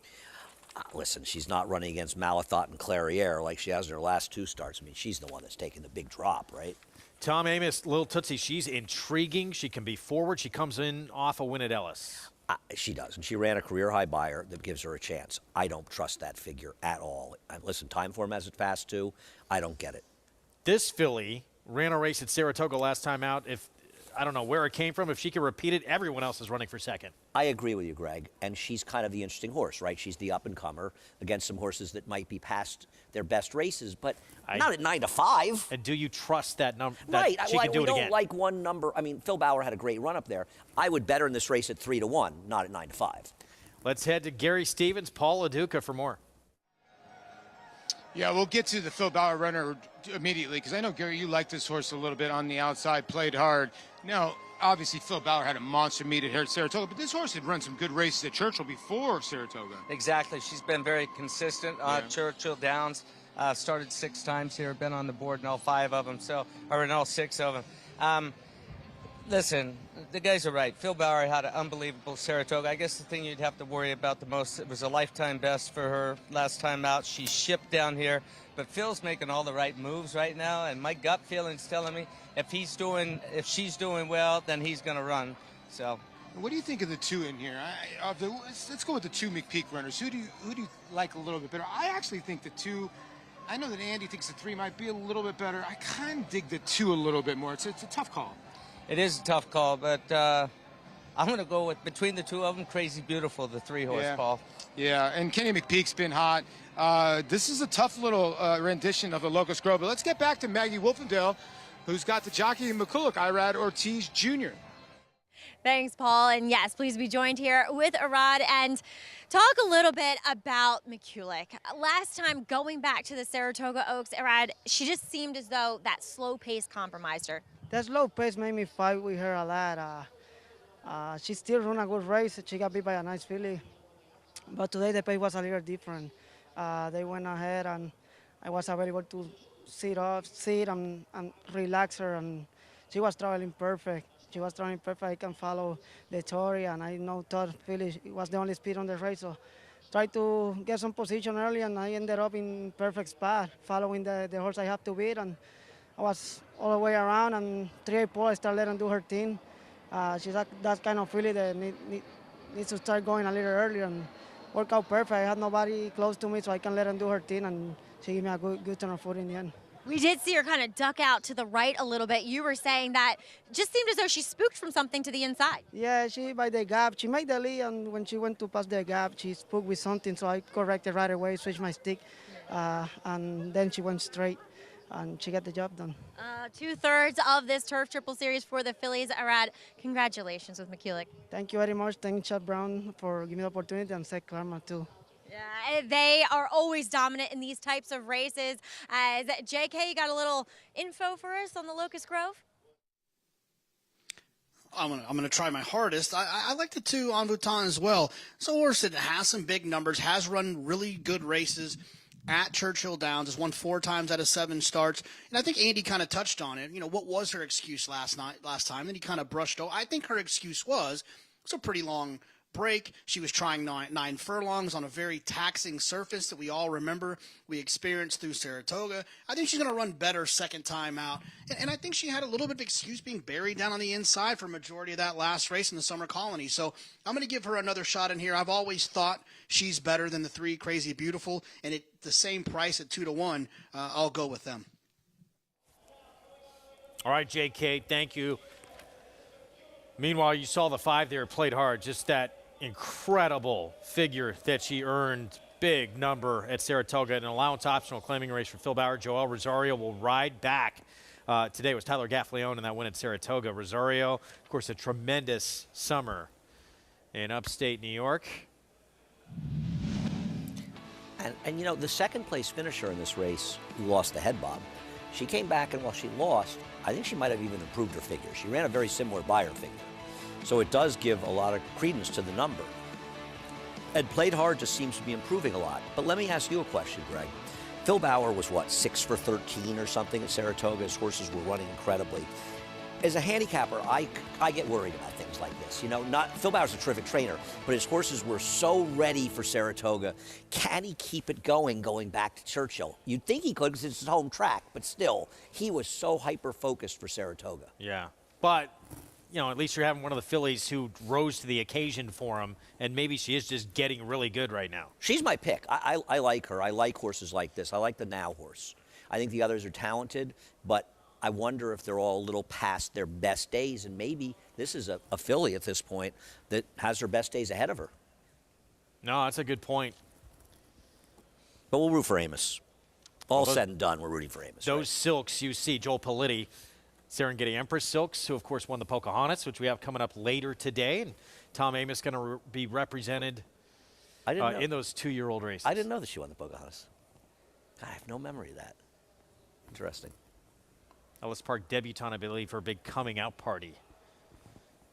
She was at Saratoga, did not win at Saratoga. It was a little disappointing, and then she really started to take off. Wound up winning the Kentucky Oaks for Tom. Little Tootsie in those silks at Joel Politti. For trainer Tom Amos, that's the 4th We're set for the Locust Grove. Let's go to Travis Stone. And they're off. And Played Hard bounces out right on top. And for that outside post is going to angle over toward the rail and show the way to the clubhouse turn. Played Hard, the leader, firing line in behind. Crazy Beautiful punches up on through to grab second. Lil Tootsie 3 wide racing third. Gold Spirit settles in with Envoûtante at the back of the pack. Clubhouse turn, and now Crazy Beautiful has come on to take over the lead and strides out to lead over Played Hard, who's trying to keep pace in second while in tight toward the rail. And Lil Tootsie tracks them from third, just 2 lengths off the lead. They're on the backstretch now, and it's Crazy Beautiful to step out to lead by 1.5 lengths. Managed an opening quarter in just 24 seconds flat. 5 furlongs to go. Crazy Beautiful coasting along on the front end. Played Hard drafting in behind while second. Lil Tootsie's on the outside third. Gold Spirit tucked away, buried at the rail in fourth. Envoûtante is fifth, 4 lengths off the lead with 4 furlongs to go. Onto the far turn, Crazy Beautiful played hard to take another crack at that lead. These two round the far turn together. Lil Tootsie is asked to pick it up 3 wide third, and here she comes now. Gold Spirit's under pressure, and Envoûtante is at the back. Round the far turn, Played Hard comes away with the lead. Lil Tootsie moves with her. Crazy Beautiful gives way. Envoûtante and Gold Spirit with work to do. Top of the stretch, Played Hard is set down for the drive and is fending off the challenge of Lil Tootsie and is opening up at the 8th pole. Played Hard now by 3. Crazy Beautiful trying to re-rally for second with Lil Tootsie, who's a bit green. They're down to the finish, and it is all Played Hard. Played Hard after that sharp start, traveled well throughout, and is the 4-length clear-cut winner. Crazy Beautiful second, Lil Tootsie was third, and Gold Spirit finished fourth. Played Hard backs up that sensational performance at Saratoga. Joel Rosario, Phil Bauer, Rigney Racing, they have a filly on the rise. Watching this filly make that move around the 3/8 and the 5/16 pole, she picked up Crazy Beautiful. Like Crazy Beautiful was sort of standing still and just moved to her. Now, Lil Tootsie made a nice little run at her around the turn, but she just got strong in the stretch. And you said to me, is there a running race? She keeps running like this, she's going to have to be going the distaff. And I said, oh, she's going the distaff. I mean, this is a big performance. Maybe the others aren't that good anymore, but she was very good. This was impressive. She has been fun to watch her last couple of starts. And look, she's put together a nice career before that. She had been 8 of 11, first or second in her career, but these last 2 starts, she has vaulted to the next level. And you would think Connections are thinking Lexington early November with what she's done the last 2 starts. Played Hard. Impressive under Joel Rosario. Puts this field away with ultimate ease here in the Grade 3 Locust Grove. We'll have these prices for you in a moment. We saw the 3-year-old fillies in the Jockey Club Oaks. Boys getting their turn in the Jockey Club Derby. Still to come. We'll be back. Oscar knows.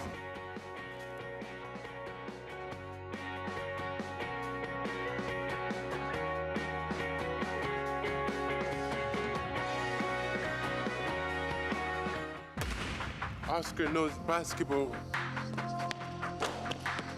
Oscar knows Kentucky fans are crazy.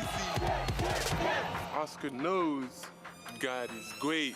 Life is Good now moves down to the inside, and they're coming for the finish. It is Life is Good still in front. Life is Good is the winner. Oscar knows life is good.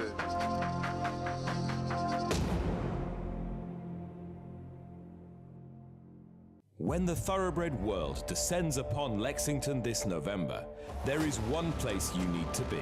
The place where history comes alive with every championship victory. He's authentic indeed. The place where the future is built with the fall of a gavel. The place that exists to be the heart of this industry. The center of it all. Home to the November breeding stock sale and 2022 Breeders' Cup, Keeneland. Eclipse champion Run Happy, the #1 second crop dirt sire of last year, is back and showing a new dimension with winners on turf, dirt, and all weather. Tabalina's really shouldered all the responsibility. What a deserved victory. Most impressive. Tabaline by 3 1/4. Somebody's Problem is on her way to winning the Prairie Meadows debutante. Somebody's Problem by 2.5, 3. Run happy, price for value, and standing strong at Claiborne Farm. Racetrack Television Network brings you every race, from every track, on every screen, every day.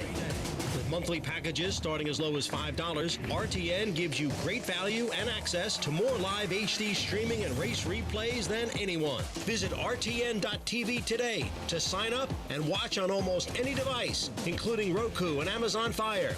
RTN has packages that start at $5 per month.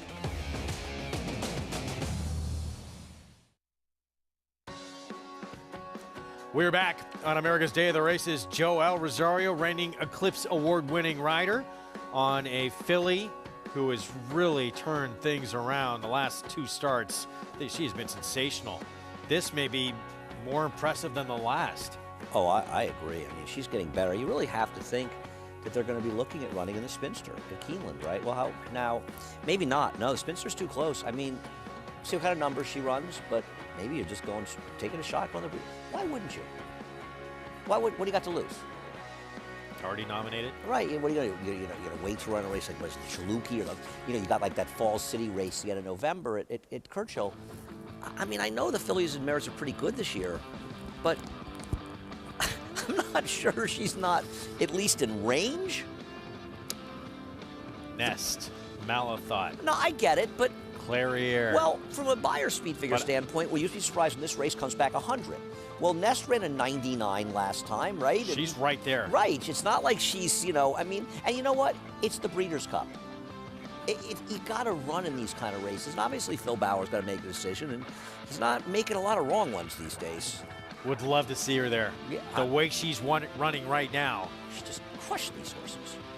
That was impressive. You also want to remember the time of 143.5. Now, she's an older horse, and that's a mile and a 16th, but both of these 2-year-old races are a mile and a 16th. She's supposed to go probably a good second and a half, 2 seconds faster than him. I'm curious to see how much faster it is, right? 43.5. Yeah, we'll keep our eyes on that.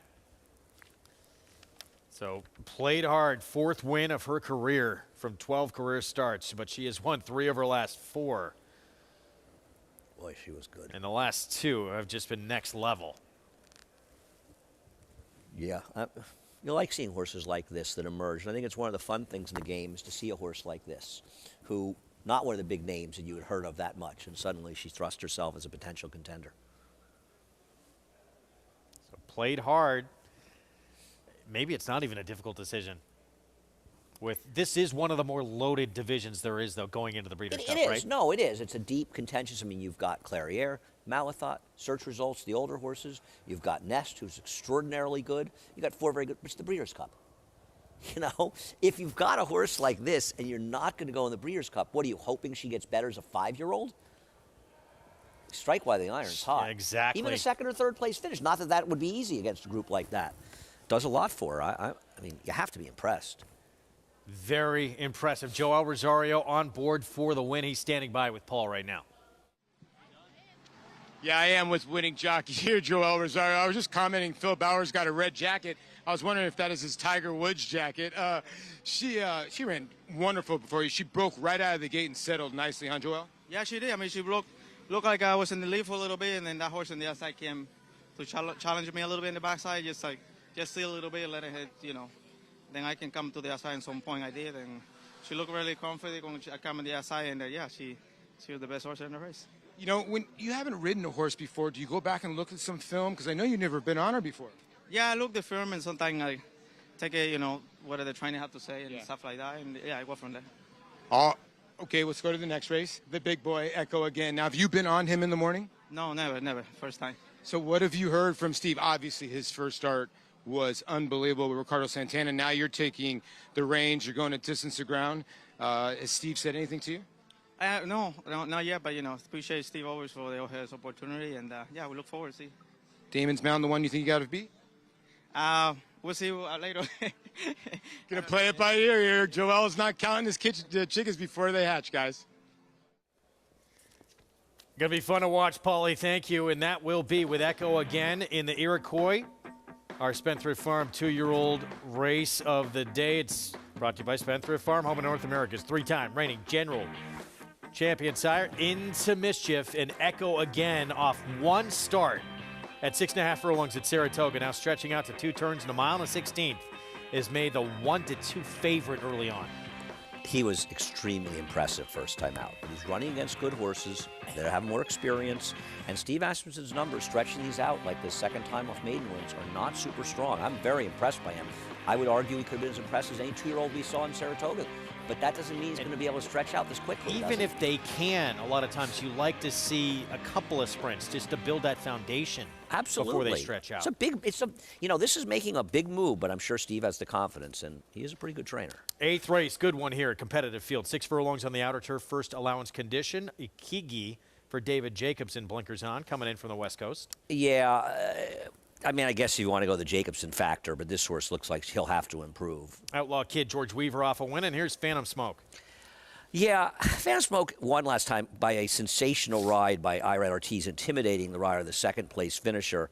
He ran very well 3-back and has been just okay in his last 2. A lot of people like the 5 today. Maritime Wings, Jose Lezcano. Well, they saw something I didn't see because I looked hard and fast, and this horse, to me, had a good trip last time and just not enough horse. You're banking on her wanting a lot less distance. Mortalization, Norm Cassie went by. Here's Carpe's Dream, Gregory DePrima. The 6 is the speed here with a scratch. I like Carpe's Dream cutting back here, and she was never near the rail in her last start. He was never, and the rail was good. Wow, a lot of money for Johnny Lambo. Ran a slow figure in that 2-year-old debut, but has a right to move forward. Absolutely, but it was a year ago, and these horses are pretty good in experience. This horse is giving up a lot to be 7-2 in here. And Click Attack, this horse, 12 of 19 starts has been first or second on the grass. I would argue, based on his career, he's the best horse in the race. But we don't know if 6 furlongs is too short, and Linda Rice does not have good numbers with this kind of time off a claim with turf runners. 3 minutes to post coming up. We want to get you ready for fall racing with today's bankroll builder and a $20 bonus.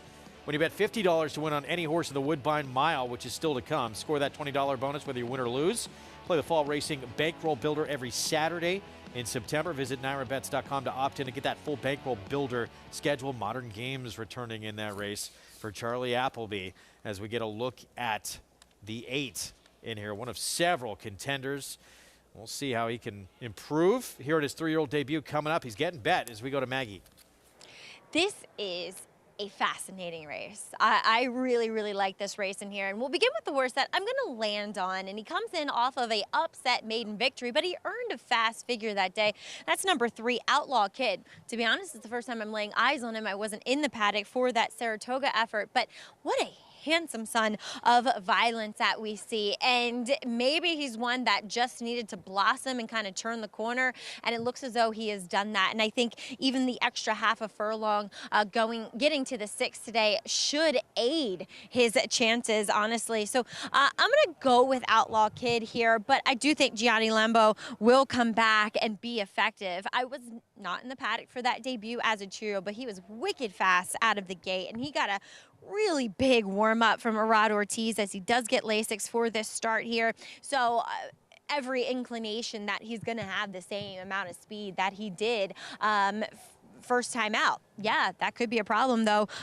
Maybe for both of them. We'll see what Phantom Smoke does this time. But he looks ready. He was screaming when he first came in the paddock, but then once they got him tagged, he's been ultra and laser focused and moving really well out here. As you see, Irad continuously moving him to make sure that he breaks. Number 7, Carpe's Dream. I love the turn back. You would want the price to continue to drift up because honestly, this horse hasn't necessarily run that fast. His last race was good, but physically the turn back does make a lot of sense. He's a lot more compact with those really strong hindquarters to him. So I think he's very interesting getting back to the 6 as biggest price out on the board, huge price, Ikigai for David Jacobson. And he honestly, first of all, it's actually a really interesting looking horse. His face, you can't see it because he has a pretty full cut blinker on today, but it's pretty much half gray or roan and half bay. It's a really interesting marking to him, but big, bulky, and burly 3-year-old that I think the 6 furlongs is going to help him. Last time out at Del Mar, he was wired by Cowboy Charlie, going the 5/8, in which the rider fought him for the entire first quarter of a mile. So I think the plan is just to let him go today, and we'll see if that helps his chances. But at a huge price, he definitely caught my eye, JK. Meg, I like the 9, Click-A-Tat, a little bit. My biggest concern is that this horse was claimed in May. and was nowhere to be found at Saratoga. We talk about all the time how these horses are pointed towards Saratoga and people want to win at Saratoga, and claiming the horse at May and not even being entered at Saratoga, I thought was a little bit of a concern. So I'm a little bit worried that maybe this is a race to kind of get the campaign started for Linda Rice, not necessarily where this horse is going to run the best race. But Clickitat ran extremely fast last time on Timeform US. You have to respect that figure. I'm going to go with the 8, Gianni Lambo. It's a horse who had a number as a 2-year-old that was at least competitive with what some of these older horses have been running. I don't love the last race. I don't love the layoff, but there has to be an expectation this horse can take another step forward. I don't love the price. I just think that I'm a sucker for these horses who have these kind of lower type figures at 2, show up at 3, and people kind of ignore the fact that they have a really good opportunity to take a step forward. So I spread in here from a multi-race standpoint, but if you're going to nail me down to a pick, give me the 8, Gianna Lambo. That's the Pletcher horse who's, taking a lot of money from an 8-1 morning line down to 3-1. I mean, Jonathan likes him. I get it. Listen, he's a total unknown. 3-1 just is too short for me to like him. I like Carpe's Dream a little bit. Not a lot. I think he's an interesting horse. I know he improved with his figures stretching out. Maybe he is better going longer, or maybe he improved as a racehorse. And last time when Trevor McCarthy rode him, that was the gold rail period at Saratoga, and this horse was never on the inside. He was basically 3 wide the whole way around. I'd asked Trevor about it. He just said I wanted to keep him sort of more comfortable by being off the rail, but I think it worked against him in a lot of ways in that race. His last 2 races are fine. He's capable to be a sprinter. He's done it last year against horses that fit, and I think he's a very interesting horse at a decent price. I agree that Click Attack is dangerous. I wonder if 6 furlongs is too short. Linda Rice, 60 to 180 days off the claim on turf, Greg. She's 0 for 15 over the last 5 years. So this move has not worked for her. When she claims them, they come back, and I agree with what Jonathan said. Where was she? Yeah, it's been off for a long time. Yeah. Got to think something's going on there. Meanwhile, Maggie had mentioned the 2. This horse is intriguing. Coming in from Del Mar, moves to a new barn. This horse faced Maven, who I know not the same horse he was when he was with Wesley Ward, former Group 3 winner, but he's produced some huge numbers on the grass. He's quick. He has not gotten out of the gate well the last 2 starts. Blinkers on. We'll see if that can change that for him. If he can get out, he's super quick. He has a chance to be in front. He's 33-1. Listen, I'm not knocking long shots in this race, and I don't disagree. That horse could be the speed near. You have to think the Gomez is going to go, right? What else would he do? He's got to get out of the gate, though. That's been his problem. Yeah. See if the blinkers help that wide open 8th. Here in the Belmont at the Big A. Let's go upstairs. John Imbrial, the call. We're all in.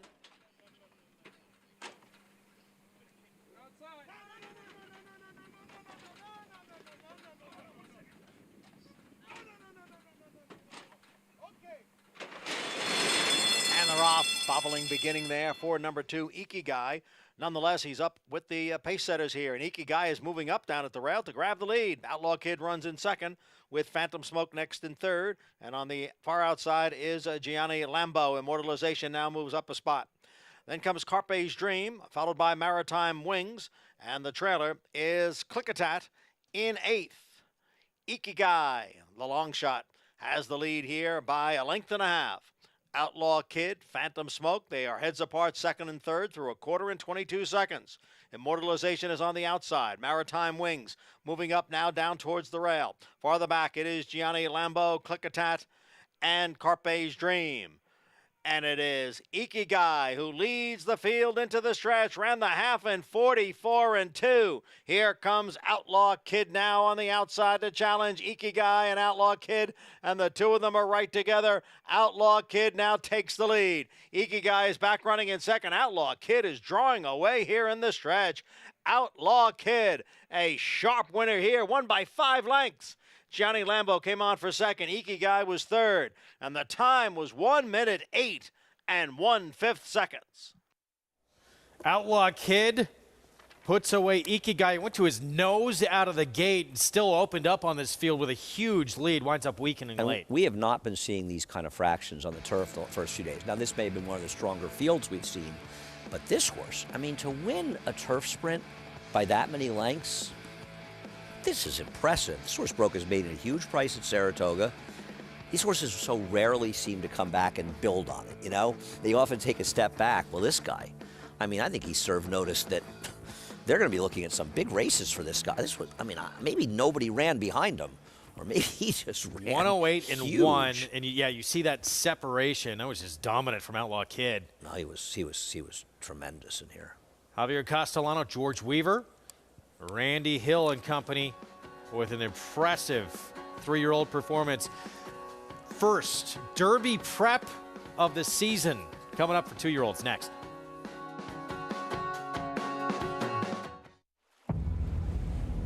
History remembers moments of extraordinary strength, skill, and determination. True greatness is forged by those who fulfill their destiny.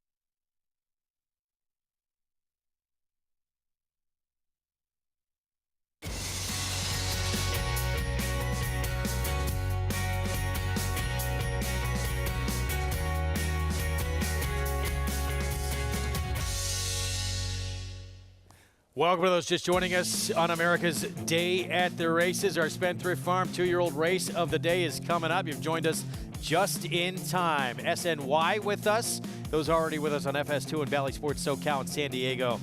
First points race coming up for next year's Kentucky Derby. Grade 3 Iroquois. Winner immediately becomes the favorite for the Derby. Likely not. Well, it depends how he wins. Well, maybe he could. You know what they're going to say. We know he likes Churchill Downs. That is true. Well, we have a 3-5 favorite in this Grade 3 Iroquois. That is Echo again for Steve Asmussen, a gun runner, 2-year-old for the Hall of Famer, the winningest trainer in North American history, who has just that one start. It was this summer, Saratoga, earned a big figure. It's a lot to ask, though, in start number 2 to stretch out against a group like this. He might have been the most impressive 2-year-old we saw all summer. He certainly is in the conversation for that, along with a couple of Todd Pletcher fillies that ran, and clearly Forte, the winner of the Hopeful. But this stretch, like you say, he got away with a relatively tepid pace for 6.5 last time. But he ran, and he kicked in. As a gun runner, he should improve. But Steve Asmussen loses again, this time with this horse, the Damon's Mound. He's going to get a little sick of that horse, isn't he? Yeah, Damon's Mound already beat Asmussen's Gulfport in the Saratoga Special. Damon's Mound, he is a danger for Michelle Lovell. He was impressive at Saratoga this summer. He's the second choice at 2-1. We'll get to him in a moment. We start with Hayes Strike, Kenny McPeak. Yeah, he looked good breaking his maiden last time, but he would have to improve a lot in all likelihood to be effective here. At least he has a win going at a mile, 2 turns. Ground, well, a turn and a half, right? It's kind of like that Saratoga shoot. Zaichi, New Bar, and Ricky Corville. I'm just impressed how easily you pronounce that name. Moving from Diodoro, another would have to improve at a big Maiden price. win came here. He struggled in a stakes race at Ellis. Here's Damon's Mount. He's undefeated. I love this horse. Whether or not he's a router, I guess we're going to find out, but you have to really love him. Michelle Lavelle has been terrific with him, and he was very, very good in both of his starts. Jin Tong, Doug O'Neill comes in from the West Coast. You know, Doug O'Neill not afraid to ship, but this horse needs to get a lot faster. Curly Jack, Tom Amos sends out, and this horse ran very good in the juvenile stakes at Ellis. I don't know where that race came from, but they were almost 15 clear of the third-place finisher. This was an exceptional effort and a repeat of this effort, and he's a big-time player in here. Dan was second, grade 1 Mother Goose. Jace's Road, Brad Cox, Florent Giroux. Going to have to improve stretching out. Not great numbers stretching out for Cox off maiden wins, but obviously has some talent. Dan was a turf sprinter for what it's worth. Hone the 7, 33-1. Yeah, it's hard to see anything to recommend about this horse. Probably the horse isn't the longest shot on the board, to be honest. Confidence game, Keith DeSormo, Jimmy Graham team up. Yeah, another horse who would have to improve substantially. And the 3-5 favorite, Echo again, Joel Rosario, Steve Asmussen. Yeah, I'm really looking forward to seeing him run, and I hope he does run very well in here because he might be the best 3-year-old colt we've seen outside of those Baffert monsters out in California. 2-year-old, excuse me. Thank you, Greg. Getting ahead of myself because I always make him the Derby favorite. I'm just looking, I mean, I think you'll agree, one of the great things about Saratoga is seeing 2-year-olds, seeing good horses debut, and you want to see them go on and progress. And one thing about Steve Asmussen, his horses do progress for the most part. He had a fun summer at Saratoga, winningest trainer in the history of North American racing in our sport. Jim Dandy with Epicenter, Run Happy Travers, some other big ones as well. When he won the Prioress with that filly for these connections, I saw in the winner's circle and I said, did you skip the test by design or was there kind of anything going on that she skipped? He goes, skip? Me? Skip a race? It was really pretty funny. And it is true about Steve. He runs his horses. And you look, when I said it's a lot to ask, I meant more the price, that this horse probably should not be as low a price as he is. This is the debut, though, and there's a lot to love about it. No, this was a sensational effort. And, you know, watch right here. It kind of looks like that's a Rapoli Pletcher horse, like he's getting to him, right? And he just kicks away from him and really kicked in. And these gun runners have been so sensational that there's no reason to believe he won't stretch out effectively. But he does draw an outside post. And he's running against some pretty good horses. With a horse like Damon's Mound in here and others, we'll see how easily he can get position on that first turn. That's really Joel Rosario's biggest chore, isn't it? 2-5 favorite. Yeah,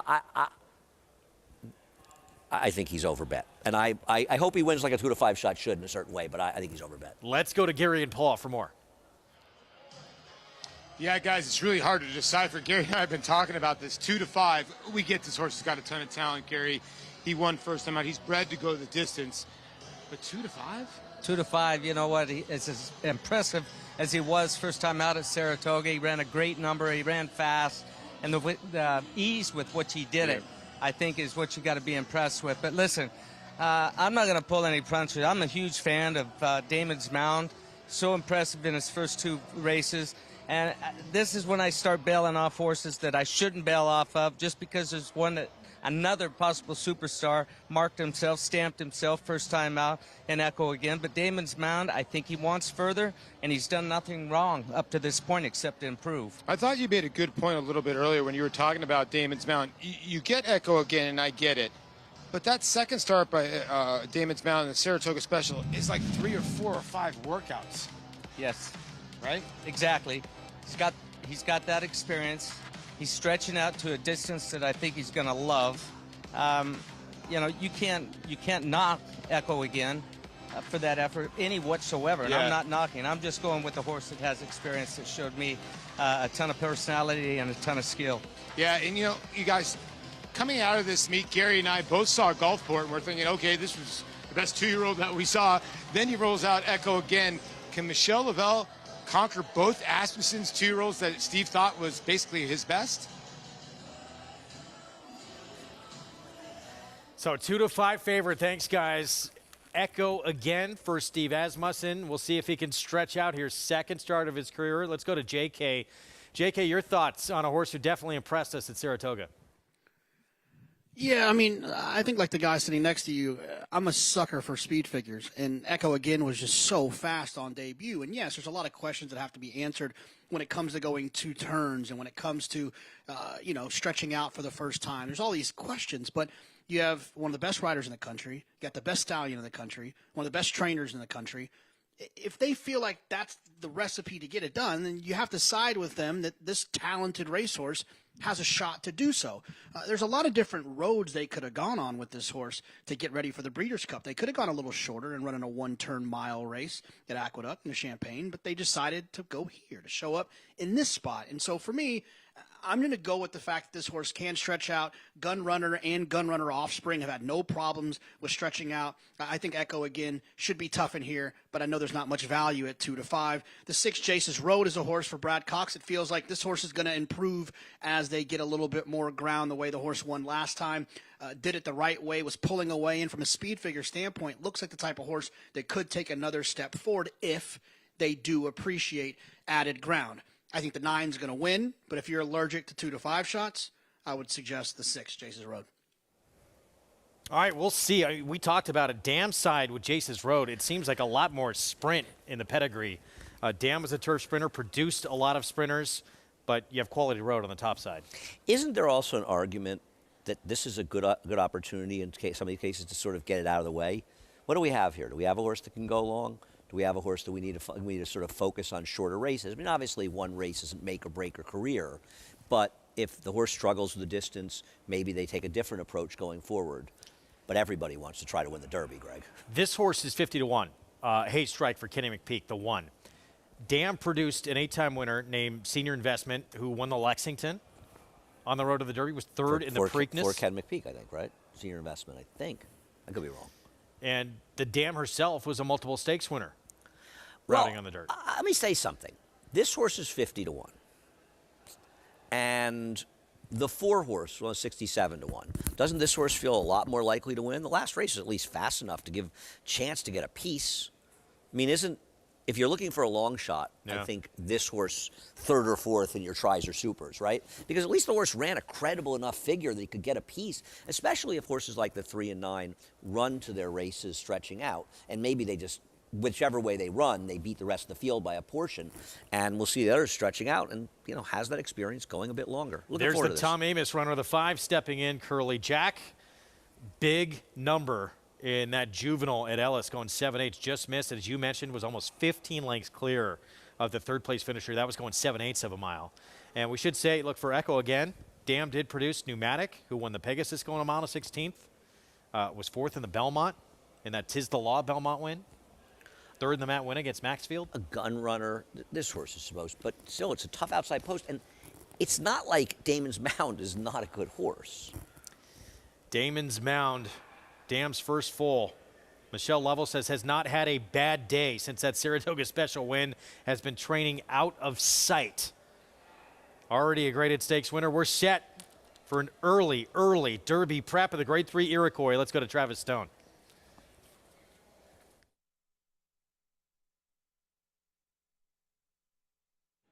They're in the gate. And they're off. And Echo again for that outside post, sent on for speed right off the mark. Jace's Road is there, so too Curly Jack, and Damon's Mound comes on through. Here's Damon's Mound with a forward position for the run to the opening turn. In fact, has come on through to take the lead. So Damon's Mound's going to set the pace. Jace's Road is a stalking second. Zaitu tugs up into 3rd. Hay Strike toward the inside is 4th. Echo again is 3 or 4 wide in 5th. Curly Jack shuffled back into 6th. Confidence Game is wide in 7th. A very tight pack up top. A break of 2 from there to Jin Tong. And 3 back to Honed the Trailer. Damon's Mound bounding along down the backstretch run. Sharp opening quarter, 23 and 2. There's 5 furlongs to go. Echo again has advanced up on the outside, and so now these two are head and head for the lead with 4 furlongs to go. Damon's Mound and Echo again races on to the far turn. 2 lengths back to Jace's Road. Confidence Game on the outside is now 4th. Hay Strike toward the inside racing 5th. Curly Jack is asked for more speed, 6th. Jin Tong, Zaitzu, and at the back is Honed. Round the far turn, Echo again in Damon's Mound, knocking heads to the quarter pole. Damon's Mound in the inside, set down for the drive. Echo again is right there. They're shoulder to shoulder off the turn, top of the stretch now. Echo again's in front. Damon's Mound is back into second. Closers coming quickly. Here's Curly Jack. Here's Jace's Road. Here's Hone down the outside. In behind it's Hayes Strike. There's 1 furlong to go. And Curly Jack has come away with the lead. Jace's Road rallying inside. Hone down the center. Final 16th. It's Curly Jack digging in. Hone trying to get by second, but it will be Curly Jack from off the pace to win it. Hone was second. Jace's Road was third. Hayes Strike was fourth. Off the board, both Damon's Mound and Echo again. Curly Jack, Tom Amos, grade 3 Iroquois win, and he gets 10 points to get into next year's starting gate for the Kentucky Derby. Backing up a very good performance last time at 7/8. Good trip or not, good setup in this race. He ran very, very well to get it done. We're extremely happy to see our friend Tom Amos get the big win here, get some points for the Derby, and at least for a while, and hopefully for a long while, Tom's in the Derby trail. Big performance here. First time going 2 turns for Curly Jack. He responds with a win. Damon's Mound set the pace in this race. Well, you have that inside position. It's hard to give it up, right? And they went pretty quickly. I also want to point out, we pointed out how the filly, and obviously an older horse is going to run much faster. This race was 2.02 seconds slower than the filly ran. That doesn't mean the figure's going to come back that badly. It shows how well the filly ran, and we'll look and see what the fillies do later in the day. But I got to tell you something. I don't know what you do with Echo again at this point. He's not supposed to stop like that if he's a horse that wants to go long. And it's a lesson, too. Don't crown a horse who has 1 start trying to do something like this for the first time. Well, so many things out for the first so time. quickly here, and a good field, a competitive field. But let's go to Poladuca. Yeah, I got a familiar face with us here. Wins the Iroquois, Tom Amos. You know, this horse turned the corner last time going around 2 turns at Ellis Park, and it almost had the same figures as Damon Mound. Were you confident coming in here, Tommy? I thought this was a really good field, Paul. I'd watched the gun runner of Asmussen's win at Saratoga. I knew he was good. I had a ton of respect for Michelle's horse in here as well. If there was an equalizing factor, I thought maybe going 2 turns would help us. And just like you said, and it did. And just a great ride by Edgar Morales, a real underrated rider here. I guess the secret's going to be out on him now. It's going to be harder to get him when I want to get him for a race. But he rode him great, and I'm really proud of my horse. Were you surprised that Damon's Mound cut out the fractions here and it was really sped up? Because Edgar did a great job of sort of taking back off the pace. You know, going around the first turn, I saw Damon's Mound getting out. He wasn't keeping a good course. Yeah. And that takes energy when you got to hold the horse in. So I thought, well, maybe that'll help. We were very crowded behind him. We emerged on the outside. He ran great. And, you know, Mike McLaughlin owns the horse at the Notre Dame game, and he just texted me and said they're losing. I don't know if they're still losing, but anyhow, he won today. Well, Derby dreams for our colleague Tom Amos. Congratulations, Edgar Morales and Curly Jack. And he's right, Edgar's been riding phenomenal. What a win, Curly Jack. First Derby points race for these 2-year-olds for next year's Run for the Roses. Go to this son of the 2-year-old champ, Good Magic. For Tom Amos, owned by Michael McLaughlin, Edgar Morales aboard for the win. And you win a race like this, and you really start to dream. That's why you're running these races. I mean, a lot can happen between now and then. But at this point, Tom's got a pretty good 3-year-old in his hands. And now he can go to the Breeders' Cup and hope things work out from there. Happy for him. Curly Jack takes the grade 3 Iroquois. Pocahontas for the fillies still to come. We'll be back right after this. Catholic Boy.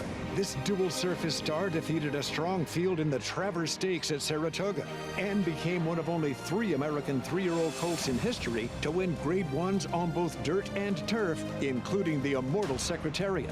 A 6-time graded stakes winner from ages 2 to 4 and the fastest 3-year-old of his crop over 10 furlongs. One of the most accomplished sons of More Than Ready, he earned over $2 million on the track. Catholic Boy, standing at Claiborne Farm. The Fasig-Tipton Mid-Atlantic Fall Yearling Sale, offering a catalog of more than 500 yearlings from many of the sport's most lucrative state-bred programs. Among America's top yearling sales by percentage of 2-year-old winners, with recent stars like Leave No Trace, winner of the Grade 1 Spinaway Stakes, plus over 85 stakes wins or placings this year. Mid-Atlantic Fall Yearlings, Monday and Tuesday, October 3rd and 4th in Timonium, Maryland. Where will you be? Maximum Security proves he's the real deal with a gate-to-wire win in the Florida Derby. Champion 3-year-old. Maximum Security has won the TVG.com Haskell Invitational. 11 triple-digit buyers. Maximum Security. He smoked them in the Cigar Mile. Grade 1 winning 4-year-old. Maximum Security takes them all the way in the TVG Pacific Classic. Secure your mare's future. Maximum Security. It's America's original sport, and no one covers it better than America'sBestRacing.net. From the sport to the lifestyle, the best races, horses, and destination venues, cocktails, gambling, fashion, and more. America'sBestRacing.net is a sport for you. Live it, love it, bet it.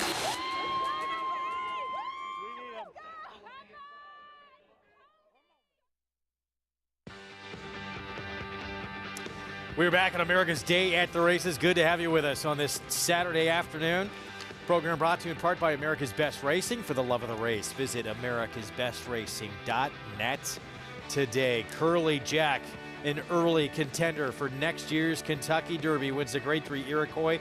First points race for next year's Derby for trainer Tom Amoss, owned by Michael McLaughlin. Edgar Morales aboard for the win.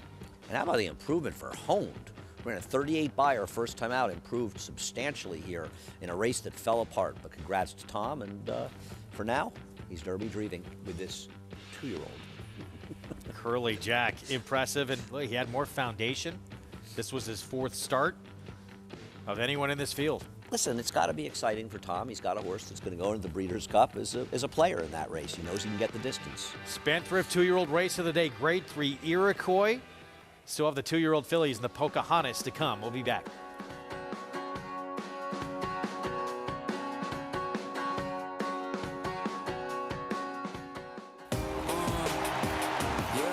Charlatan is back, and he turns it on with 1/8 of a mile to go. Express Train moves into second. Nashville dropping out of it, and then Collusion Illusion. What a spectacular return for Charlatan, who will romp in the run-happy Malibu Stakes by 4.5 emphatic lengths. Charlatan, ultra impressive. It's a new day for a new king.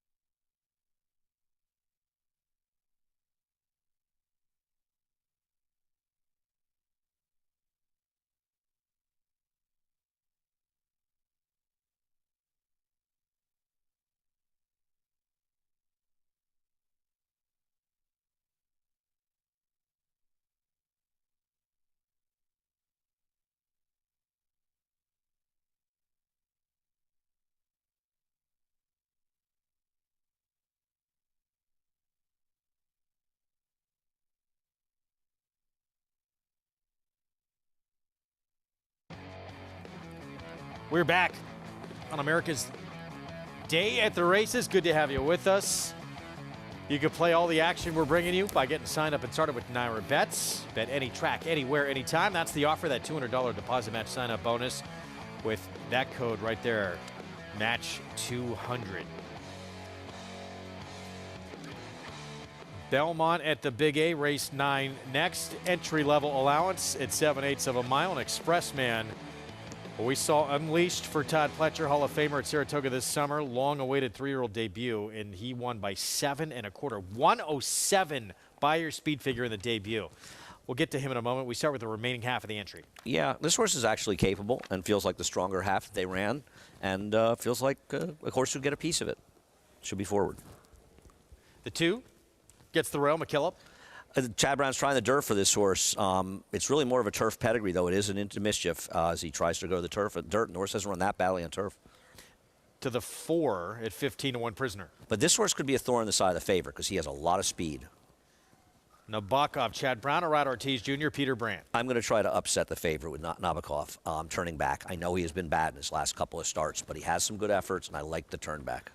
Jimmy Jerkins trains Capone with the apprentice, Jose Gomez. He's starting to look like a horse that really ran big on a muddy sealed track, and he needs to bounce back even off his last dirt race. And the big favorite's a 1-5 on Expressman. Yeah, listen, he ran a 107 Beyer first time out. Horses that run these kind of figures first time out usually end up as great as stakes winners. And I won't be surprised if he is. I wonder if he takes some pressure from Prisoner. And he was the wrong half of the entry, for whatever that's worth. He's the one they weren't betting on, but he's the one I guess they should have been betting on. He's the one they got paid for. Monster effort. You don't see debuts with that kind of figure very often in the sport. And I've looked at them over time, and horses that run these kind of numbers, triple-digit Beyers over 105, the majority of them come back and win graded stakes eventually. Well, this will be start number 2 for Expressman. Here is Todd Pletcher. Second starts after winning their maiden debut on dirt on this circuit over the last 5 years. He is 22%. Yeah, I thought this was an interesting stat, and I want to expand on this for a second. This is at Naira. They've come back and they haven't run as well. And I looked up a lot of the figures. A lot of those horses regressed. He's 5 for 11 with horses that are odds on, with an ROI of around $1.50. So they're winning, but they're not necessarily winning their prices. And at 1-5, I feel like betting a few dollars against him. I'm not way against him. I just think that he could be a little vulnerable. That's all. All right, back with us. Let's head downstairs, check in again with Acacia Clement. And Greg, we'll start with Expressman to the outside. If you were anywhere near the paddock in his debut, you probably heard him. You might have even heard him upstairs today. He was absolutely screaming and hollering before his first race, and he was one that I had actually kind of backed off a bit because physically on debut, I loved what I saw from him. I just didn't like how he was acting. He was very professional, though, once he sprung the latch. And you're right, unlimited potential was the other part of the entry that in the Clocker report had reportedly been finishing better. However, if you had watched those workouts leading into that first race, you would have seen that Expressman had been the one that was braking sharper. And that's exactly what happened in the race. He broke so quickly out of the gate. Speed was good, but he just kept on going.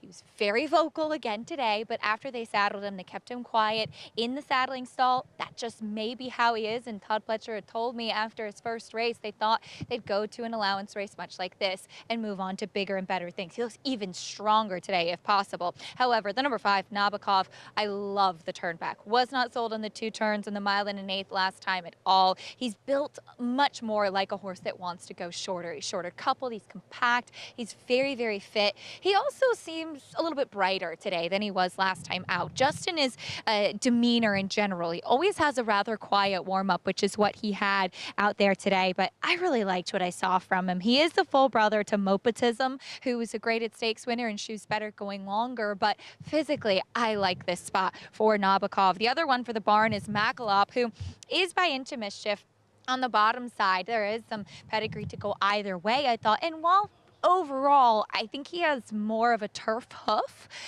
And sometimes when I question the surface, either physically or on pedigree, that Chad Brown does elect to run a horse on, it's almost counterintuitive, and he's usually spot on. My question is that his first 3 races have been on the turf. If you thought a horse that could train well in the dirt, typically you'd see them try the dirt first. He is a horse that doesn't carry a lot of condition behind the saddle, and as a result of that, might have had an easier time on the grass. He looks a little bit stronger in here today, and if he can improve, he could be a factor in here, but they've all got to get around Expressman. Jonathan, are you on the 2-5 favorite? Well, I just gave you a 2-5 shot that's still running at Churchill, so I'm a little bit nervous here. Look, this horse is the fastest horse in the race from a speed figure standpoint, and all the reasons Andy pointed out. Those horses often come back and run well. If you want to get cute in here, I think the 4 Prisoner is the horse you want to get cute with. I can't really explain the last 2 races. Well, the last race I can, fast-paced. The race before that, no real excuse. But Prisoner's first 3 races of his career, put him in the mix here if he can find those races. And he has the most dangerous weapon in racing, that's speed. Prisoner at 15-1 makes the most sense to me for an upset chance. All right, JK, thank you. 1-5 on Expressman. Look, there's a horse out on the West Coast who is being talked about as maybe the best ever. Off this debut, if this horse moves forward his second, third, fourth start, maybe he's the horse next year to take him I on. hope he turns out to be the kind of monster talent he hinted at in his first start. We want to see good horses. But today, I want to bet against him, and that's why I bet Nabokov. There he is, monster debut. Can he back it up here at start number 2? Let's go to Johnny Brielle.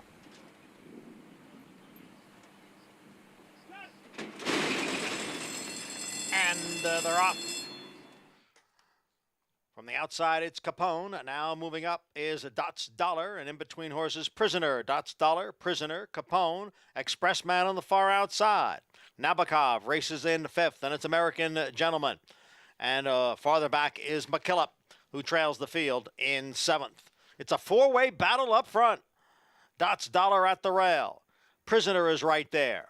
And then it's Capone 3 wide. And widest of all is the heavy favorite Expressman. The quarter went in 22 and 2/5 seconds. Dots Dollar by a neck. Prisoner runs in 2nd with Capone in 3rd. And Expressman on the outside in 4th. 2.5 lengths to Nabokov in 5th. And then American Gentleman, big break back to McKillop as they come for the top of the stretch after a half in 45 and 2. And it is Dots Dollar challenged on the outside by Expressman. Nabokov is now gaining ground. Prisoner is there. American Gentleman is looking for a way through as they come down for the 8th pole. It is Expressman, Nabokov, Dots Dollar, American Gentleman down at the rail as they head for the 16th pole. Nabokov has taken a narrow lead from the heavy favorite Expressman. It's Nabokov in front, and Nabokov has won it under Erod Ortiz Jr. Expressman finished 2nd, and American Gentleman was 3rd. Nabokov, the upset here on a 1-5 favorite. Expressman cutting back in distance with Erod Ortiz Jr. I mean, we were watching in the backstretch, right? And this horse was sitting in as good a position as you could be in. And it was a different story for the favorite, who ran well, Expressman, in defeat. But he's 4 wide, on top of the pace. There's other horses going. They all collapsed. The 1 came from way back. The 5 came from well back. So in reality, Expressman ran the best race here. And I bet Nabokov, but he ran terrific. But it's a much different scenario than his first start, where he's able to get clear. I still think he's a good horse, but maybe Nabokov is too. And maybe he's a horse that's just going to be better in these one-turn races, these shorter races. And he got a great trip. 1-5 favorite defeated. 8-1 Nabokov. Well, the prices from this when we come back, and then it's the Caesars Jockey Club Derby Invitational.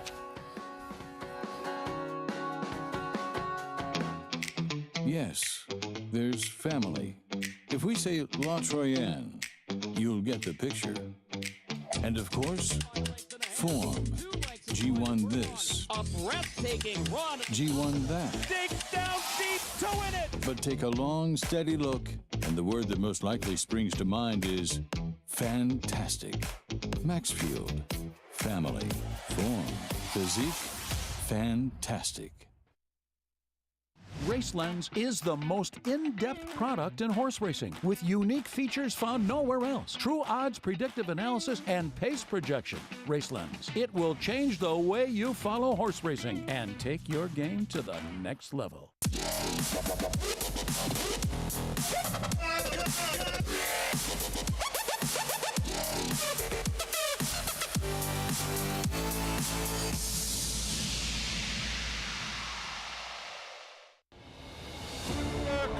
Taylor.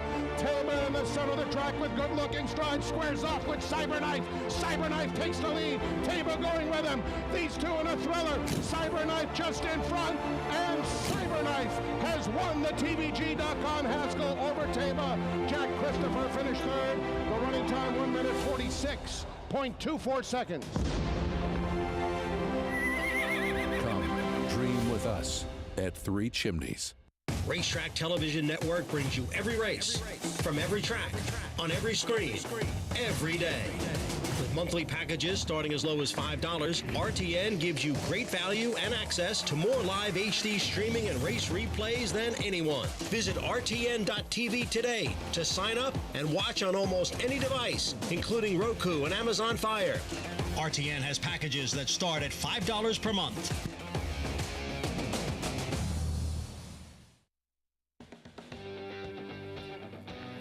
We're back at America's Day at the Races.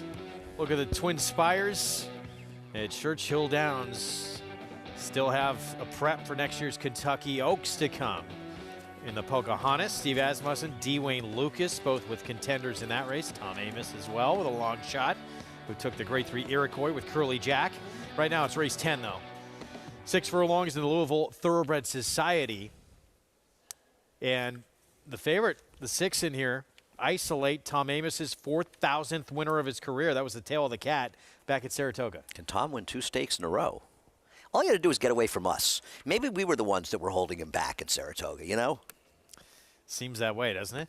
Well, he did win a stake with this horse, actually, to get his 4,000th career win. And that has to be, I mean, for me, and I think for a lot of us, that was the top moment of the year. At Saratoga, you know, a great to do it in a stakes race at Saratoga. A friend of ours, having him there, a coworker of ours, that was a wonderful moment.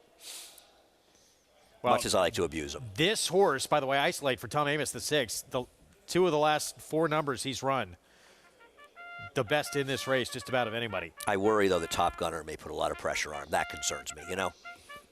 Speed is his game, no question. I prefer the 5 in here.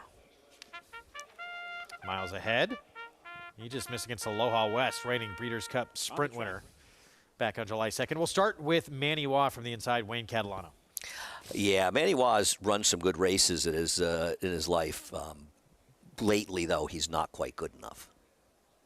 AC Expressway, he's got some figures that could match up against this group. He does. I think he's got he's in sort of good form. He's stepping up in class. Can he handle this jump up? And he may get some pace to run at. We'll see. Robo-Man, too, figures-wise, not that far off the best of the bunch here. No, I think we're looking at some horses in these inside horses that need to step a little forward, but it's not as though they're untalented horses. Necker Island, he just ran the race of his life last start. That was a Colonial. Yeah, it was, but he's been improving. He's run well in sprints. I think he's a big-time player in here. It's why he's 2-1. Crossed the wire first. He got DQ'd, but still the figure he ran was huge. Miles ahead, he just missed by a neck at Churchill and a stake. He's my top choice. He's got the best races of anybody in here. He runs his best race. He lost to Aloha West last time out, who I think some might remember won the Breeders' Cup Sprint. Here's Tom Amos's Isolate, tail of the cat winner this summer, Saratoga. The one thing that worries me is that was a speed track, and the favorite in the race was a total no-show, and he's going to take pressure outside. So while I hope Tom does well, I'm not a big fan today. Here's the 7 Top Gunner. Yeah, Top Gunner should be putting pressure on Isolate, and I think it makes his job tougher because he's pretty good, too, Top Gunner. He'd run 6 straight, just about the same figures in a row, and then he didn't show up at all last start at Prairie Meadows. Here's the 8 Baytown Bear, 21-1. This one feels like a reach to me. That's why he's the biggest price on the board right now. So that's your field. Good group coming up. Can Tom Amos go back-to-back in stakes? Let's go to Gary and Paul. Yeah, it seems like he could here with Isolate. I mean, I know Gary likes the 6 here a little bit, but, you know, I thought Andy made a good point. Isolate needs to be, no pun intended, might need to be isolated on the lead, or you think this horse can rate? I think he can be isolated on the lead. I think he's the speed of the speed. But he has the ability, if they're going too fast, I'm not thinking he can win sitting just off the pace. I think he's got to be on the lead, and I think he will be on the lead here. I think he's the quickest horse in the race, coming off this monster win and the tail of the cat at Saratoga. Ran a fast thorough manager number. And then there's the old pro Necker Island he's going to have to deal with. Yeah, and Necker Island's the kind of horse that just loves the racetrack. You can't take that away from this horse. 5 for 12 over it. And if there is a speed duel, he's going to benefit, no G? Absolutely, he's going to benefit. That's what's going to help him. There is a ton of speed in here. So if Isolate doesn't get on the lone lead, I think it's going to set up for Necker Island. But I'm going to go with Isolate at the end of the day. Yeah, I'm kind of with Andy here with miles ahead. I think that horse has got some good races to go to, some bullet drills, and does like to win races. 11 for 24 a lifetime. So I'll go there a little bit. G's on the 6 here. Isolate for Tom Amos, going to look for back-to-back stakes wins here. Don't forget, guys, we still got the debutante.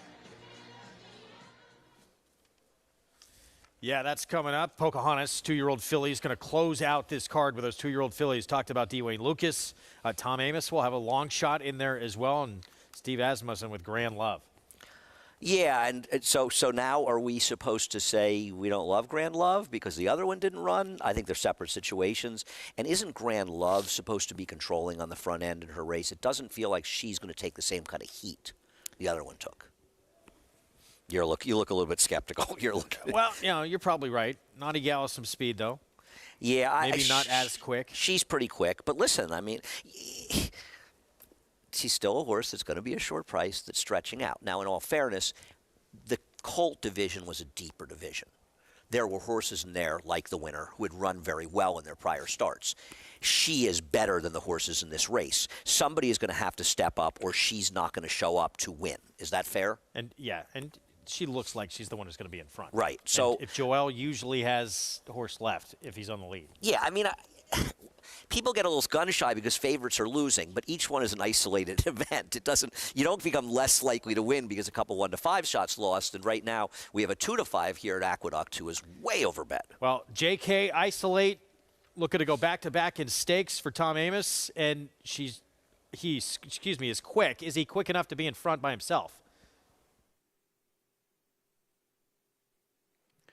Look, I think Isolate is fast enough to be on the front end by himself. He showed a ton of speed in his last 2 starts and was very impressive last time. But I just think the 4 and the 5 both have arguments to run better races. If they're going to bet the 6 like he can't lose, I'm going to look to those other 2 horses. We'll start with the 4, Necker Island, who was wide all around there last time at Colonial. I think if you look at it from a geometry standpoint, this horse has the opportunity to run better. And I've always thought Necker Island is better going shorter.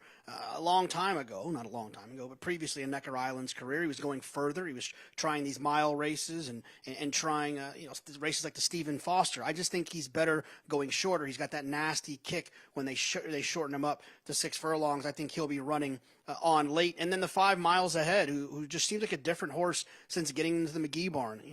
This horse had some okay races in the past, had run fast. Then he kind of went sour to a certain extent, and now it seems like he's trending back in the right direction. So at 5-2 and 3-1, I look to the 4 and the 5 as the horses that I think make the most sense, while the 6 Isolate is talented. I think they're going to be running at this horse late. Yeah, but JK thinks both the 4 and the 5 ran in their last starts. Huge figures as well. I'm surprised that the 5 is 3-1 in here. I honestly think the 5 should be the favorite in this race. Do you agree, disagree, or not have a strong opinion? I don't. Should be the favorite. Yeah. Well, he's close to favorite right now. It just went to 5-2. Yeah, I mean, he should vie for it for sure. I feel as though he has the very best races of anybody in here. And he showed in his last race with that good second on this track that he's back to his better form. And maybe they gave him a little time off. They didn't want to run in some tougher spots. And now coming back at Churchill, I'm not saying I love him, but he's 3-1 right now. It seems like a very fair price. And I think Tom's horse is a little bit dressed up by circumstance last time. I don't want to, I'm never rooting against Tom, but it's still a gambling game, and we're still trying to pick winners, and you can't play favorites for your friends. I'd like to see Tom do well, but I think this horse is a bad bet at 8-5. He's getting a little over bet. Yeah. But, I mean, he's produced that. He ran a huge figure. He produced that before a few starts back at a different racetrack. I thought Necker Island, I kind of agree with Jonathan. I think this might be the horse to beat. I will agree with one thing. These are the 4 and 5 are the right 2 horses. How's that? To beat Isolate. Yes. They're the 2 I like. I picked the race 5-4. So I agree with both of you guys. Necker Island is very, very dangerous in here. I've always liked Necker Island. He's got kind of a cool story, too, right? The connections of him. In the past, it's kind of a cool story. So I think he's been sold, though, hasn't he?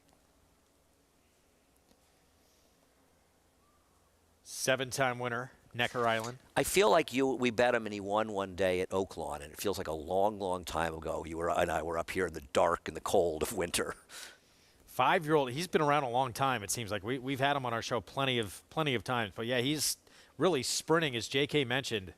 He's seemed to blossom. I agree. Better one-turn horse. We're set, Louisville Thoroughbred Society. Let's go to Travis Stone. They're in the gate.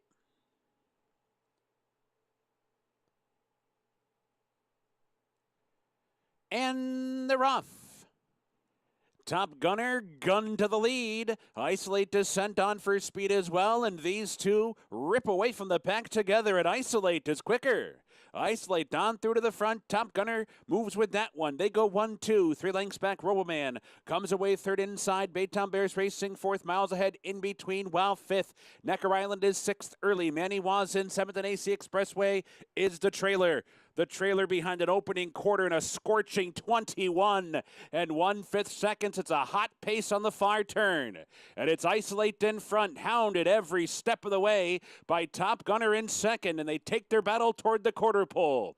3 lengths back to Baytown Bear racing third. Necker Island is revving up with a wide bid from fourth. Miles ahead and Roboman, Maniwa, and AC Expressway. Off the turn, Isolate is still there. Top Gunner fights on. Miles ahead and behind. Necker Island continues to close. 1 furlong to go. Isolate still in front. Here comes Miles ahead. Here comes Necker Island. Top Gunner's in tight. Maniwa toward the rail. Still Isolate in front. Miles ahead. Necker Island surging late. Photo! Isolate ran way too well to lose that one, but it's very tight. Miles ahead in a head bob. Necker Island right there too. Brilliant effort regardless of outcome here for Isolate on the front end. All the dirty work. But Miles ahead in between horses. The 5 may have got that head down. Yeah, it feels like I kind of might have gotten lucky and won this race. It's so hard to know, and it feels like Tom's horse may have at least held on for second over Necker Island. And if you think about the fact that this horse was engaged with the 7, yeah, he was in front, but 21-1 even with the big run-up, they're moving. And the 4 and 5 both came from a reasonable amount back, the 4 more than the 5. So, yeah, they were logical horses, but they were also short, they also came from behind. Tom's horse, he may have lost. It's even hard to know for sure. He still ran very well in defeat. Huge effort. I mean, I'd argue he ran as well, if not better. He ran every bit as well as we wanted at Saratoga. How's that? Yeah. Because that race, he had the run of the race. This race, he had to work to get there. I think he's really stepped up for Tom. Starting to get worried. Tom has too many good horses these days. Camera showing Miles ahead for whatever that's worth, who we both thought might have got that nose down. This was really close, so it's tough to tell from that angle where exactly that wire is. My guess would be 5-6-4, but I wouldn't want to. I wouldn't want to bet a lot of money on it. Exciting race, though, huh? Good racing today. Thriller. This has been fun, and still have some good ones to come. I wish they'd show where there it is. There we go. Well, after those taxing fractions early, Isolate, white blinkers still in front. But here comes the 4 Necker Island, and here comes the 5 Miles ahead. Yeah, and he was, Isolate was so game down to the finish. And if he lost, it wasn't until the absolute latest of stages. It's just so hard to know. He got a bob. I don't really know where I have no idea who won this race. They're showing the 5 like they're sure he won it. I don't know how you can be sure. What? And, there was a bob too late when Miles ahead had gone in front where Isolate actually did get back down in front. I agree. It just seems like it might have been before the wire. I'm not as comfortable looking at their finishes as we are in New York, where I've been, where we've been so inured to looking at it for so many years. And I just 5-6-4. Just posted. Tough Miles beat. Ahead. Yeah, the 5. And a very nice ride by Martin Garcia to get it done. But Tom's horse, Isolate, he ran so well. He ran too well to lose. Huge effort in defeat under Joel Rosario, who does not lose many of those. Nope. He's pretty good. So 5-6-4, Miles ahead. Paul McGee, JMS Stable, Martin Garcia. Your winner of this Louisville Thoroughbred Society. Pocahontas for 2-year-old fillies on the road to next year's Kentucky Oaks. Still to come. Stay with us.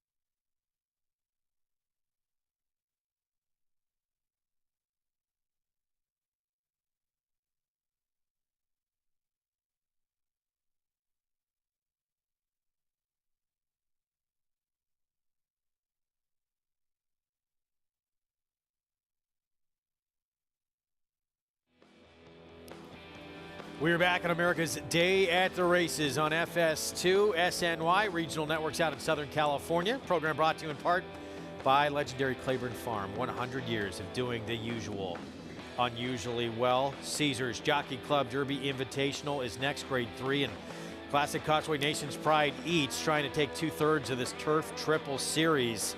2-5 on Nation's Pride. Yeah, this is the day for overbet favorites, I guess. I mean, he's the horse to beat, but he's not 2-5 to win this race. Classic Causeway has shown that he's solid, and he has the speed to handle the distance, and I think the horse on the outside is a major player. 4-1 Classic Causeway went gate to wire in that Grade 1 Belmont Derby.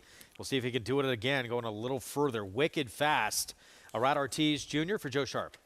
Unlike his name, he isn't. And you'll leave it at that. Two-time winner of the Turf. They took a shot. I give him credit for taking a shot. I appreciate them running.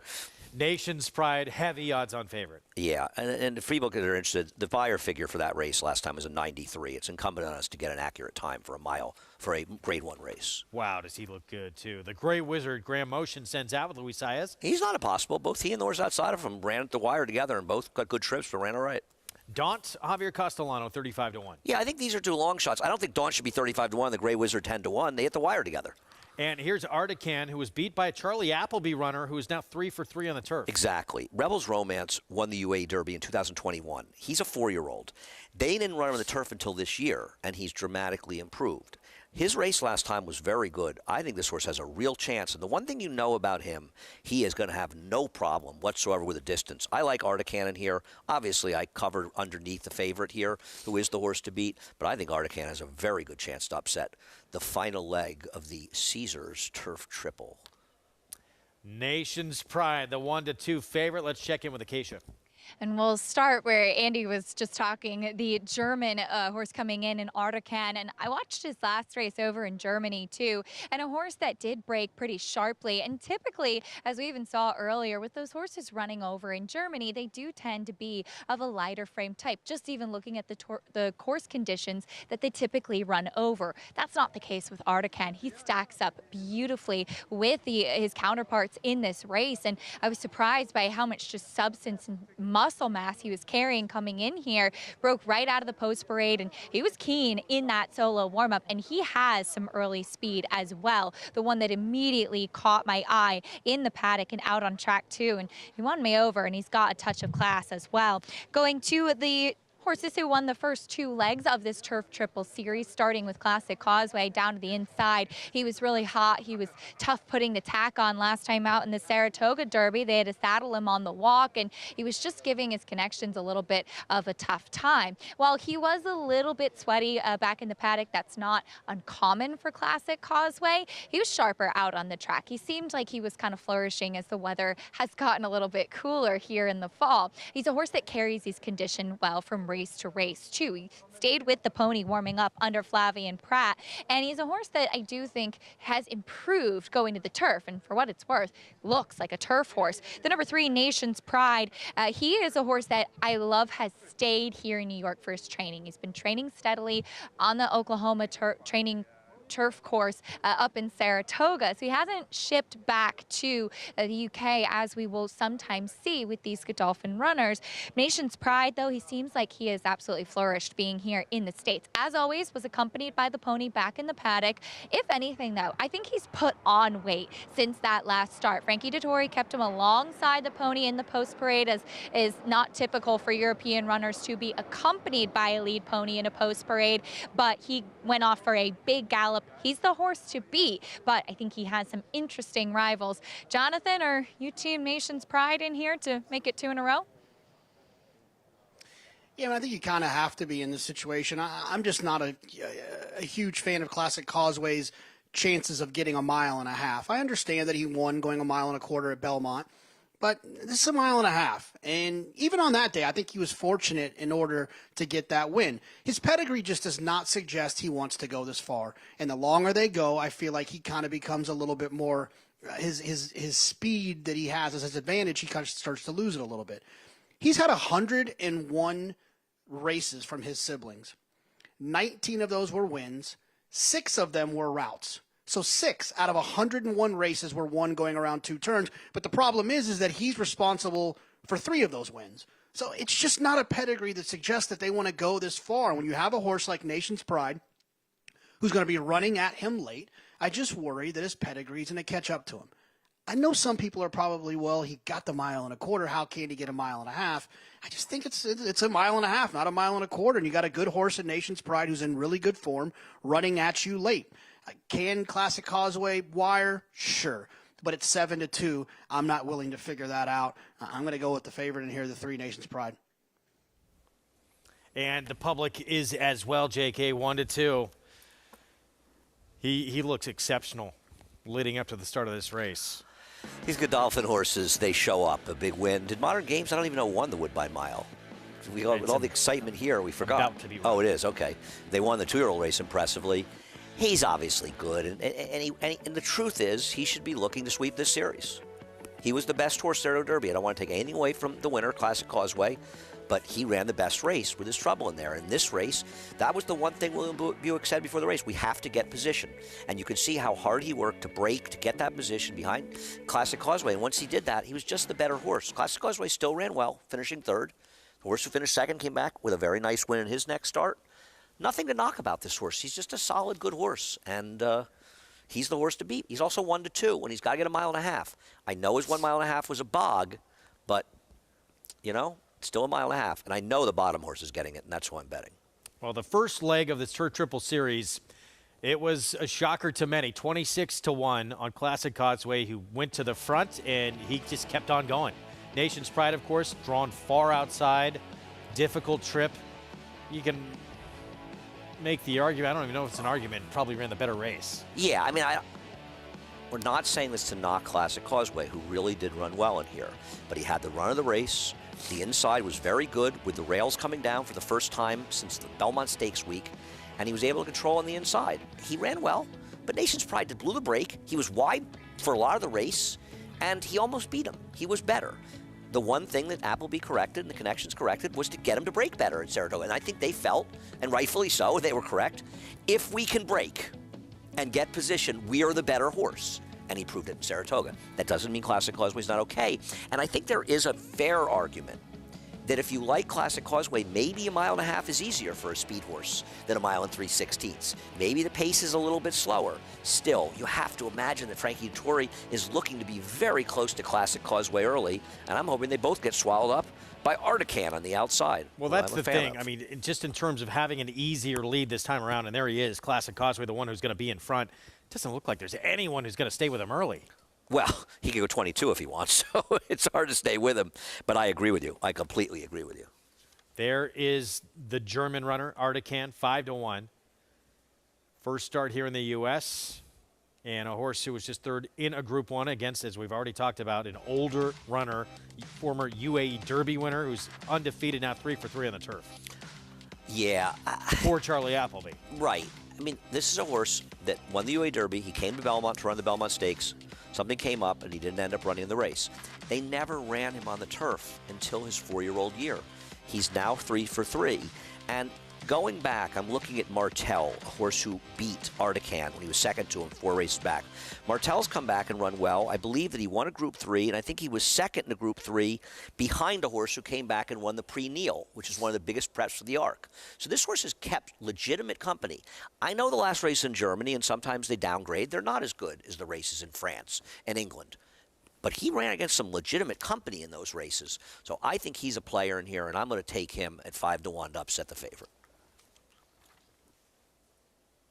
Meanwhile, 1-2. Public is not swayed on Nation's Pride. He's looked exceptional coming in, trying to take 2/3 of this Turf Triple Series. And I guess, is that the question in this race? How close is Frankie Dettori going to keep him to Classic Causeway early on?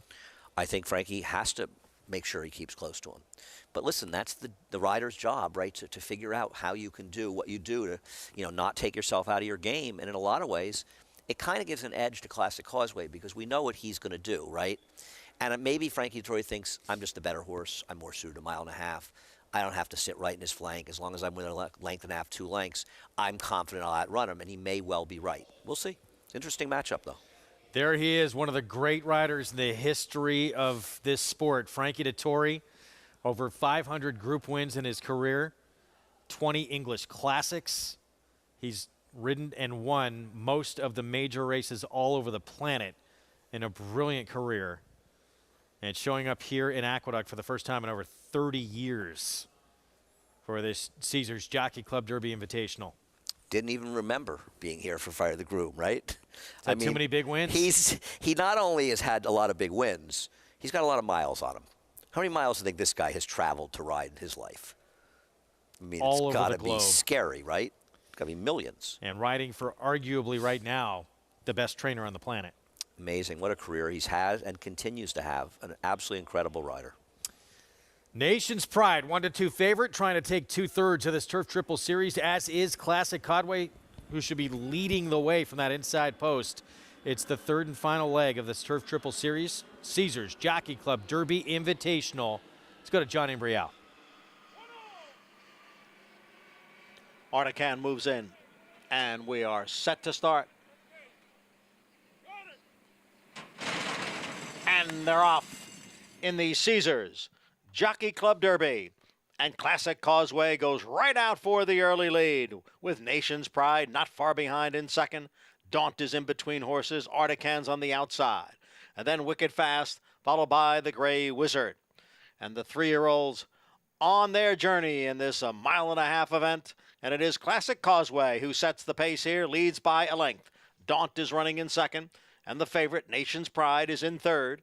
On the outside, Artican. The opening quarter went in 23 and 4/5 seconds. They go around the first of 3 turns, and it is Classic Causeway with Daunt on the outside, and now getting closer in second. Nation's Pride sits just off them in third. Artican to his outside, and at the back are Wicked Fast and the Gray Wizard. As they come through the stretch, it is Classic Causeway in front by 3/4 of a length. Daunt is on the outside in second, and Nation's Pride and Artican race as a team third and fourth. A break of 3 lengths back to the Gray Wizard, and Wicked Fast is last of 6 as the field heads into the clubhouse turn.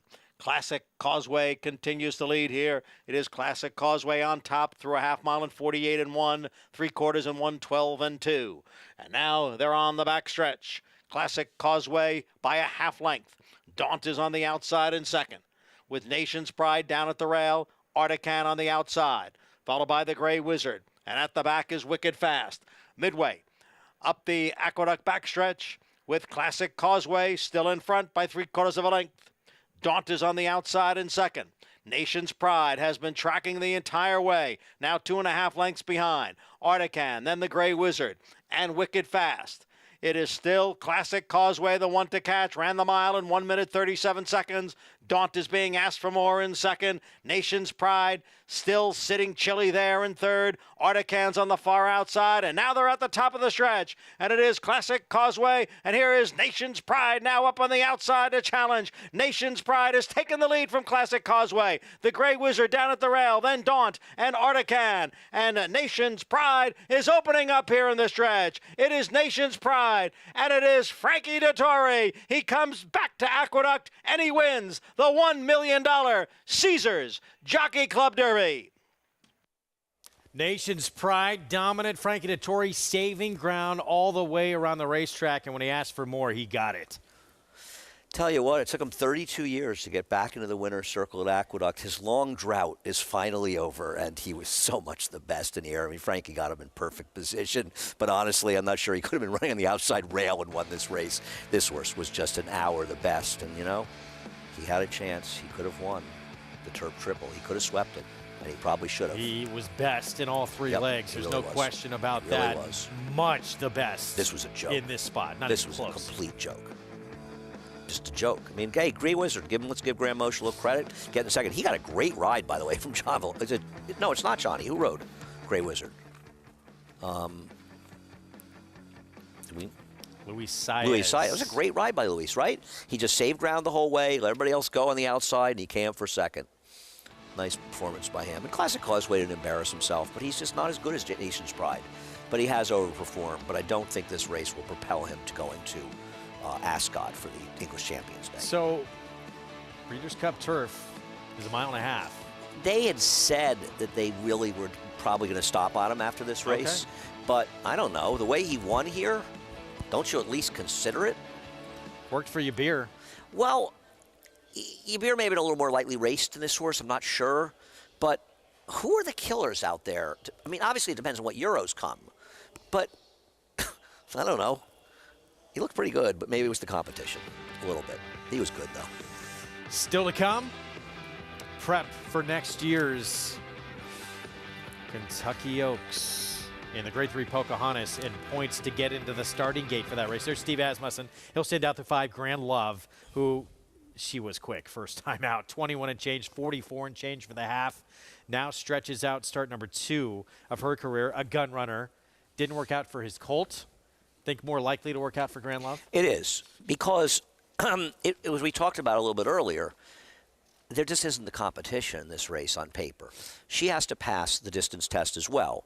But on paper, she's supposed to be the controlling speed, where you knew with the outside post and the presence of others, the other one was likely to face much more pressure on the front end. I'm not trying to beat this one. And I think at 8-5, she's a very fair price. The 11 would be my backup. 5, 11, 10 for me. Just in terms of numbers, the fillies have run too many would need to take a huge step forward, which they could. But to get to where Grand Love was in her debut. Yeah, that's the thing. I mean, she really ran well that day. You know, the horse that she outran, Rarify, second-time starter for Wesley Ward, was very good. Very fast. Here's Boss Lady Bailey for John Ortiz. Yeah, well, maybe she can improve her debut. She'll need to, but perhaps she'll be better stretching out and drew well. Kiss Me on Oconee and those Silks of Serengeti Empress, Joel Politti, Tom Amos. Well, we'll see if Tom can pull an upset here, or this one would have to improve immeasurably. Naughty Gal, the Adirondack winner this summer at Saratoga for D. Wayne Lucas. One thing about Wayne, he's never afraid to run him, coming back 13 days after a complete debacle in the spin-away. Good luck to her turning around. Shoplifter at 12-1, Eddie Keneally. The race 2 back was okay, but did not run effectively. And I watched the last race, Greg. I don't know if you watched it. I thought she had an absolutely perfect trip in there and just didn't have any horse. Yeah, it was no broke a little slow, to be fair. 5 lengths. Yeah, broke a little slow, though. Grand Love, the favorite. She's 8-5. This favorite I like. I think she's too much horse for these. Out of nothing at all, 46-1. David Cohen. Yeah, I don't know where to go with this horse. Would have to improve. Next Diodoro, right? Norm Cassie. South Lawn, the 7, 9-1. Now, this horse's win was good enough to give a little bit of a chance going forward, but all these horses have to improve so much to beat the favorite. Wonder Wheel, first time out for his dad, by the way. Needs some money. Sarah Hamilton trains. Yeah, she's not kidding. We all need some money. This one needs to improve. Francisco Arrieta will ride. The 9, jet-setting Brad Cox, second-time starter. Did win the debut going long, so that's a good sign for going long here, but obviously not fast enough to compete unless she improves. Fun and feisty. Kenny McPeak coming off a win at Churchill. Yeah, this one has to stretch out. She should be in a stalking spot outside of the favorite in here, but she did run much better last time. I don't know where that race came from, but a big improvement. Just a Warrior, 2 starts at Ellis. She's undefeated for John Ortiz. Yeah, I kind of liked her races. I thought she was okay, and I thought she was one winning at 7 furlongs. She could be the biggest threat to the favorite. And Friendly Persuasion for Michael McCarthy won on a race that was meant for the grass that came off at Horseshoe Indy. Yeah, I just didn't think it was a very good race. She was 1-5 that day, but I think you feel the same way. Every time Michael McCarthy runs a horse, I give the horse another look because he's such a good trainer. 4 minutes away, Grade 3 Pocahontas, first points race to get into next year's starting gate for the Kentucky Oaks on the first Friday in May. And the 8-5 favorite, Grand Love, Steve Asmussen. Let's go to Gary and Paul. Sorry, guys. We got guys talking to us. Black Betty's on right now. Gary and I don't even know what's going on. I called the debutante, the Pocahontas. Been a long day today, but the Pocahontas is going off. Congrats to Tom Amos. Some Derby dreams. Now we need to see some Oaks dreams here. G and Grand Love was impressive first time out. But we're both going to try to beat this filly. Yeah, I mean, I'm leaning towards horses that have already proven themselves going 2 turns. Yeah. Minor racetracks, but we already saw what happened in the earlier race with the boys. We were looking at the 7 here, South Lawn. You know, you talked about it, Greg. Lost a Wonder Wheel first time out. This is the horse that I actually bet for Norm Cassidy, and he had told me, listen, she'll be better going a little bit longer, and she showed it, Gary. Yeah, she really did. She stepped up. She ran a good number, and we're also looking at the bottom horse, Friendly Persuasion, as well for Michael McCarthy. She won going 2 turns at Indiana Grand, or Horseshoe Indiana. Wasn't a real fast race, but I'm just leaning towards some horses that are big prices in here that aren't going 2 turns for the first time. I'm kind of with Gary. I like the 12 in here. You know, this horse was favored first time out as son of daughter of Arrowgate, and actually showed a little speed, then took to 2 turns. So I'm with you on the 12 in here. Anybody else? And I thought Fun and Feisty, the 10, taking a little money. Probably the other one in here for Kenny McPeak. Yeah, absolutely. Absolutely. So we got 3, 5, 7, 12 in here. Gary and I are going to try to get the 7 and 12 home. And don't take any Black Betties. They're bad for you. 2 minutes to post. Grade 3 Pocahontas. Gary Pauly, good luck to you. Thank you. And look, the Grand Love is going to be formidable in here. She's 7-5, but there's still the question, as we saw back in the Grade 3 Iroquois, about the distance. Yeah, conceding that, the horse ran really well first time. They don't want any trouble stretching out. You get yourself in a lot of trouble in those cases. Now, with this horse, right now she's 7-5. She's not 2-5 like the other one. And to be honest, it's a little odd that she's so much bigger price because she has a bigger figure edge over the field than the one in the race before it. I mean, are people gun shy because those horses people lost? Get seduced by buyers in the 90s, don't they? No, they do. No, you're absolutely right. You know, it was Jerry Brown, my friend who does the Thoroughgraph sheets, texted me earlier. We were talking about a couple of horses. He said people love one-number horses, and you get in trouble with one-number horses. Our friend. You're friends with Jerry too, right? Yes. Of course. Isn't everyone friends with Jerry? Should be. Yeah. Good person to know. Grand Love, here's the debut. This was at Saratoga, August 21st, and from the outset took command, went exceptionally quick, and powered away to win by more than 4 lengths. And if people are wondering why was she 470-1 that day, it's a valid question because all the reports were that she was a runner. So it wasn't like she surprised people. I mean, I had a story on this horse. I get about 4 stories all summer. She was 9-2. I know. She didn't take any money. It was crazy. And she won like she should have been 2-5 or 3-5. She was good. So Joel Rosario will be aboard. Post time coming up for the Grade 3 Pocahontas. Let's go to JK. Look, I mean, I picked 3 favorites in a row, and so and one of them won, so you're not even. But, you know, Grand Love makes a lot of sense in here. She attended a fast pace last time, but she is stretching out. The issue I have with her is that her speed figures and pace figures were kind of going the wrong direction. She went really fast early, and she seemed to kind of tire late. So she doesn't feel like the type of horse that wants to stretch out. Now, I gave you the 1-5 shot that got beat. That one I thought wanted to stretch out and didn't, so I'm sure Grand Love's going to gallop. I think the 9 jet setting is interesting, stretching out. She was working well leading into that last race, and she feels like the type of horse that will stretch out. There was some siblings that have gone and run well a little bit longer. The 10, Fun and Feisty, was one who ran fast last time, who I thought could be the type of horse that could stretch out as well. And then the 11, Just a Warrior, another one who attended a fast pace at Ellis Park last time and seems like a horse that should improve, was wide all the way around there last time, going 7 furlongs. That indicates that she could possibly run a little bit further. And I just thought there'd be a little bit more value towards the outside, 9, 10, and 11. If you're going to hold my feet to the fire, I'll go with the 10, Fun and Feisty. But like I said, I've already probably put Grand Love, the 5, in the winner's circle. She's even money right now. Jonathan, thank you. We'll find out if she can tackle and pass this 2-turn test coming up. And now she's even money, right? Honestly, I think she should be even money. I really do. I think that she is a very likely winner of the race. I'm not trying to beat this horse. And more so a little bit because of competition is not as strong as we saw in the male version of this race. Exactly. That's the point. I mean, the male version was full of horses that had run well, including the winner, who you liked.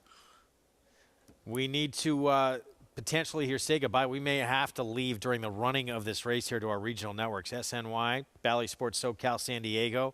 Thanks for being with us on this Saturday afternoon. You can see the conclusion of our program, what happens here and beyond, with the nightcap still to come at Belmont at the Big A on our YouTube page or on FS2. New York Racing Association is where you can find us on YouTube. There's the favorite stepping in, Grand Love for Steve Asmussen with Rosario, the even money favorite here in the Grade 3 Pocahontas. First points race for next year's Kentucky Oaks for 3-year-old fillies. Next year, of course, these are 2-year-olds. All trying to see if they can handle these 2-turn, for most of them, the first 2-turn test of their career. Let's go to Travis Stone. They're in the gate, and they're off. Mid-pack Grand Love bounces out near the top. Kiss Me and Okene showing some speed. Friendly Persuasion for that outside post races up to get a forward spot and will be second by the time they hit the clubhouse turn. But the leader is Grand Love, and she steps out to lead by 2. Friendly Persuasion a stalking second. Kiss Me and Okene settles in toward the rail while third. Shoplifter comes away fourth. Out of Nothing at All reserved at the inside fifth. Alongside is South Lawn in sixth. Boss Lady Bailey toward the inside in seventh. Need Some Money is eighth. Just a Warrior 3 or 4 wide ninth. Jet Setting all the way back in 10th, just ahead of Fun and Feisty 11th. And it's a long way back to Naughty Gal, who's been outrun so far. And that opening quarter was a moderate 23 3/5 seconds. So down the backstretch run. And it's Grand Love, the leader by a length and a half. Friendly Persuasion for that outside post has worked out a good trip so far. A stalking second to the far turn run. 2 lengths back to Shoplifter, who's sent on for speed. Kiss Me and Okene's back fourth and toward the rail. Farther back, Out of Nothing at All, tried to muster up a late rally. South Lawn is finding her best stride now, up to be fourth outside. Boss Lady Bailey angles off the rail. Fun and Feisty's flying on the far outside to within 5 lengths of the lead as they come for the top of the stretch. Friendly Persuasion up to confront Grand Love. They shoulder to shoulder right off the turn. They brush top of the stretch. They're trying to hang in there. Fun and Feisty continues to roll. And Fun and Feisty over the top and to the front. Shoplifter trying to rally down inside. Grand Love gives way with Friendly Persuasion and Boss Lady Bailey. But it's Fun and Feisty. And off the pace winner, the Pocahontas. 3 lengths in the end. Shoplifter was second. Tight for third there, Grand Love or Boss Lady Bailey. Kenny McPeak, Julian Leperoux continuing to ride well. Fun and Feisty with the win. They were moving up front, and Grand Love just couldn't get the distance. Both of the horses disappointed off those big wins in their maiden races, but Fun and Feisty, and as you mentioned with Julian Leperoux, had a very, very good day yesterday, and this horse, she backed up her last race, a very, very nice improving filly for Ken McPeak, and a good time to be improving, right? Yeah, that was at Churchill. Now she handles the 2 turns in the stretch out here. Daughter of Midshipman for Lucky 7 stable. And you could tell, I mean, early on in the stretch, it looked like those 2 in the front end, they were not going to finish. And I want to see the final time. The Colts went 1:45.52. So they went third, second, and I tell you what, it all flatters played hard. 1:45.86 here for the Phillies. So a third of a second slower than the boys. Not bad, but slower. Fun and Feisty, the win in the Grade 3 Pocahontas. Prices and the nightcap still to come from Belmont at the Big A. Stay with us. Eclipse champion Blaine ranks among the nation's top sires at a fraction of the price. His recent top runners include these standout performers.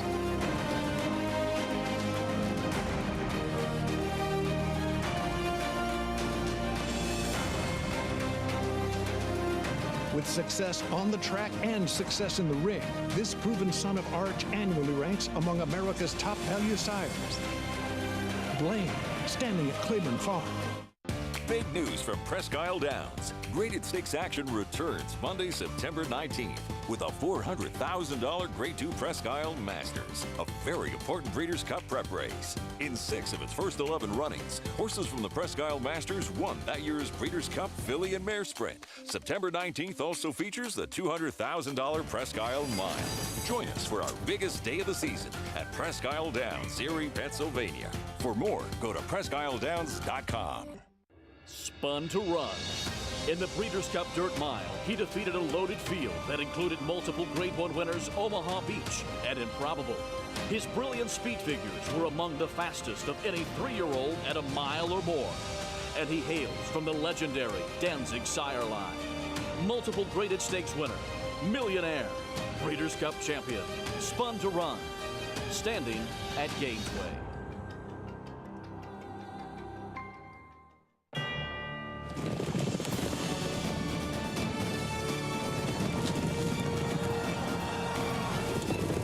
Together from every corner of the globe. This is unbelievable! In pursuit of the one reward that sets the special few apart.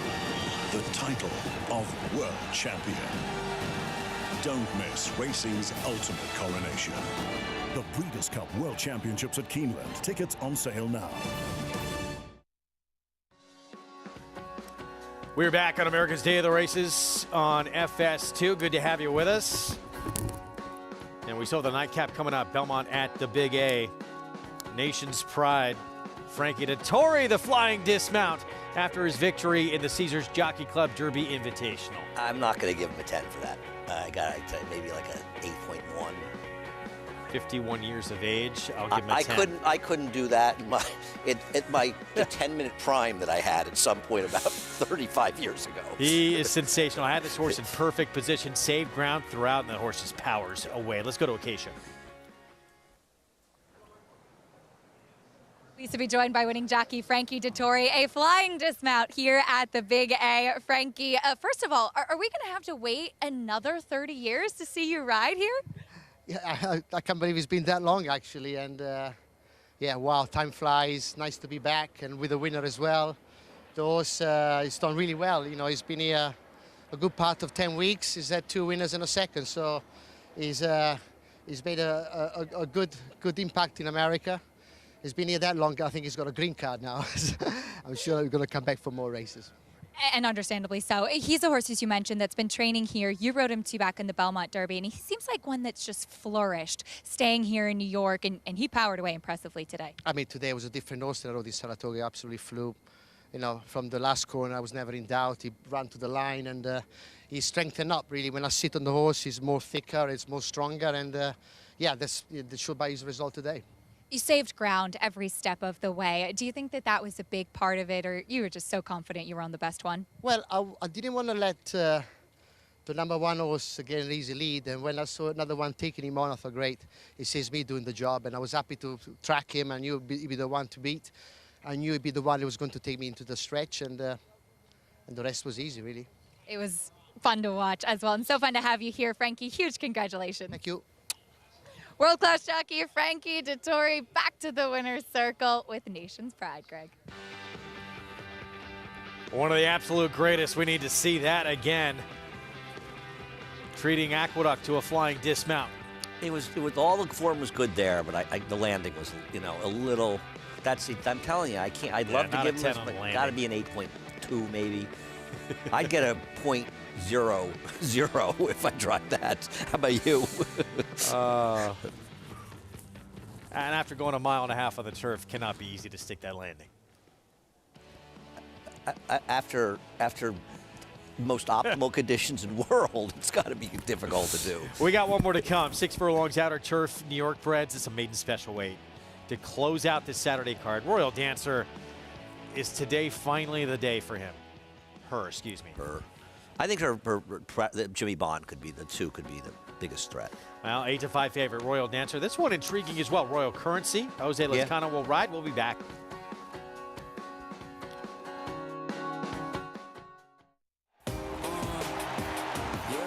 Charlatan is back, and he turns it on with an 1/8 of a mile to go. Express Train moves into second. Nashville dropping out of it, and then Collusion Illusion. What a spectacular return for Charlatan, who will romp in the run-happy Malibu Stakes by 4.5 emphatic lengths. Charlatan, ultra impressive.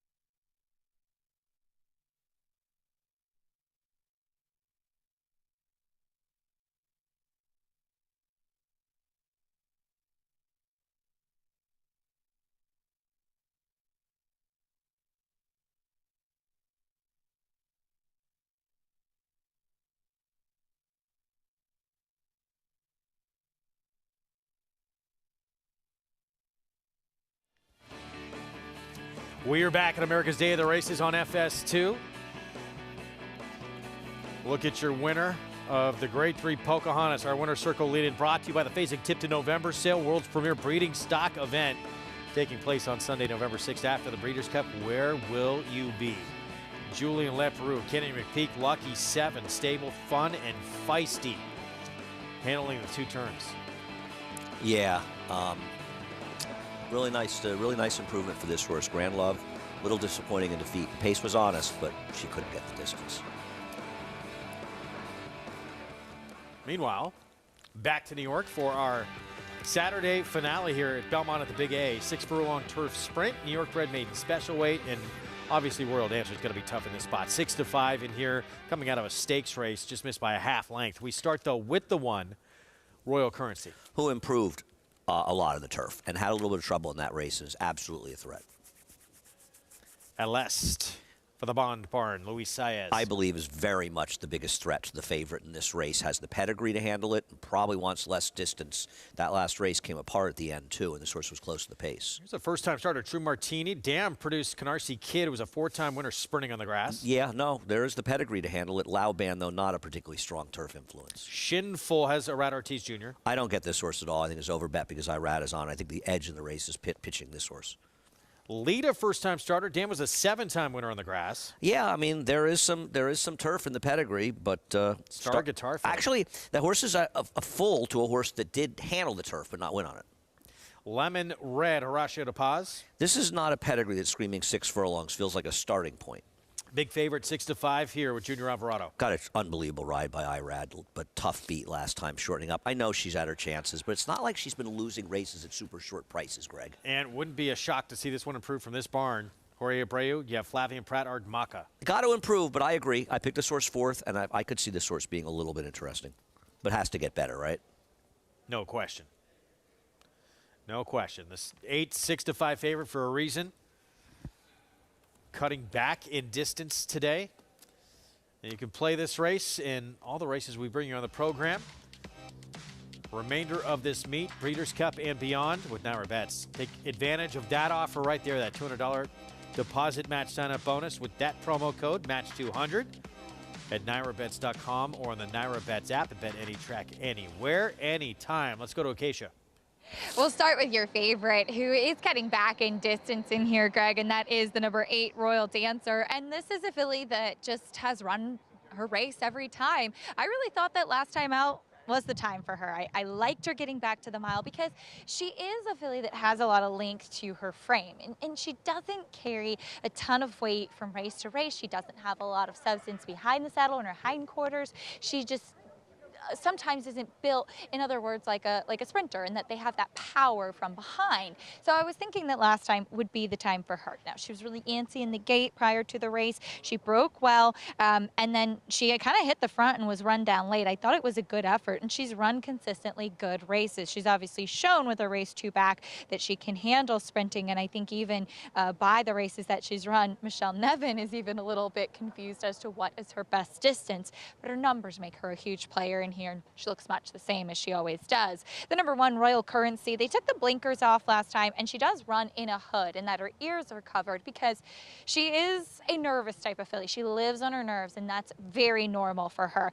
She has a turf. She looks like a turf horse, too. And she's built more like a turf horse as well. I thought that she was a little awkward out of the gate last time, too. She had one come over on her. She was squeezed out. She was closing really well outside that day. And to my mind, I think that she is a filly who can handle the turf and should run better, hopefully breaking a little bit better, because one of her best attributes is that she does have some early foot to her. Now, she was sidestepping all over the place on track when she first got out there, but now that she's warmed up and Jose Lascano has ridden her before, she's settled pretty nicely, especially by her standards. The number 6, Lita, is a first-time starter, and I know that the barn is not known for winning first out, but I will say, as Greg had mentioned, she has the pedigree for it. The dam was a stakes winner, 7-time turf winner.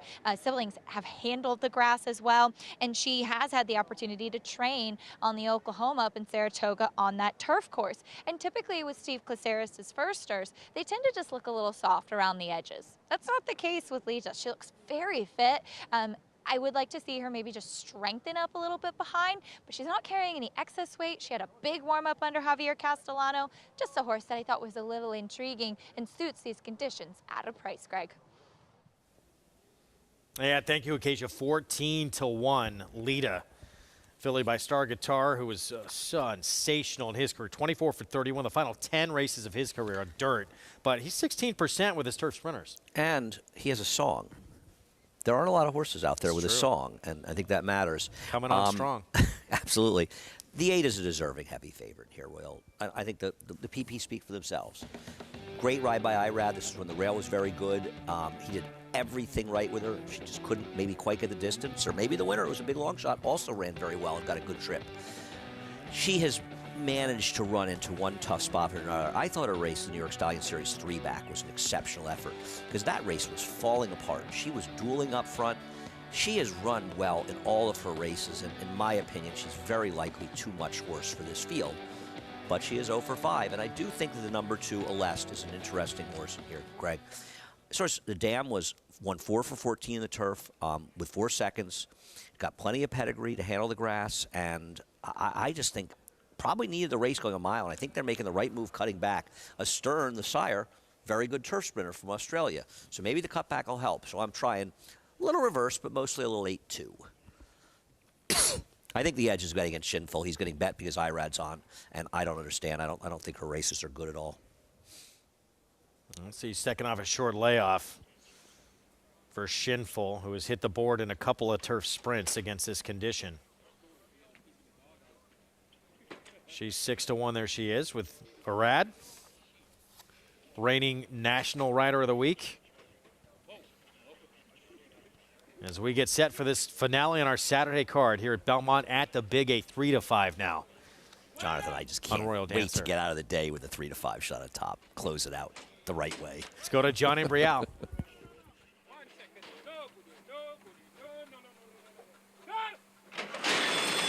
And they're off.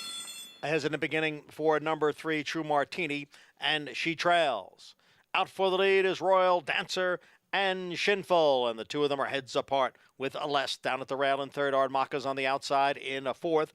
Lita, little rank there, moving up in between us. Oh, steadying there was Aleste down at the rail. Aleste had a check sharply. The leader is the favorite, Royal Dancer in front. Ardmaca on the outside is in second, with Shinful racing in third through a quarter in 23-1. Lemon Red is on the outside, and Lita is right there. Followed next by Aleste, and at the back of the pack are True Martini and Royal Currency as Royal Dancer takes the field to the top of the stretch. Ardmaca's on the outside in second. Shinful next in third. They come off the turn now and enter the stretch, the half in 46-2, and it is Royal Dancer, the favorite, who now spurts clear here. Royal Dancer's in front by 2. With Shinful in pursuit in second, and then Ardmaca, and on the outside is Aleste. It is Royal Dancer with the lead, and Shinful in second. They come on for the finish, and Royal Dancer gives Junior Alvarado his third win today. Shinful was second, farther back, Ardmaca in third. Royal Dancer, odds-on favorite, finally breaks through in a 6th start of her career, and as you heard, 3-win day for Junior Alvarado. Yeah, well, we put her on the front. She was the best horse, and she won for fun as she was supposed to. The two Aleste stayed out in the backstretch. Don't know if it was the fault. Be interesting to see the head on the backstretch, because clearly Luis Zayas was inside of the 4, Shinful and Irad Ortiz, and had to steady out badly, really losing position at any chance, as it turned out to be a relative merry-go-round race. I'll be interested to see if the stewards look at this, or if Luis claims foul against Irad in the backstretch. Now, maybe he just didn't have the position. I don't know if anything bad happened, but I do know that the two, Aleste, stayed out pretty badly on the backstretch. 8-4, 9-2, finished 3-5 favorite, Royal Dancer or Dancer filly for Michelle Nevin, Diamond M Stable, and your 3-win rider today, Junior Alvarado. And it didn't mess around. Look, felt he was on the best in here. Public believes she was the best. Form looked like it. Get to the front and don't get yourself in trouble. Ride the best horse like you're riding the best horse, you know? I think too often riders get cute. You're riding the best horse and she's the speed, put her in front. Let her do what she can do. And they're not supposed to get beat. If you go to the front and you lose, it's not your fault. Not in a situation like that. 3-5 favorite closes out the Saturday card here at Belmont at the Big A. Royal Dancer. Well, the prices late pick 5, pick 6 payoffs when we come back, and we'll revisit some of the big action from later today on the road to the Derby in Oaks. The momentum continues for War Dancer as Dancing Buck scores a decisive victory on the Saratoga turf. And it is the New York-bred Dancing Buck who wins it. And Elegant Dancer scores at Monmouth. It's War Dancer's Elegant Dancer, winning by 6 lengths. Interesting note on War Dancer I just got. He is the leading third crop sire for winners and earnings on turf. So he is certainly off to a blazing start at stud. Now with 34 wins in 2022 and over $4 million in progeny earnings, War Dancer is a sire on fire. This season at Oaklawn, we've got more of everything. More of the top thoroughbreds in the world. More days of live racing. And the largest purses in our history. All at a completely reimagined Oaklawn. Come be a part of this historic season at Arkansas's only casino resort. Eclipse champion Run Happy, the #1 second crop dirt sire of last year, is back and showing a new dimension with winners on turf, dirt, and all weather. Tabaline has really shouldered all the responsibility. What a deserved victory. Most impressive. Tabaline by 3 1/4. Somebody's Problem is on her way to winning the Prairie Meadows Debutante. Somebody's Problem by 2.5 3. Run Happy, price for value, and standing strong at Claiborne Farm. Racetrack Television Network brings you every race, from every track, on every screen, every day. With monthly packages starting as low as $5, RTN gives you great value and access to more live HD streaming and race replays than anyone. Visit RTN.tv today to sign up and watch on almost any device, including Roku and Amazon Fire. RTN has packages that start at $5 per month.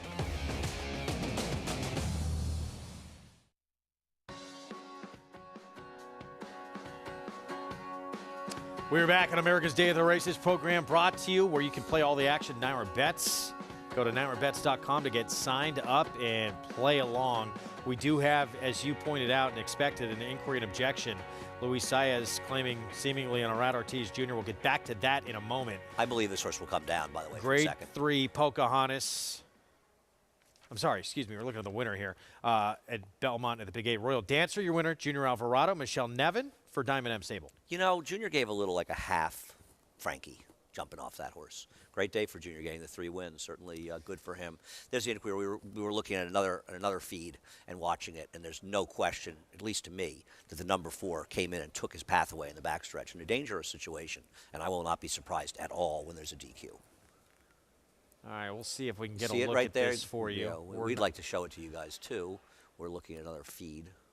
8-4-9-2, Shinful second. Alest, who Saya is claiming foul, you would think, on Arad, finishing 4th. Absolutely. So very well maybe a change here. We will keep you posted. We're going to head back to Churchill Downs, take a look at the road to the Derby and the Oaks for next year that transpired earlier on the program. We saw a couple impressive performers for these youngsters trying 2 turns for the first time. And this is a time where 2-year-olds can and will improve a great deal, and especially sometimes with more distance. There will be horses that can't handle more distance, but there are horses that improve by it. And I'll tell you something, Ken McPeak, he's all over. There's no change in the order of finish. I have no idea how they didn't take down a horse that clearly fouled the #2 horse. It's ridiculous. But anyway, Ken McPeak, great job. This horse stepped forward from a buyer standpoint. Any figures you look at with a big performance last time and another big one today.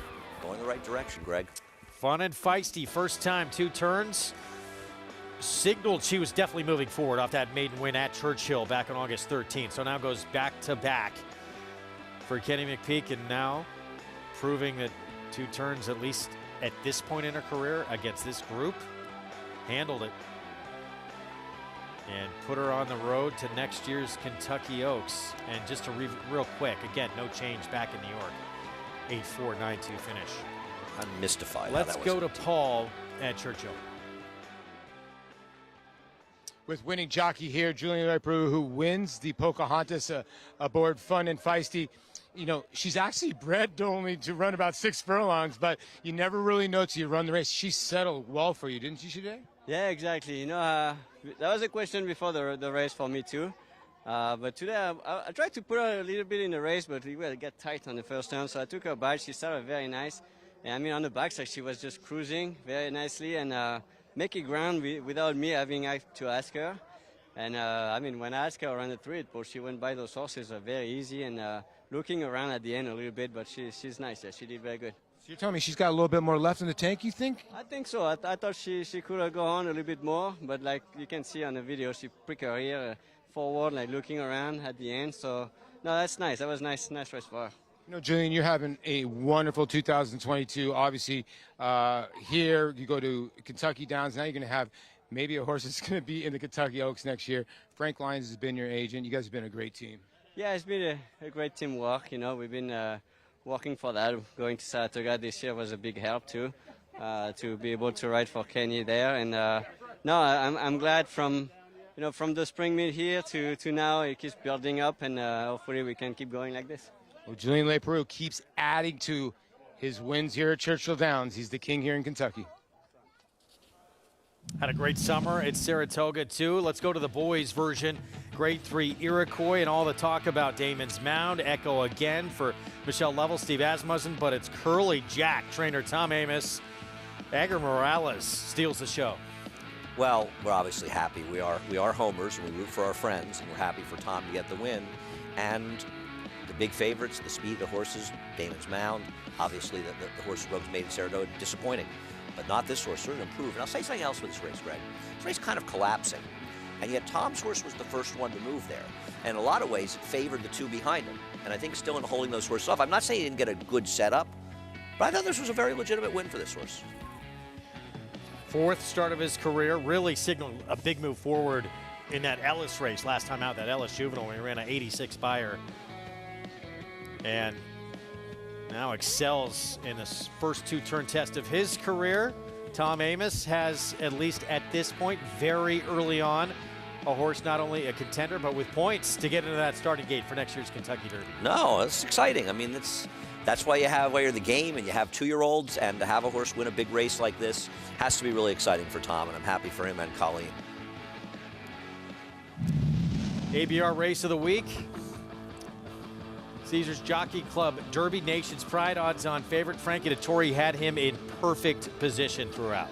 Yeah, this horse was so much the best here. It was a joke. I mean, much more impressive than Saratoga. Not to say that wasn't a good win, but clearly the 1.5 miles really suited this horse much more than the other horses in the race. But he's a very good, honest horse. Godolphin, which his horses are running off the screen up in Canada. Well, they ran off the screen here, at least with this one, and looked very good. A terrific day for them and Charlie Appleby. Huge day for Charlie Appleby and Godolphin. Modern Games winning the Wood by Mile. Winning it. I think he lapped the field, didn't he? Sounded like it. And he won with a 2-year-old in the summer earlier today, just crushed the field. Well, this one extremely impressive, and selfishly, we'd love to see this horse come back Breeders' Cup Turf, but initially, you had heard though they may stop on him, right? Sure, that's what he was saying. I think it was either with our press office or Dave Grenig or both, saying that he thought, after this they'd probably stop. But you never know; they could make a different choice, especially after that performance. Meanwhile, in the Jockey Club Oaks Invitational, McCulloch, she takes 2/3 of the Turf Triple Series, as did Nation's Pride. Yeah, I mean, McCulloch came just as close as Nation's Pride. I mean, the argument, of course, for Nation's Pride is that he really was best in the first running. I don't think that she was necessarily a better horse than in the Moonlight. It was very close in the Moonlight with a tactical advantage last time. Took a little right turn there, and Irad was able to straighten her out. Second horse, the horse from Germany, made her work for it, though. But McCulloch gets it done, and a nice win for Chad Brown. Of course, the horse means so much to him. Bred, this is the sire Frankel, of course, having worked for Bobby Frankel, but naming him for Mary McCulloch, who was so important to Chad Brown in his career and also as a friend. So a very nice win. Final race on the card. It was Royal Dancer at odds on. There was no change after that inquiry and objection, but Royal Dancer, the win, breaks her maiden. Career start number 6, pick 5, $551. Pick 6, just over $2,570. We will see you tomorrow, 12:30 Eastern time on FS1. We will see you tomorrow. It was McCulloch and the Jockey Club Oaks Nation's Pride. Each of these two taking 2/3 of that Turf Triple Series. Curly Jack, oh, the great dismount from Frankie. Curly Jack for Tom Amos. He's got his Derby contender for next year. And Fun and Feisty in the Pocahontas. Impressive for Kenny McPeak.